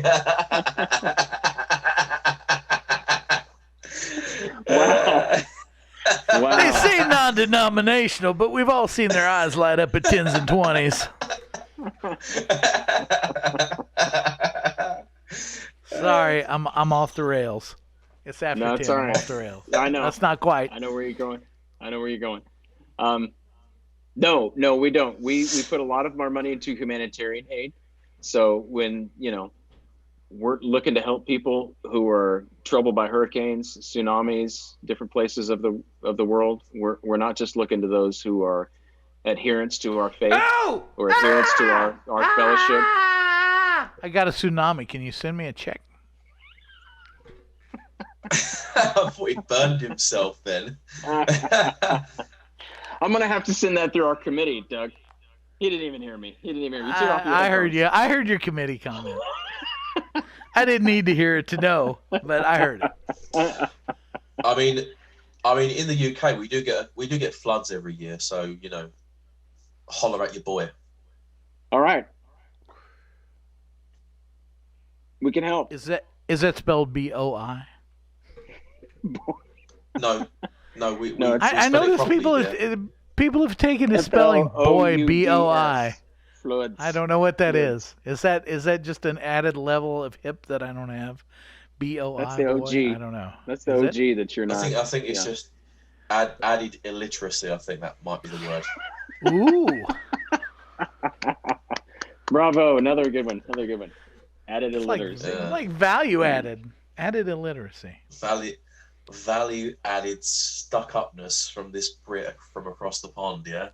No, that's what they call liberal education here is value added. Seriously. No. That's what they call liberal universities. Value. I went to a Christian university and they were called a value added university, and that's basically what it was. That they embraced a liberal kind of perspective on education. So what's happening with Mr. Jerry, Mr. Junior Faldwell Jerry? How's that going? What's happening? Apparently, he has started a lawsuit of his own, and he is. Don't be Really? rubbing your eyes, Charlie. Don't be getting tired and bored now. We're only 4 hours in. We're going to talk about. Come on, let's talk about Jerry Falwell Jr. We've only just begun to. There we go. Look at them pipes. Jerry Falwell Jr. has filed suit against Liberty University for defamation, because apparently the agreement he made with them about not talking about his situation included them not defaming him, and apparently the day after he signed the contract, somebody at Liberty went out on stage and made a speech about how ashamed they were about what he had done and how it was attached to them, and so they broke their defamation clause, and so now he's suing them. So the clown show clowns on. 5 million? No Did he idea. still get his 4 million, 5 million, More whatever than, he was getting? 10 more than likely. 10 million? Yes, I actually watched an update on it today. There's a dude in Canada who he's a lawyer and goes through different lawsuits and goes through the details of them. And he was explaining, he felt bad for Jerry. If you can imagine that. I was like, oh, I'm not quite that far along. Any idea what we're talking about, Charlie? The look that I can see on your face besides sleepy is puzzled. No idea what you're talking about. Okay, all right. Well, in recent history? I don't know what history. In recent history. Let me try again. I'm out. Oh, yeah. I'm out. Quit on me now, you son of a bitch. So, in recent history, Jerry Falwell, I assume, is a name that's not unfamiliar to most people. Do you know Jerry Falwell? Is that a name that's familiar? Charlie? Not to me. Okay. No. I didn't know if you were the still image or the actual Charlie. He's not I'm still here. Jerry Falwell is I'll be more famous. animated, so you know that I'm here. No. It's cool. I just wanted to check. I don't want to put you through any undue cost. Jerry Falwell's famous American evangelist, Christian evangelist, was the guy who kind of founded the idea of Christian conservatism in the 1980s. Big supporter of Reagan, brought all that in, and his ability to mobilize Christian people in America to vote conservative has been like a big political block. He has used it. It's been used. His dad, who founded the university, he of course died. His son, Jerry Falwell Jr., is who we're speaking of, is now in charge. Recently, it came to light that his wife had been having an extramarital affair with a lifeguard that they had met at a pool, and that apparently he was accused of having been, how shall we say it in a way that's pleasant and polite, was the audience to their excursions. Right. Well, he went through a big deal, and basically the school bylaws allowed that if he would step down without making an issue, no waves, that he would be given $10 million to just walk away quietly.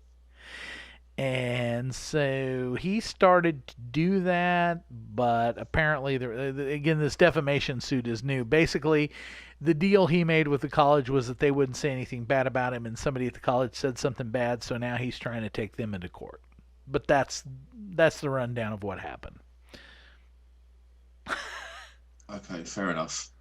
So that's Now we know. I know you don't care. It's the backstory. That's the backstory. This guy did something bad. He said, I'm a Christian preacher and I run this university, and then come to turn out that his wife was having an affair, and potentially he may have been the audience during her doing this. So anyway, that's all good and well. Anyway, but the sore spot was the $10 million payoff if he would just walk away and not make an issue out of it. That's where I got a little sore. And the reason I got a little sore is because that's the college that I graduated from. Okay, so where's your cut? Beg your pardon? Where's your cut? And then I'll Of the need a money. translation. Oh, my cut of the money. That's exactly what I asked them in Yeah. several Where's your emails cut? and Oh, your phone cut. conversations and things that they did not enjoy at all. And I will continue to make sure that they don't enjoy it at all, because I paid a lot for that education, and they held a very high standard of expectation that they did not live up to. So I've Yeah. let all of them know, including Mr. Falwell Jr. himself, that this account is not settled, and I will continue to be in touch with them. So that's what's going on with the Jerry Falwell thing. Not that you care at all, but that was today's development. Well, I'm intrigued by it. Well, you know, for people that think Christianity is all about money and people trying to take advantage, it certainly underlines that and makes it seem like that's probably what it's more about than trying to help anybody. Are you not a man of faith, Doug? I am. I am a very cynical man of faith at this point in time. Because I was listening to that's the only reason I asked, because you kind of seem like you're a bit not sure, because I've listened to some of your shows before today. Well, you had said you had, and you had mentioned being an atheist and you're friends with Zuby, so I'm like, yeah, we're cool. I don't require people to subscribe to my beliefs, but please feel free to chime in. I was asking because obviously I've listened to some of them, and you both sound like you have faith, but then now you sound very cynical. We met in ministry. This guy up here was a pastor at a church where I started the attending. good-looking one. That's him. And I kind of was on my own path, and we kind of merged. Is merged the right word? Our paths kind of merged. And Collided. I watched this guy be abused. I'm sorry, not amused. He was amused by me. He was abused. He was abused in the work of ministry, and it was a constant source of questioning. And we went on for years and years, and I won't bore you with the story. Yes, we both come out of a Christian ministerial background, but our views, even his, I mean, he's not where he was. I'm not where I was. I mean, you grow and you develop and you learn new things. But anyway, that's where we are. I'm sorry, is this on a live stream? Did I just live stream this? Yeah. You did. You admitted to faith on a live stream, and people are watching. I believe in God. I do not believe in religion. I agree to the same thing. I adhere to the same thing. Religion is, I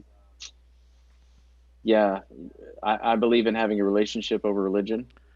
The one thing I'm that have a relationship with God. The one thing that studying God and searching for God has shown me is that if I believe anything, it's that human beings have value. And that's unborn human beings, born human beings, black human beings, female human beings. All human beings have value. Yeah. That's what I take away from Christianity. Human beings have value. And so that's all I'm doing, is looking for a way that I can find the value in human beings, and that we can, each of us can, I hate to use the word encourage. It's really cheap in this day and age. But that we can encourage the best out of each other. And we don't need a religion. We don't need a spirituality. We don't need any of that stuff. It kind of becomes a sort of window dressing. Yeah, I understand not that it doesn't have value, but that it is not, that if you believe in God, don't have to put a religious name on it, nothing like that. Just generic, we'll call it generic God. And God made people. If you believe in God, then you believe that God made people.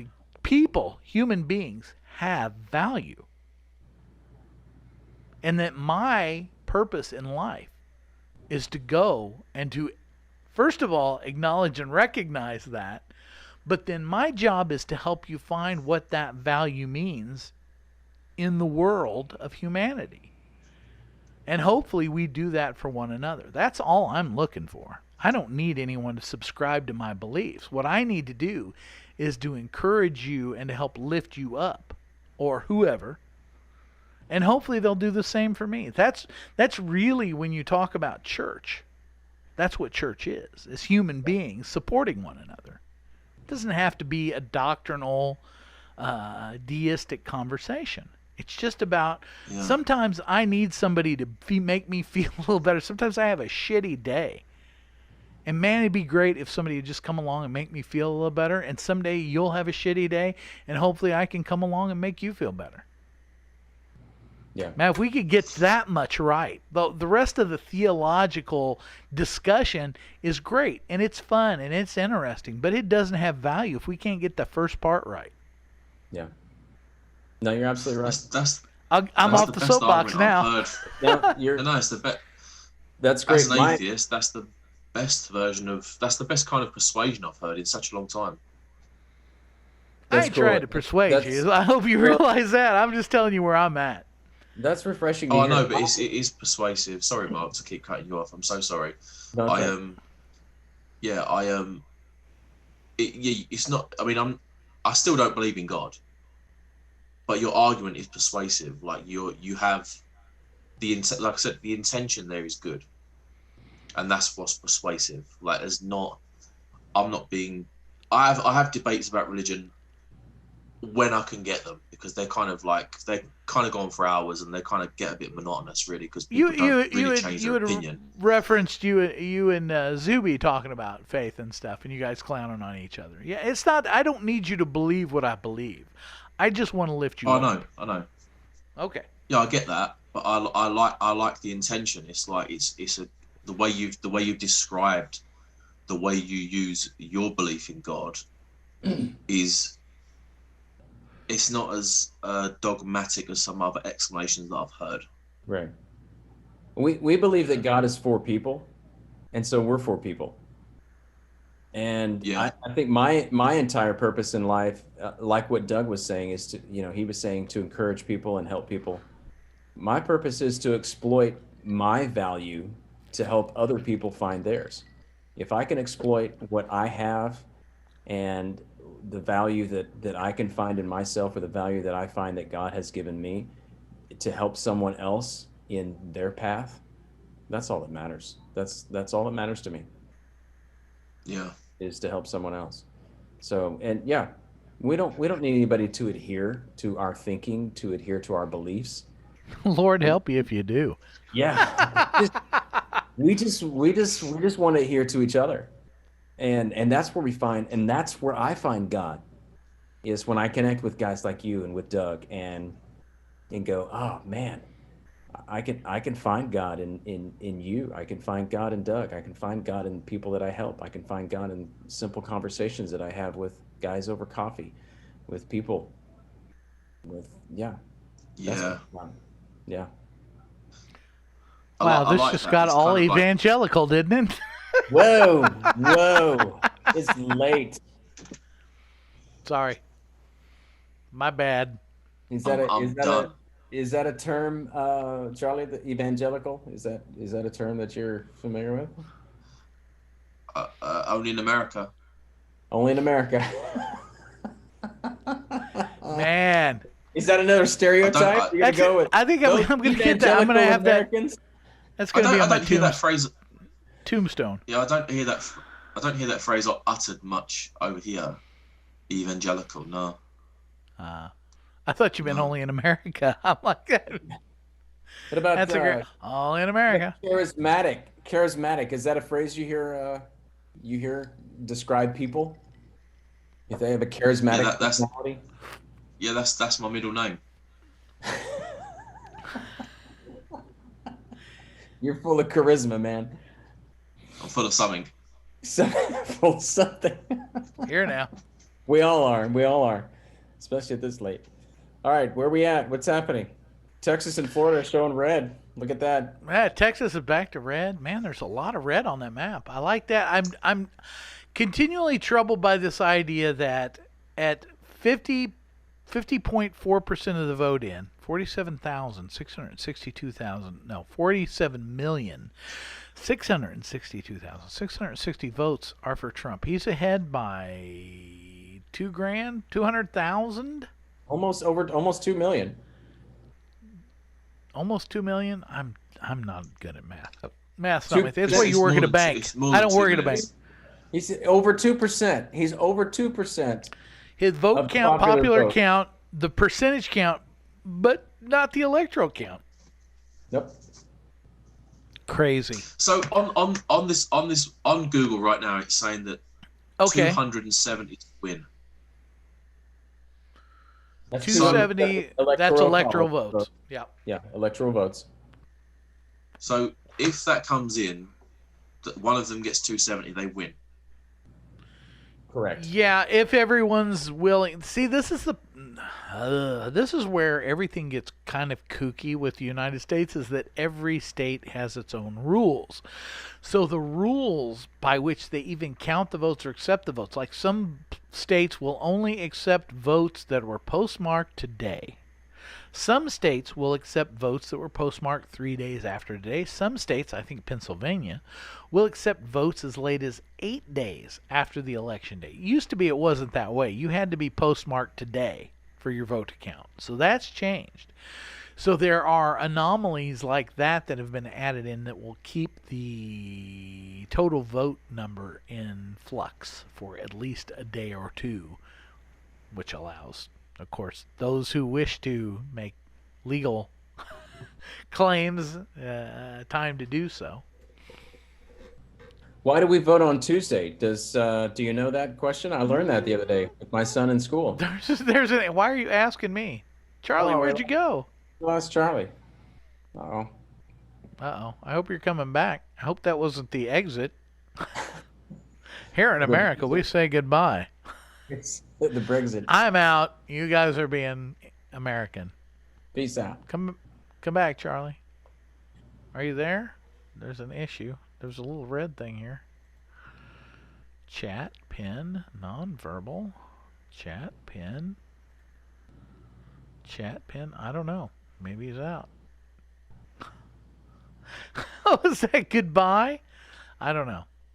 Where are we at? 118 to 209.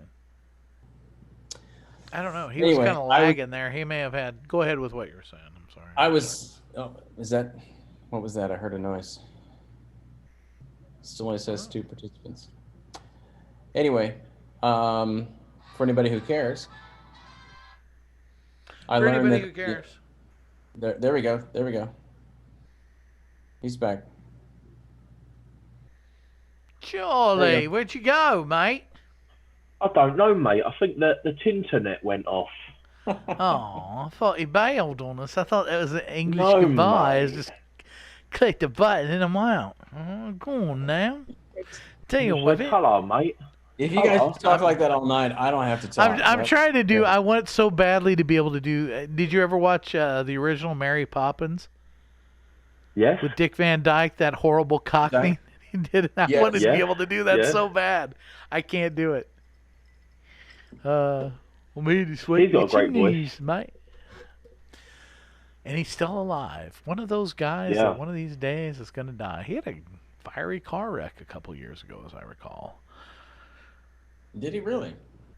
Yeah, it was weird. He had been on. It seemed like he was on with Leno, maybe talking about cars and stuff. And on the drive home, his car burst into flames, and he had to park it. And they sent emergency vehicles out. Wow. I don't know if I'm remembering the details right. You'd have to Google it to be sure. But I don't want to. Charlie, what's your election insight at this point? The same as you guys. I'm just going to go and check and see what my friends are talking about. Okay, how do you explain this? That we're up on percent and we're up on vote count, we're down on electoral votes. That just doesn't seem right. So, I mean, so if the Electoral College, that's what I was asking before I got cut off. If the college decide that Biden wins, for example, but Trump's got the most votes, Trump still loses. If the electoral college votes, if they get the whatever it is, the 270? 270. Yeah. 270 electoral votes wins no matter what. So that So what's the point in voting? well, many have asked the same question. What is the point? Seriously, what is the point? No, I get it. I mean, now, every 4 years this comes around, it becomes a big worldwide thing.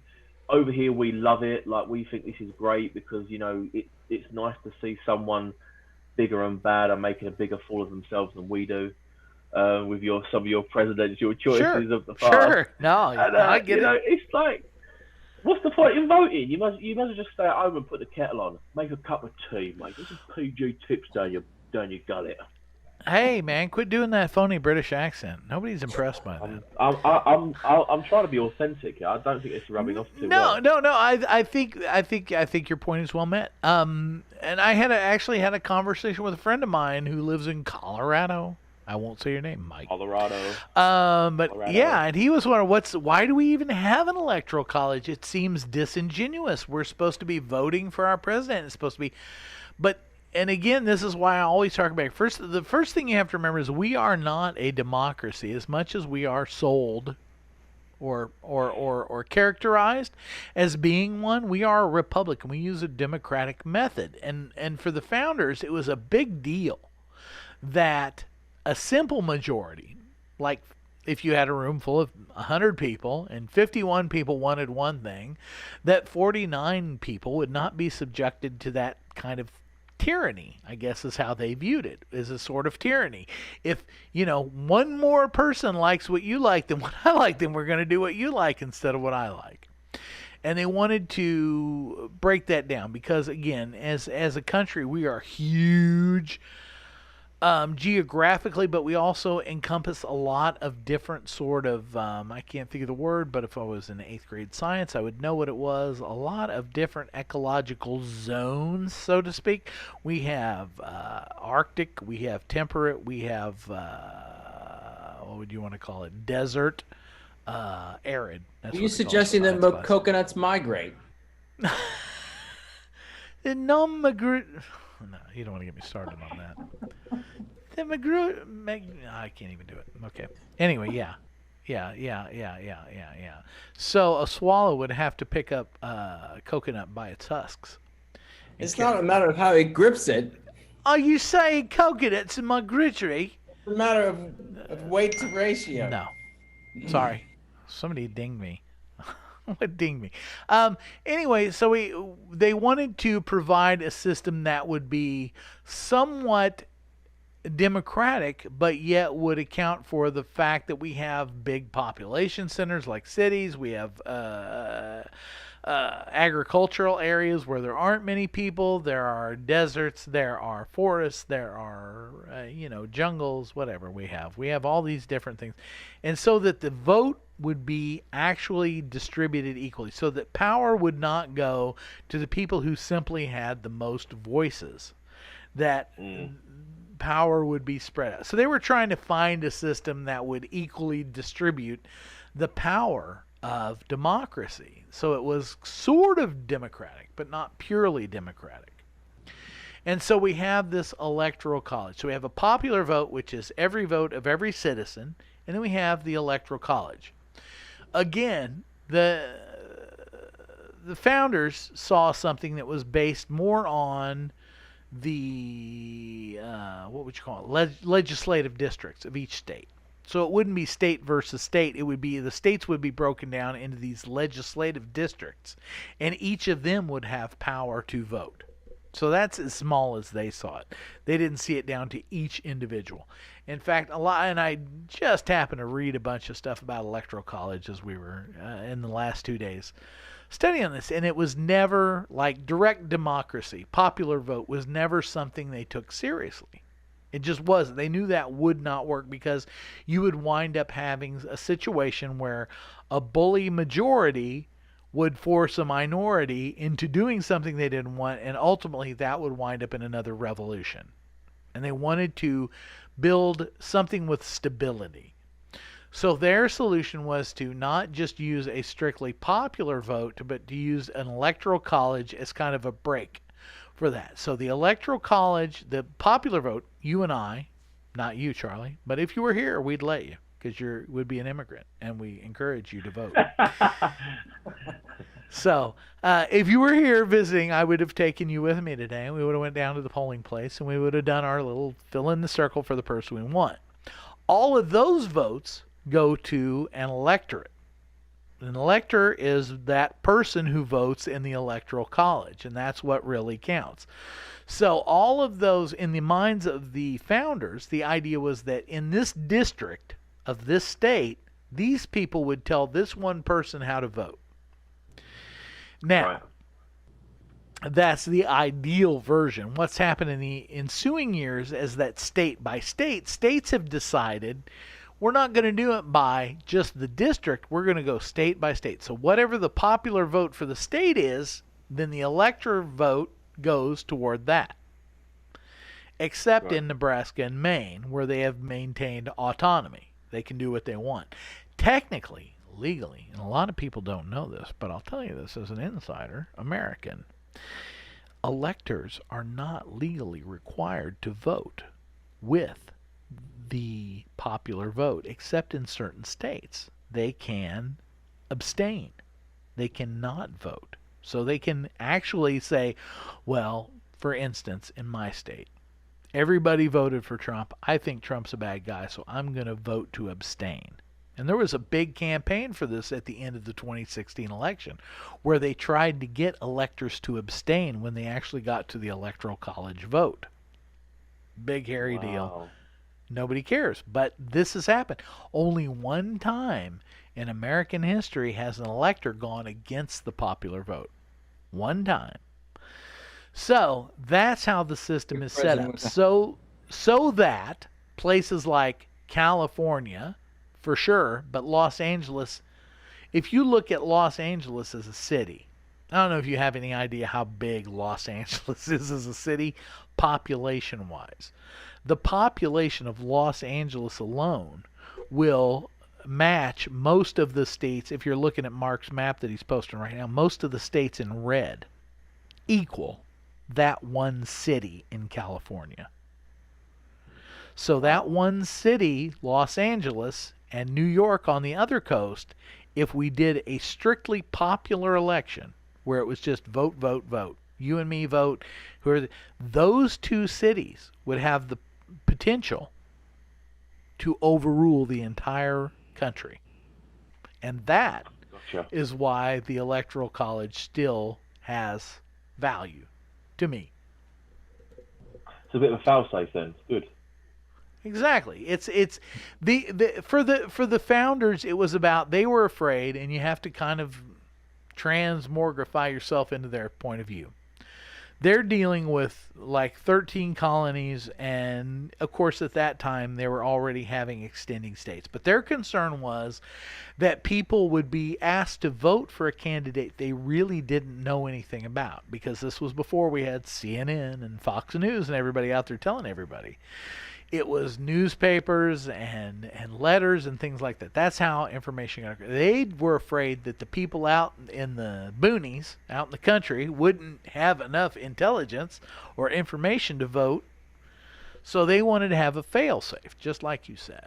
And so now that fail-safe has kind of come the other way. And it's this elite on the coasts who, like, as we've discussed over the night, feel like they know what's going on, and all us people out here in the flyover states, all that red, pink area on the map, and some of the blue, we don't know what's best for us. So it's up to them to let us know. So the only difference that I'm seeing in this year's map versus last year's map at this moment, red versus blue, is Arizona was a red state last year. Really? Yes. I'm shocked. I find that shocking. So Nevada still hasn't reported anything so far, but Arizona. What's up with Nevada? Close. Arizona's not even close. Arizona is the only state that's different than the map from 2016. So really? Everything, the colors right now are exactly the same, except for Arizona. So that's 11. Hold on, is that 11 votes? That's 11 electoral votes in Arizona. That's going to sway the difference. Nevada is not going to matter, probably not too much, because Nevada is 6 votes. But unless Arizona turns pretty quickly, that's gonna be the swing state right now. Arizona? That's weird. Yeah. Don't amount much. 73% of polls are reporting right now. Charlie, talk to me about your dreams of America.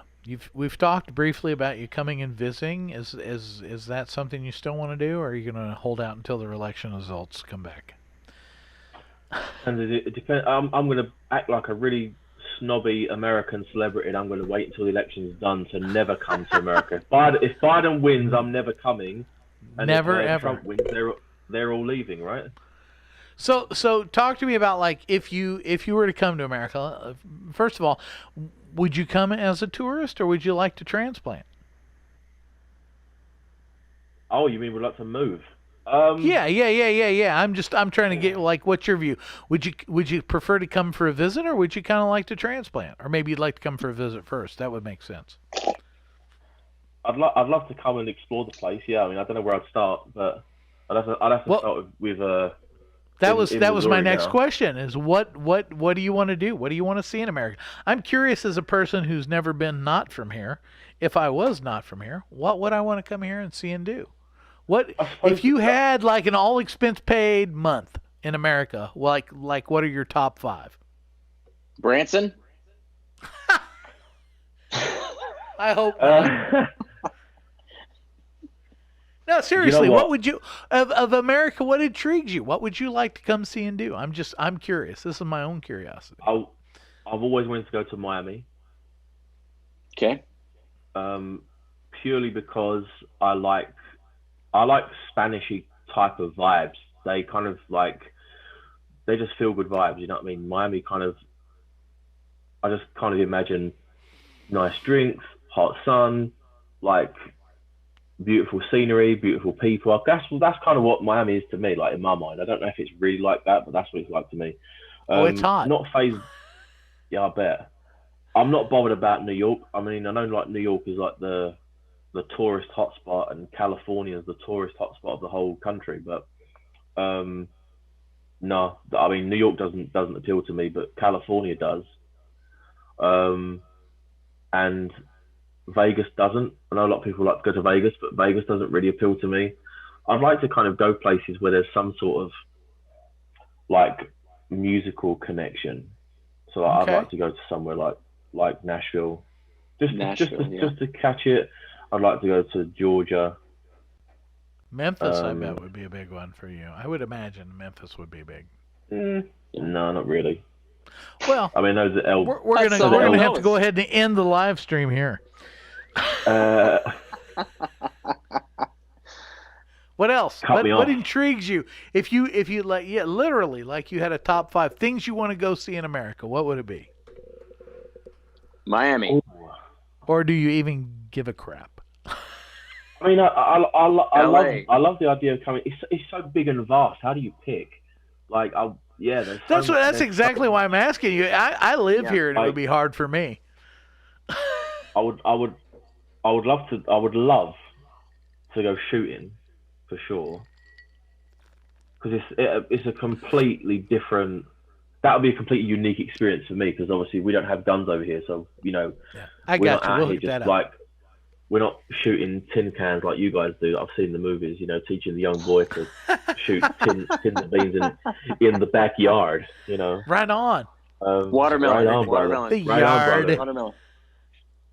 You good? You I would say that you are oh man, I can't think of his name. Crap! It was right there, and then it was gonna be crushingly funny, but then I forgot. I couldn't do it. Bummer. Was it a zinger? Yeah. I hate that. You stop that. You're starting to arouse me.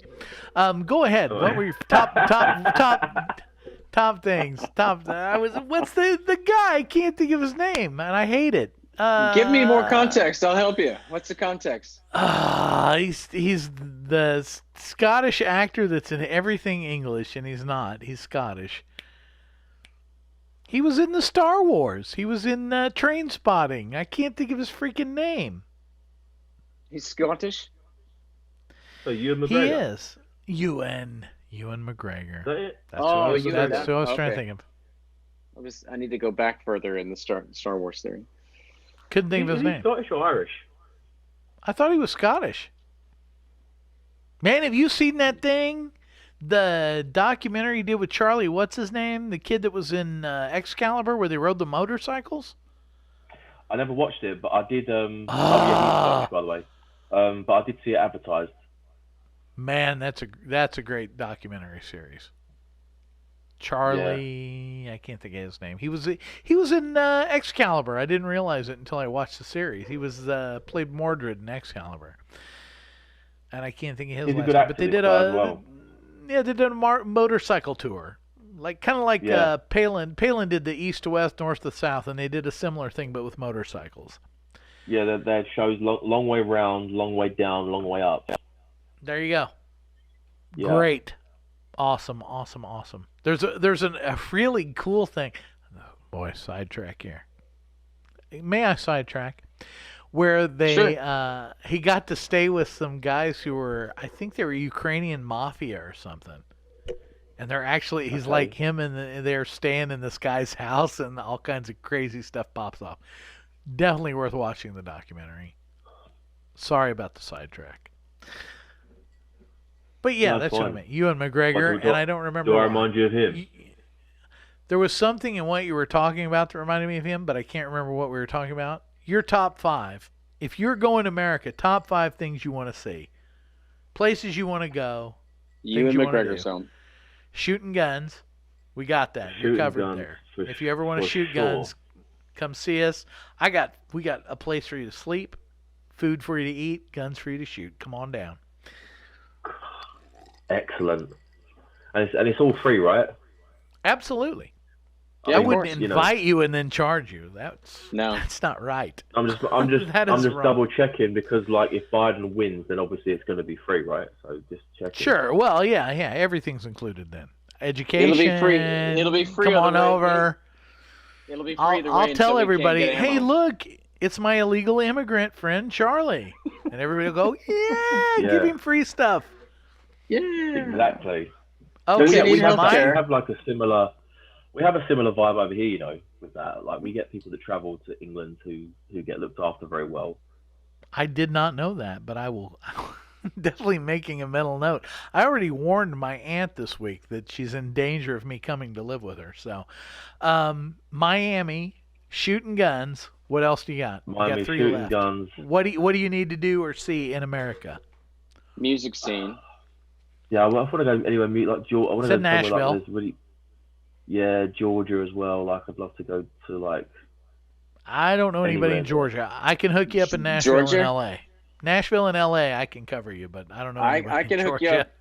I can hook you up in Atlanta. I've got some rabbi friends in Atlanta, so we got you taken Here care you of. go.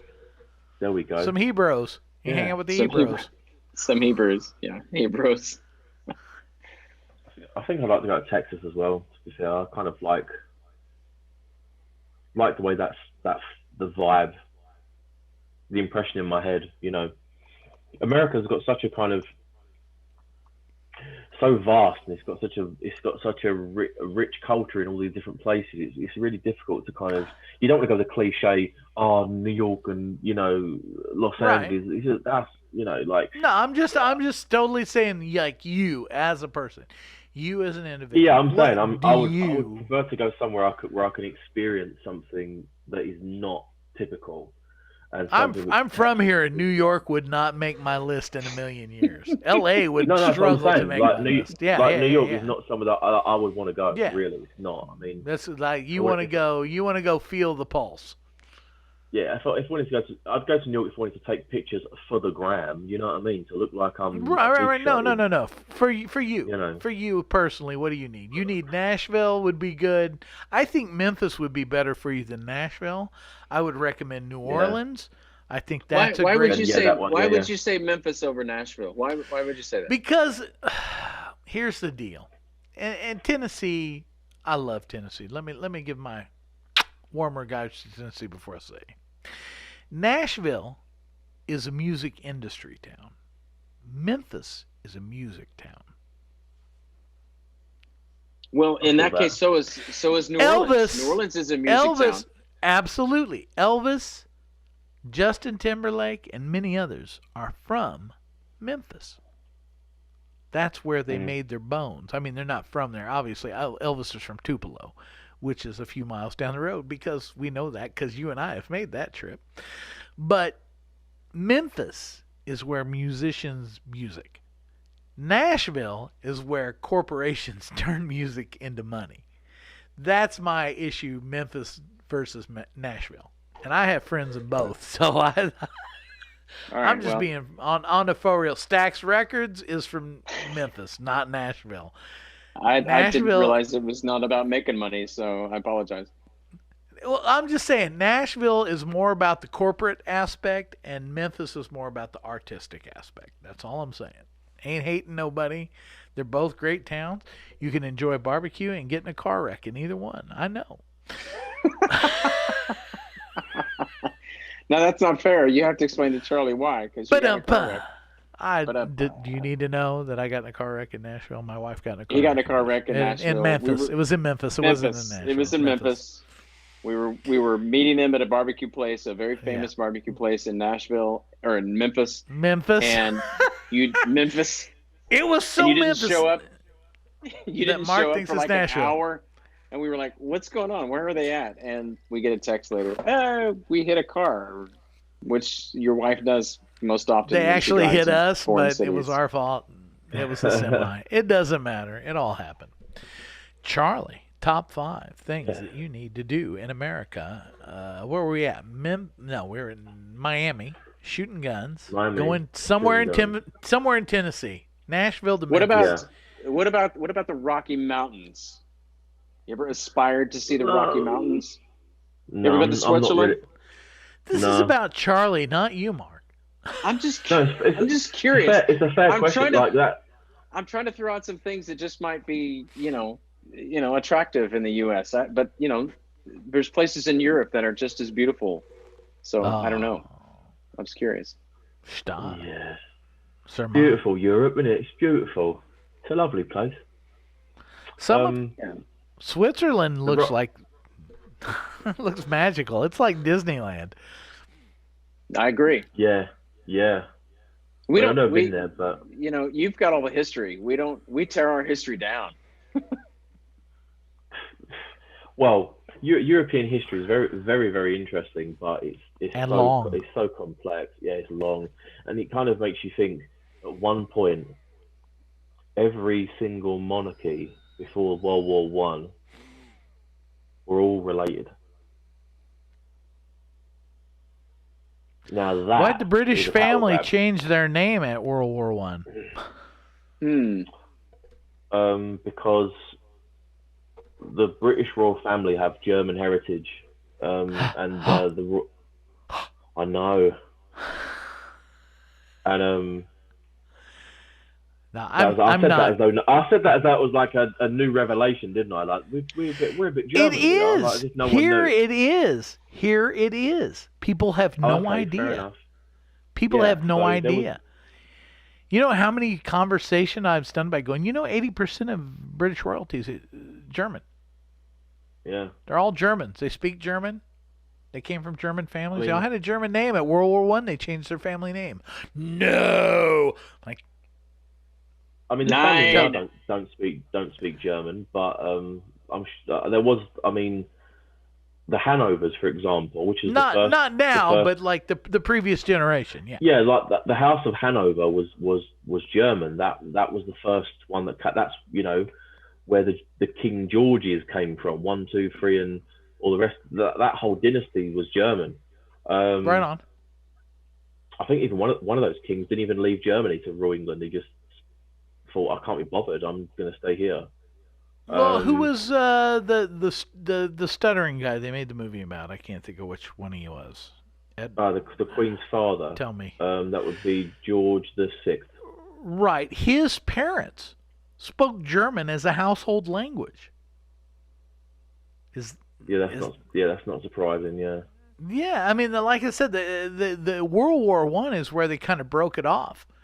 And over here, nobody knows that. Yeah, because the royal name in World War One was Saxe Coburg. Saxe-Coburg, which was like one of the airplane Gotha, companies. how you One of the pronounce companies, yeah, Goethe, yeah. It was, but yeah. they had the same name as one of the companies that was making the airplanes that were bombing Britain during World War One. Correct? Am I right on that? I didn't know that. I've got no idea. I've never heard that one before, but could be right. That's what I heard was what finally was like the straw that broke the camel's back on having to change the name is when they became whatever they are now. I can't remember. Windsor was because the Saxe-Coburg was the same name as was on the planes that were bombing during World War One, and that it was like because the German was he the Emperor? Oh no, the Kaiser. They Kaiser, the King of yes. Kaiser. Sounds so much more German. Again, they were all related to each other. It was such a like you've got countries bombing each other, but they're cousins. Well, all the royal families intermarry, and it becomes that sort of thing. Yeah. I mean, not anymore. Not anymore. They've kind of I think right. The Queen and Prince Philip are cousins. Right. He's Prince Mountbatten, and he's Greece. He's Greek, right? And that. He was the son of a Greek king. That the Greeks had a revolution. George Michael. George Michael is Greek too. There we go. Maybe he's royal. Maybe. Sorry, man. I thought he was. I didn't mean to sidetrack you. So, I think in 1973, the Greek. Was it 1973? It might have been earlier than that, actually. But the Greeks had some sort of revolution where they got rid of their monarchy. And that was Prince Philip's dad that was deposed, I believe. Could be wrong. It's someone directly connected to him. Might have been his granddad, might be his dad, I'm not too sure. So he was already royal before he married the Queen. But he was obviously like a Greek and Danish. He had Greek and Danish blood. Yeah, like Greek and Danish. Yeah, exactly. So he married the Queen. I'm the expert. Yeah, and then Charles. I mean, all the Queen's children have kind of done their own thing. Like Charles married Diana. This is what I keep saying is kind of predicated on the World War II and before. It's kind of changed since then, but yeah. Now they've tried to come across as more in touch with us commoners. Well, don't you know? Yeah, well now you've got they feel your pain. Prince Harry's knocking around the corner from you. What do you think about all that? What are your thoughts on that, my friend He's Charlie? around the corner, huh? Yeah, he's. Are they in LA Canada? now? Are they in LA? Canada? LA. Canada. It seems like LA. I mean, it leaves me with a bad feeling, if I'm honest, about Prince Harry. I feel like he has squandered a lot of the love and affection that the public had for him to chase a social climber. You're so polite. Your British politeness is showing. Well, we all think it over here anyway. Like a lot of people think that that Meghan kind of sunk her claws into him and she's kind of pulled him away and there you go. For what? And for what? You know, I mean, I understand it. She's a very beautiful woman, and I can understand the attraction. But do we have to ask that question for what? Do we need to ask that question? Yeah, because she's a hot legitimate chick. question. She's a hot chick. Yeah, but no. If you're a British prince, you can have your cake, eat it, and have some more cake. Like you've got it good like that. I agree with that, but here's where my view has expanded: is that you have noted several times. Forgive me if I'm wrong. That there is a certain esteem paid toward Americanism, and she's kind of emblematic of that. Oh, let me be impractical and let me be insensitive in saying that there is a dynamic. It's my part. in which certain segments of our populace find certain segments of the other populace, other segments of that same populace, and go, I've achieved something because this person is from a different demographic. So that loving Harry and Johnny, or whatever the other guy's name is, the sons of Diana. God bless them. We all love Diana, and everybody loved Diana. But yeah, he might have tied into something just because it's American and not because it was a good idea. Let me just say that. That's probably the best politically correct way to say it. And he's following her lead. I think he's following her lead. Yeah, that for me, I find hard to swallow, and it's got nothing to do with her. It's just got more to do with the fact that he's loved, he was adored, and now he's chasing after. Then again, I feel like he does get a hard time. Fair enough. Look, if he doesn't want to be an active member of the royal family, that's fine. If he wants to leave, that's fine. If he wants to chase his heart, that's fine. Ain't no hate toward him. No, but I feel like people are hard on him because of this situation, because they see it as disrespectful to the Queen. They see it as a bit muggy, really. But he did a lot for our country before he married Meghan, and he served in the army for a long period of time, and he served in Afghanistan. I mean, I know that he probably didn't serve on the front lines, but he still served. I mean, I know he was definitely he was there over there. I'm sure. I mean, I say it not to be rude, but probably because they wouldn't allow him to be put in frontline danger. He's still. He could have easily stayed home somewhere safe. And sure, safe. And he's done a lot for injured veterans, and he started the Invictus Games, which was a nice thing to do. And I feel like this marriage has overshadowed a lot of the good things that he's done. But her personality, more than the marriage, I think, has overshadowed things. Yeah, but people are fickle. People can change on the spin of a coin. 1 minute he could be, Prince Harry, and then it would be like, Prince Harry. It's like that sometimes with people in the public eye, and I feel like I don't know. I would have probably just, if I was him, which I'm not, and I can't relate to him at all, but just speaking as logical, I probably wouldn't have made the decisions that he's made. Right. But you don't know what goes on behind closed doors. They may not have. We don't know, but based on institution, I think that's the problem. You dehumanize these people because they are part of the institution. Yeah. And they're not really people. You think the Queen, Prince Charles, Prince William, all look at them, they've got loads of money, they've been born into the royal family, but really they're not real people in the same way that we are. Right on. Because we can walk down the road and go to the shop and get a bottle of milk and read the paper and just be normal. Right. Well, even more so for the reasons you state. They don't ever have a normalcy. There's no baseline. For them it's normal, but I mean, right on. It's right not, on. It's not. I don't know. I kind of feel we're very good. There's bad. They've got incredible luxury and privilege, sure, but it's not going to be great all the time. I'm sure they'd love to just walk down the street with no fuss. That's what I'm listening to, and I'm thinking, we do look at them and put them on a different level, but they've got problems just like the rest of us. I don't know they're what still they're a married couple. Right. I don't know what they're dealing with. And we've all been there. Right.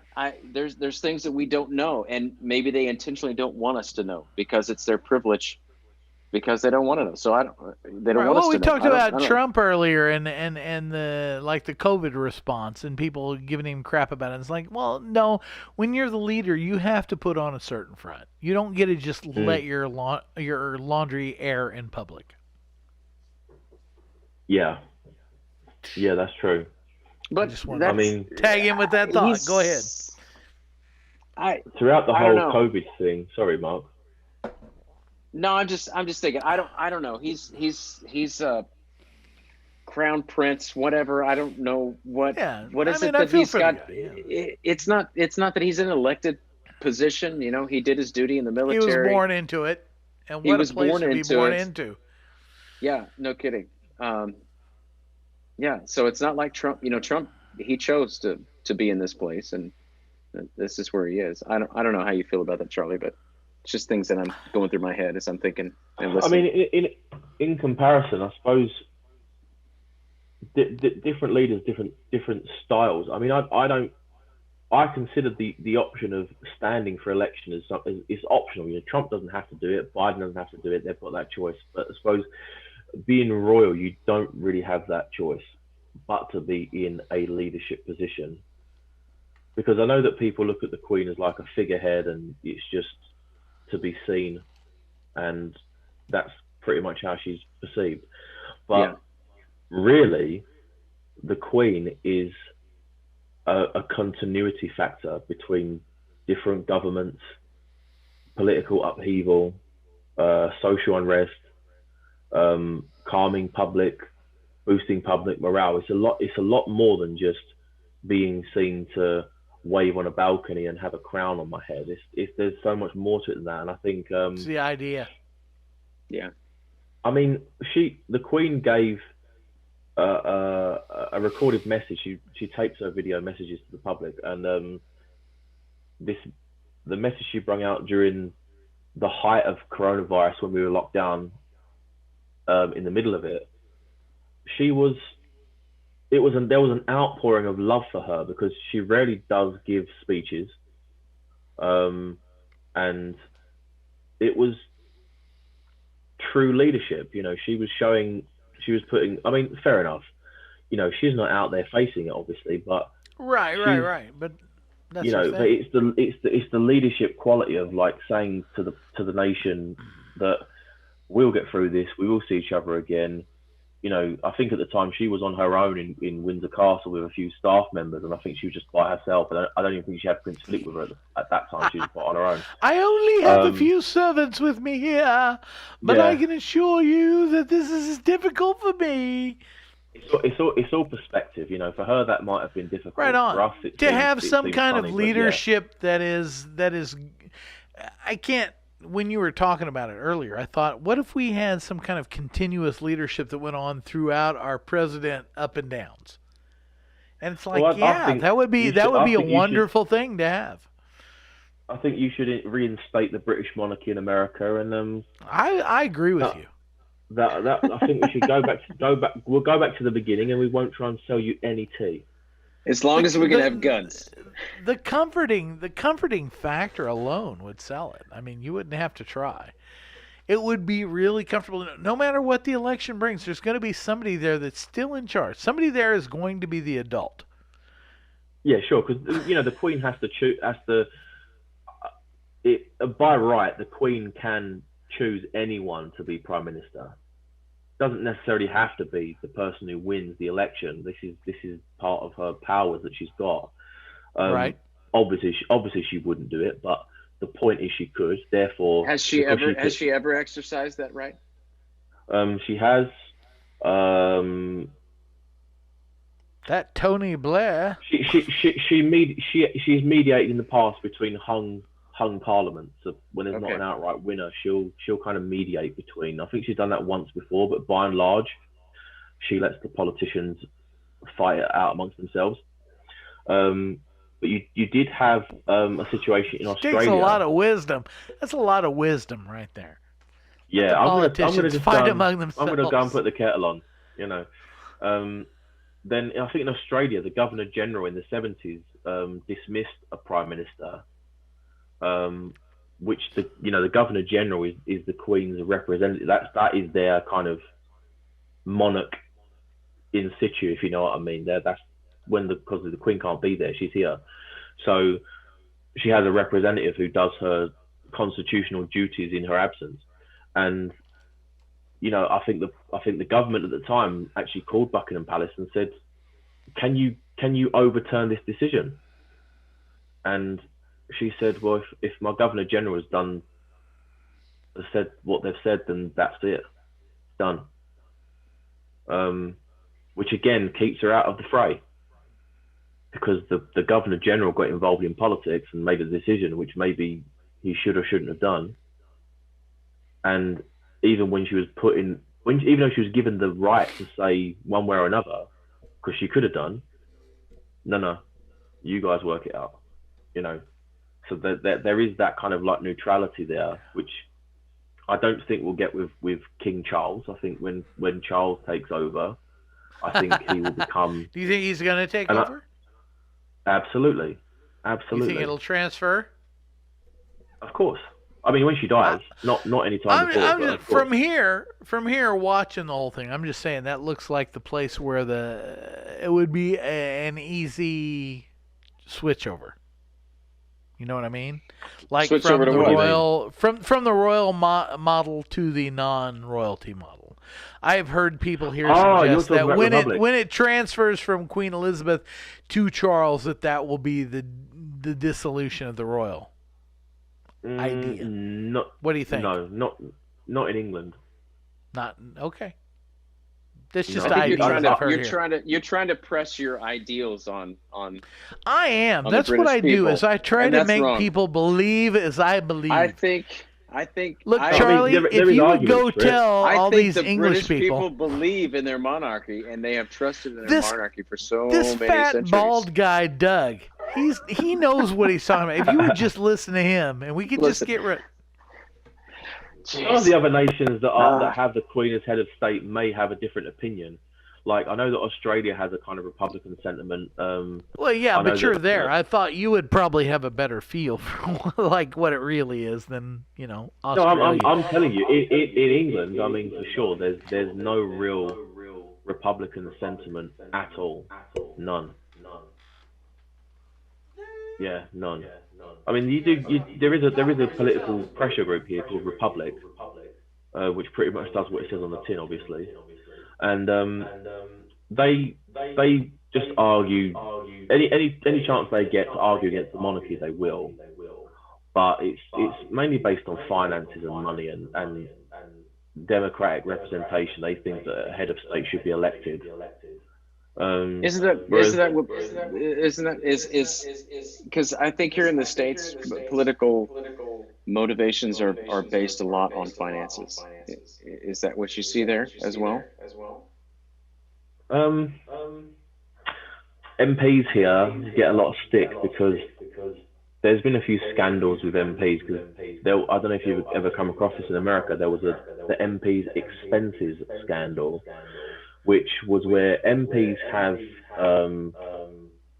basically a credit card, for want of a better word, where they get to put their life's expenses on to a card, basically, and they were buying things which were beyond the pale. I mean, they were buying hot tubs and for their gardens, and paying a gardener and having a big massive plasma TV in their second home, not even their home they live in, their second one, so it kind of come out. I think there was someone in Parliament who blew the whistle on them, and that it kind of took out. They were taking the mick out of the taxpayer, but up until that point, it wasn't public knowledge. It wasn't publicly disclosed. You kind of knew what the MP's salary was, and you knew they had expenses. You never really knew what they were. It was only when someone did some digging that it kind of transpired that they were all on. Not all. That's a bit unfair, but most of them were exploiting their positions. But then again, I would argue that most people who have been brought into an institution which normalizes that, why would they think that's odd? Some members of Parliament have been there for 10, 15, 20, 25, 30 years, or if some of them even more than that. Right.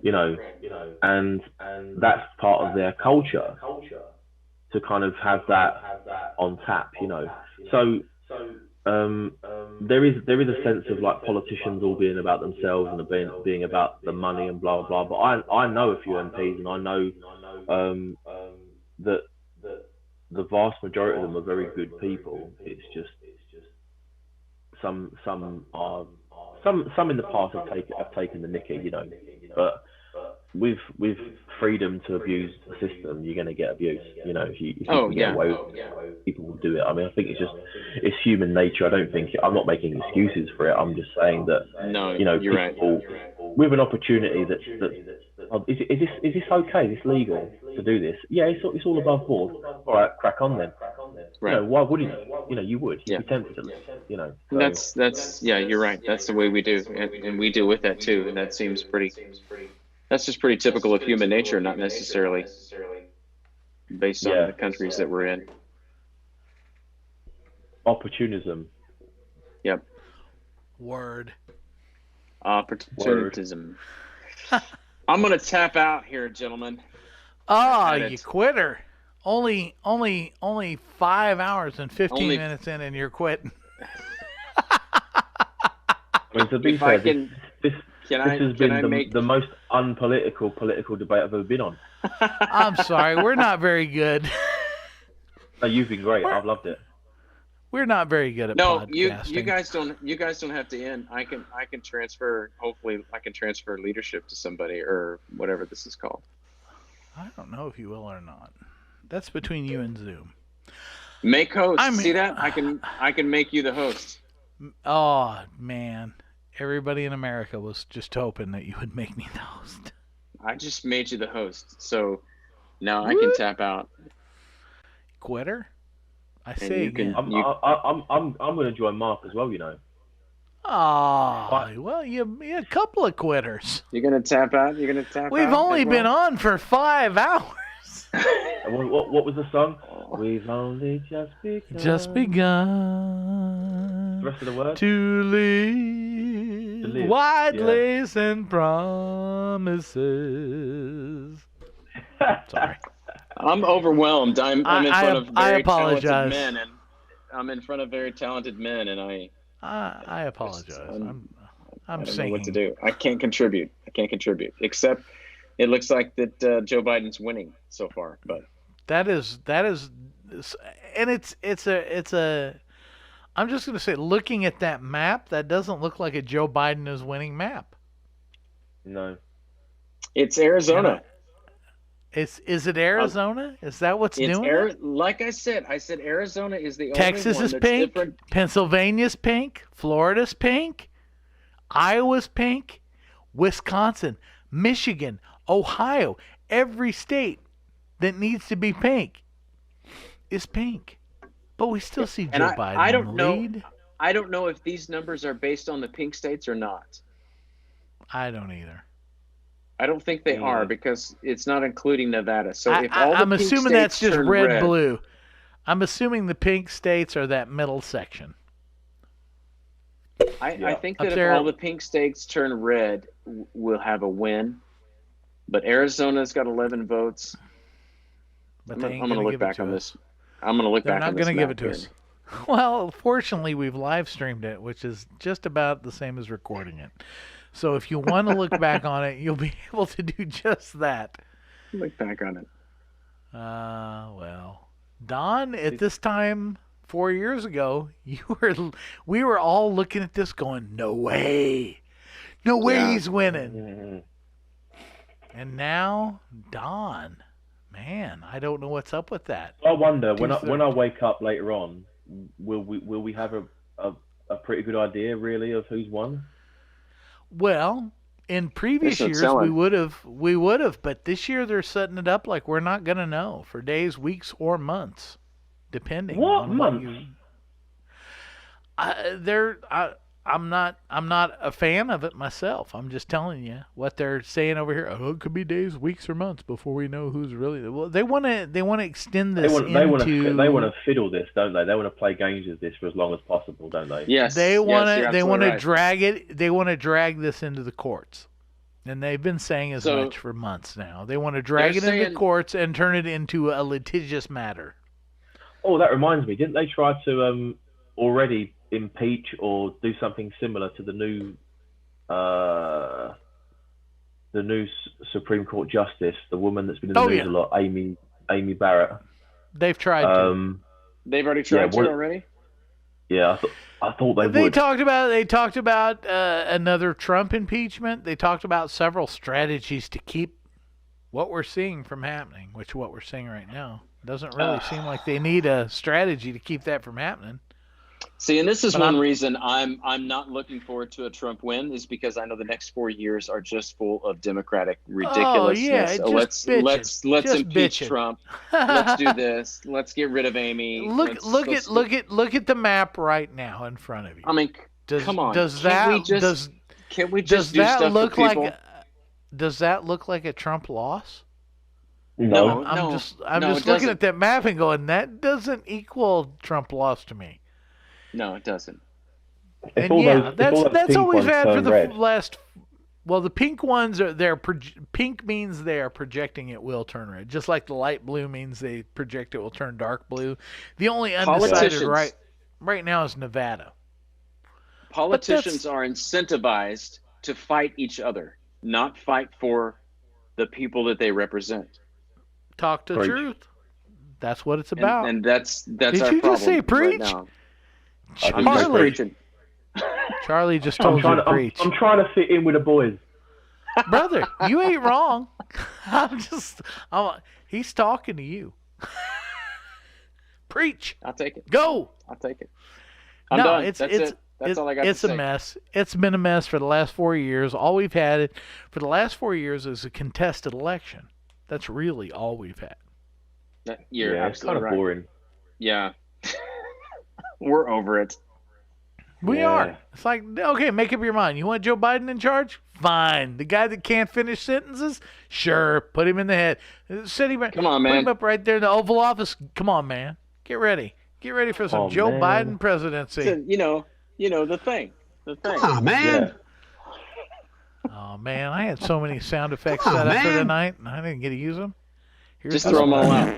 Just throw them all out. Okay, here we go. Here we go.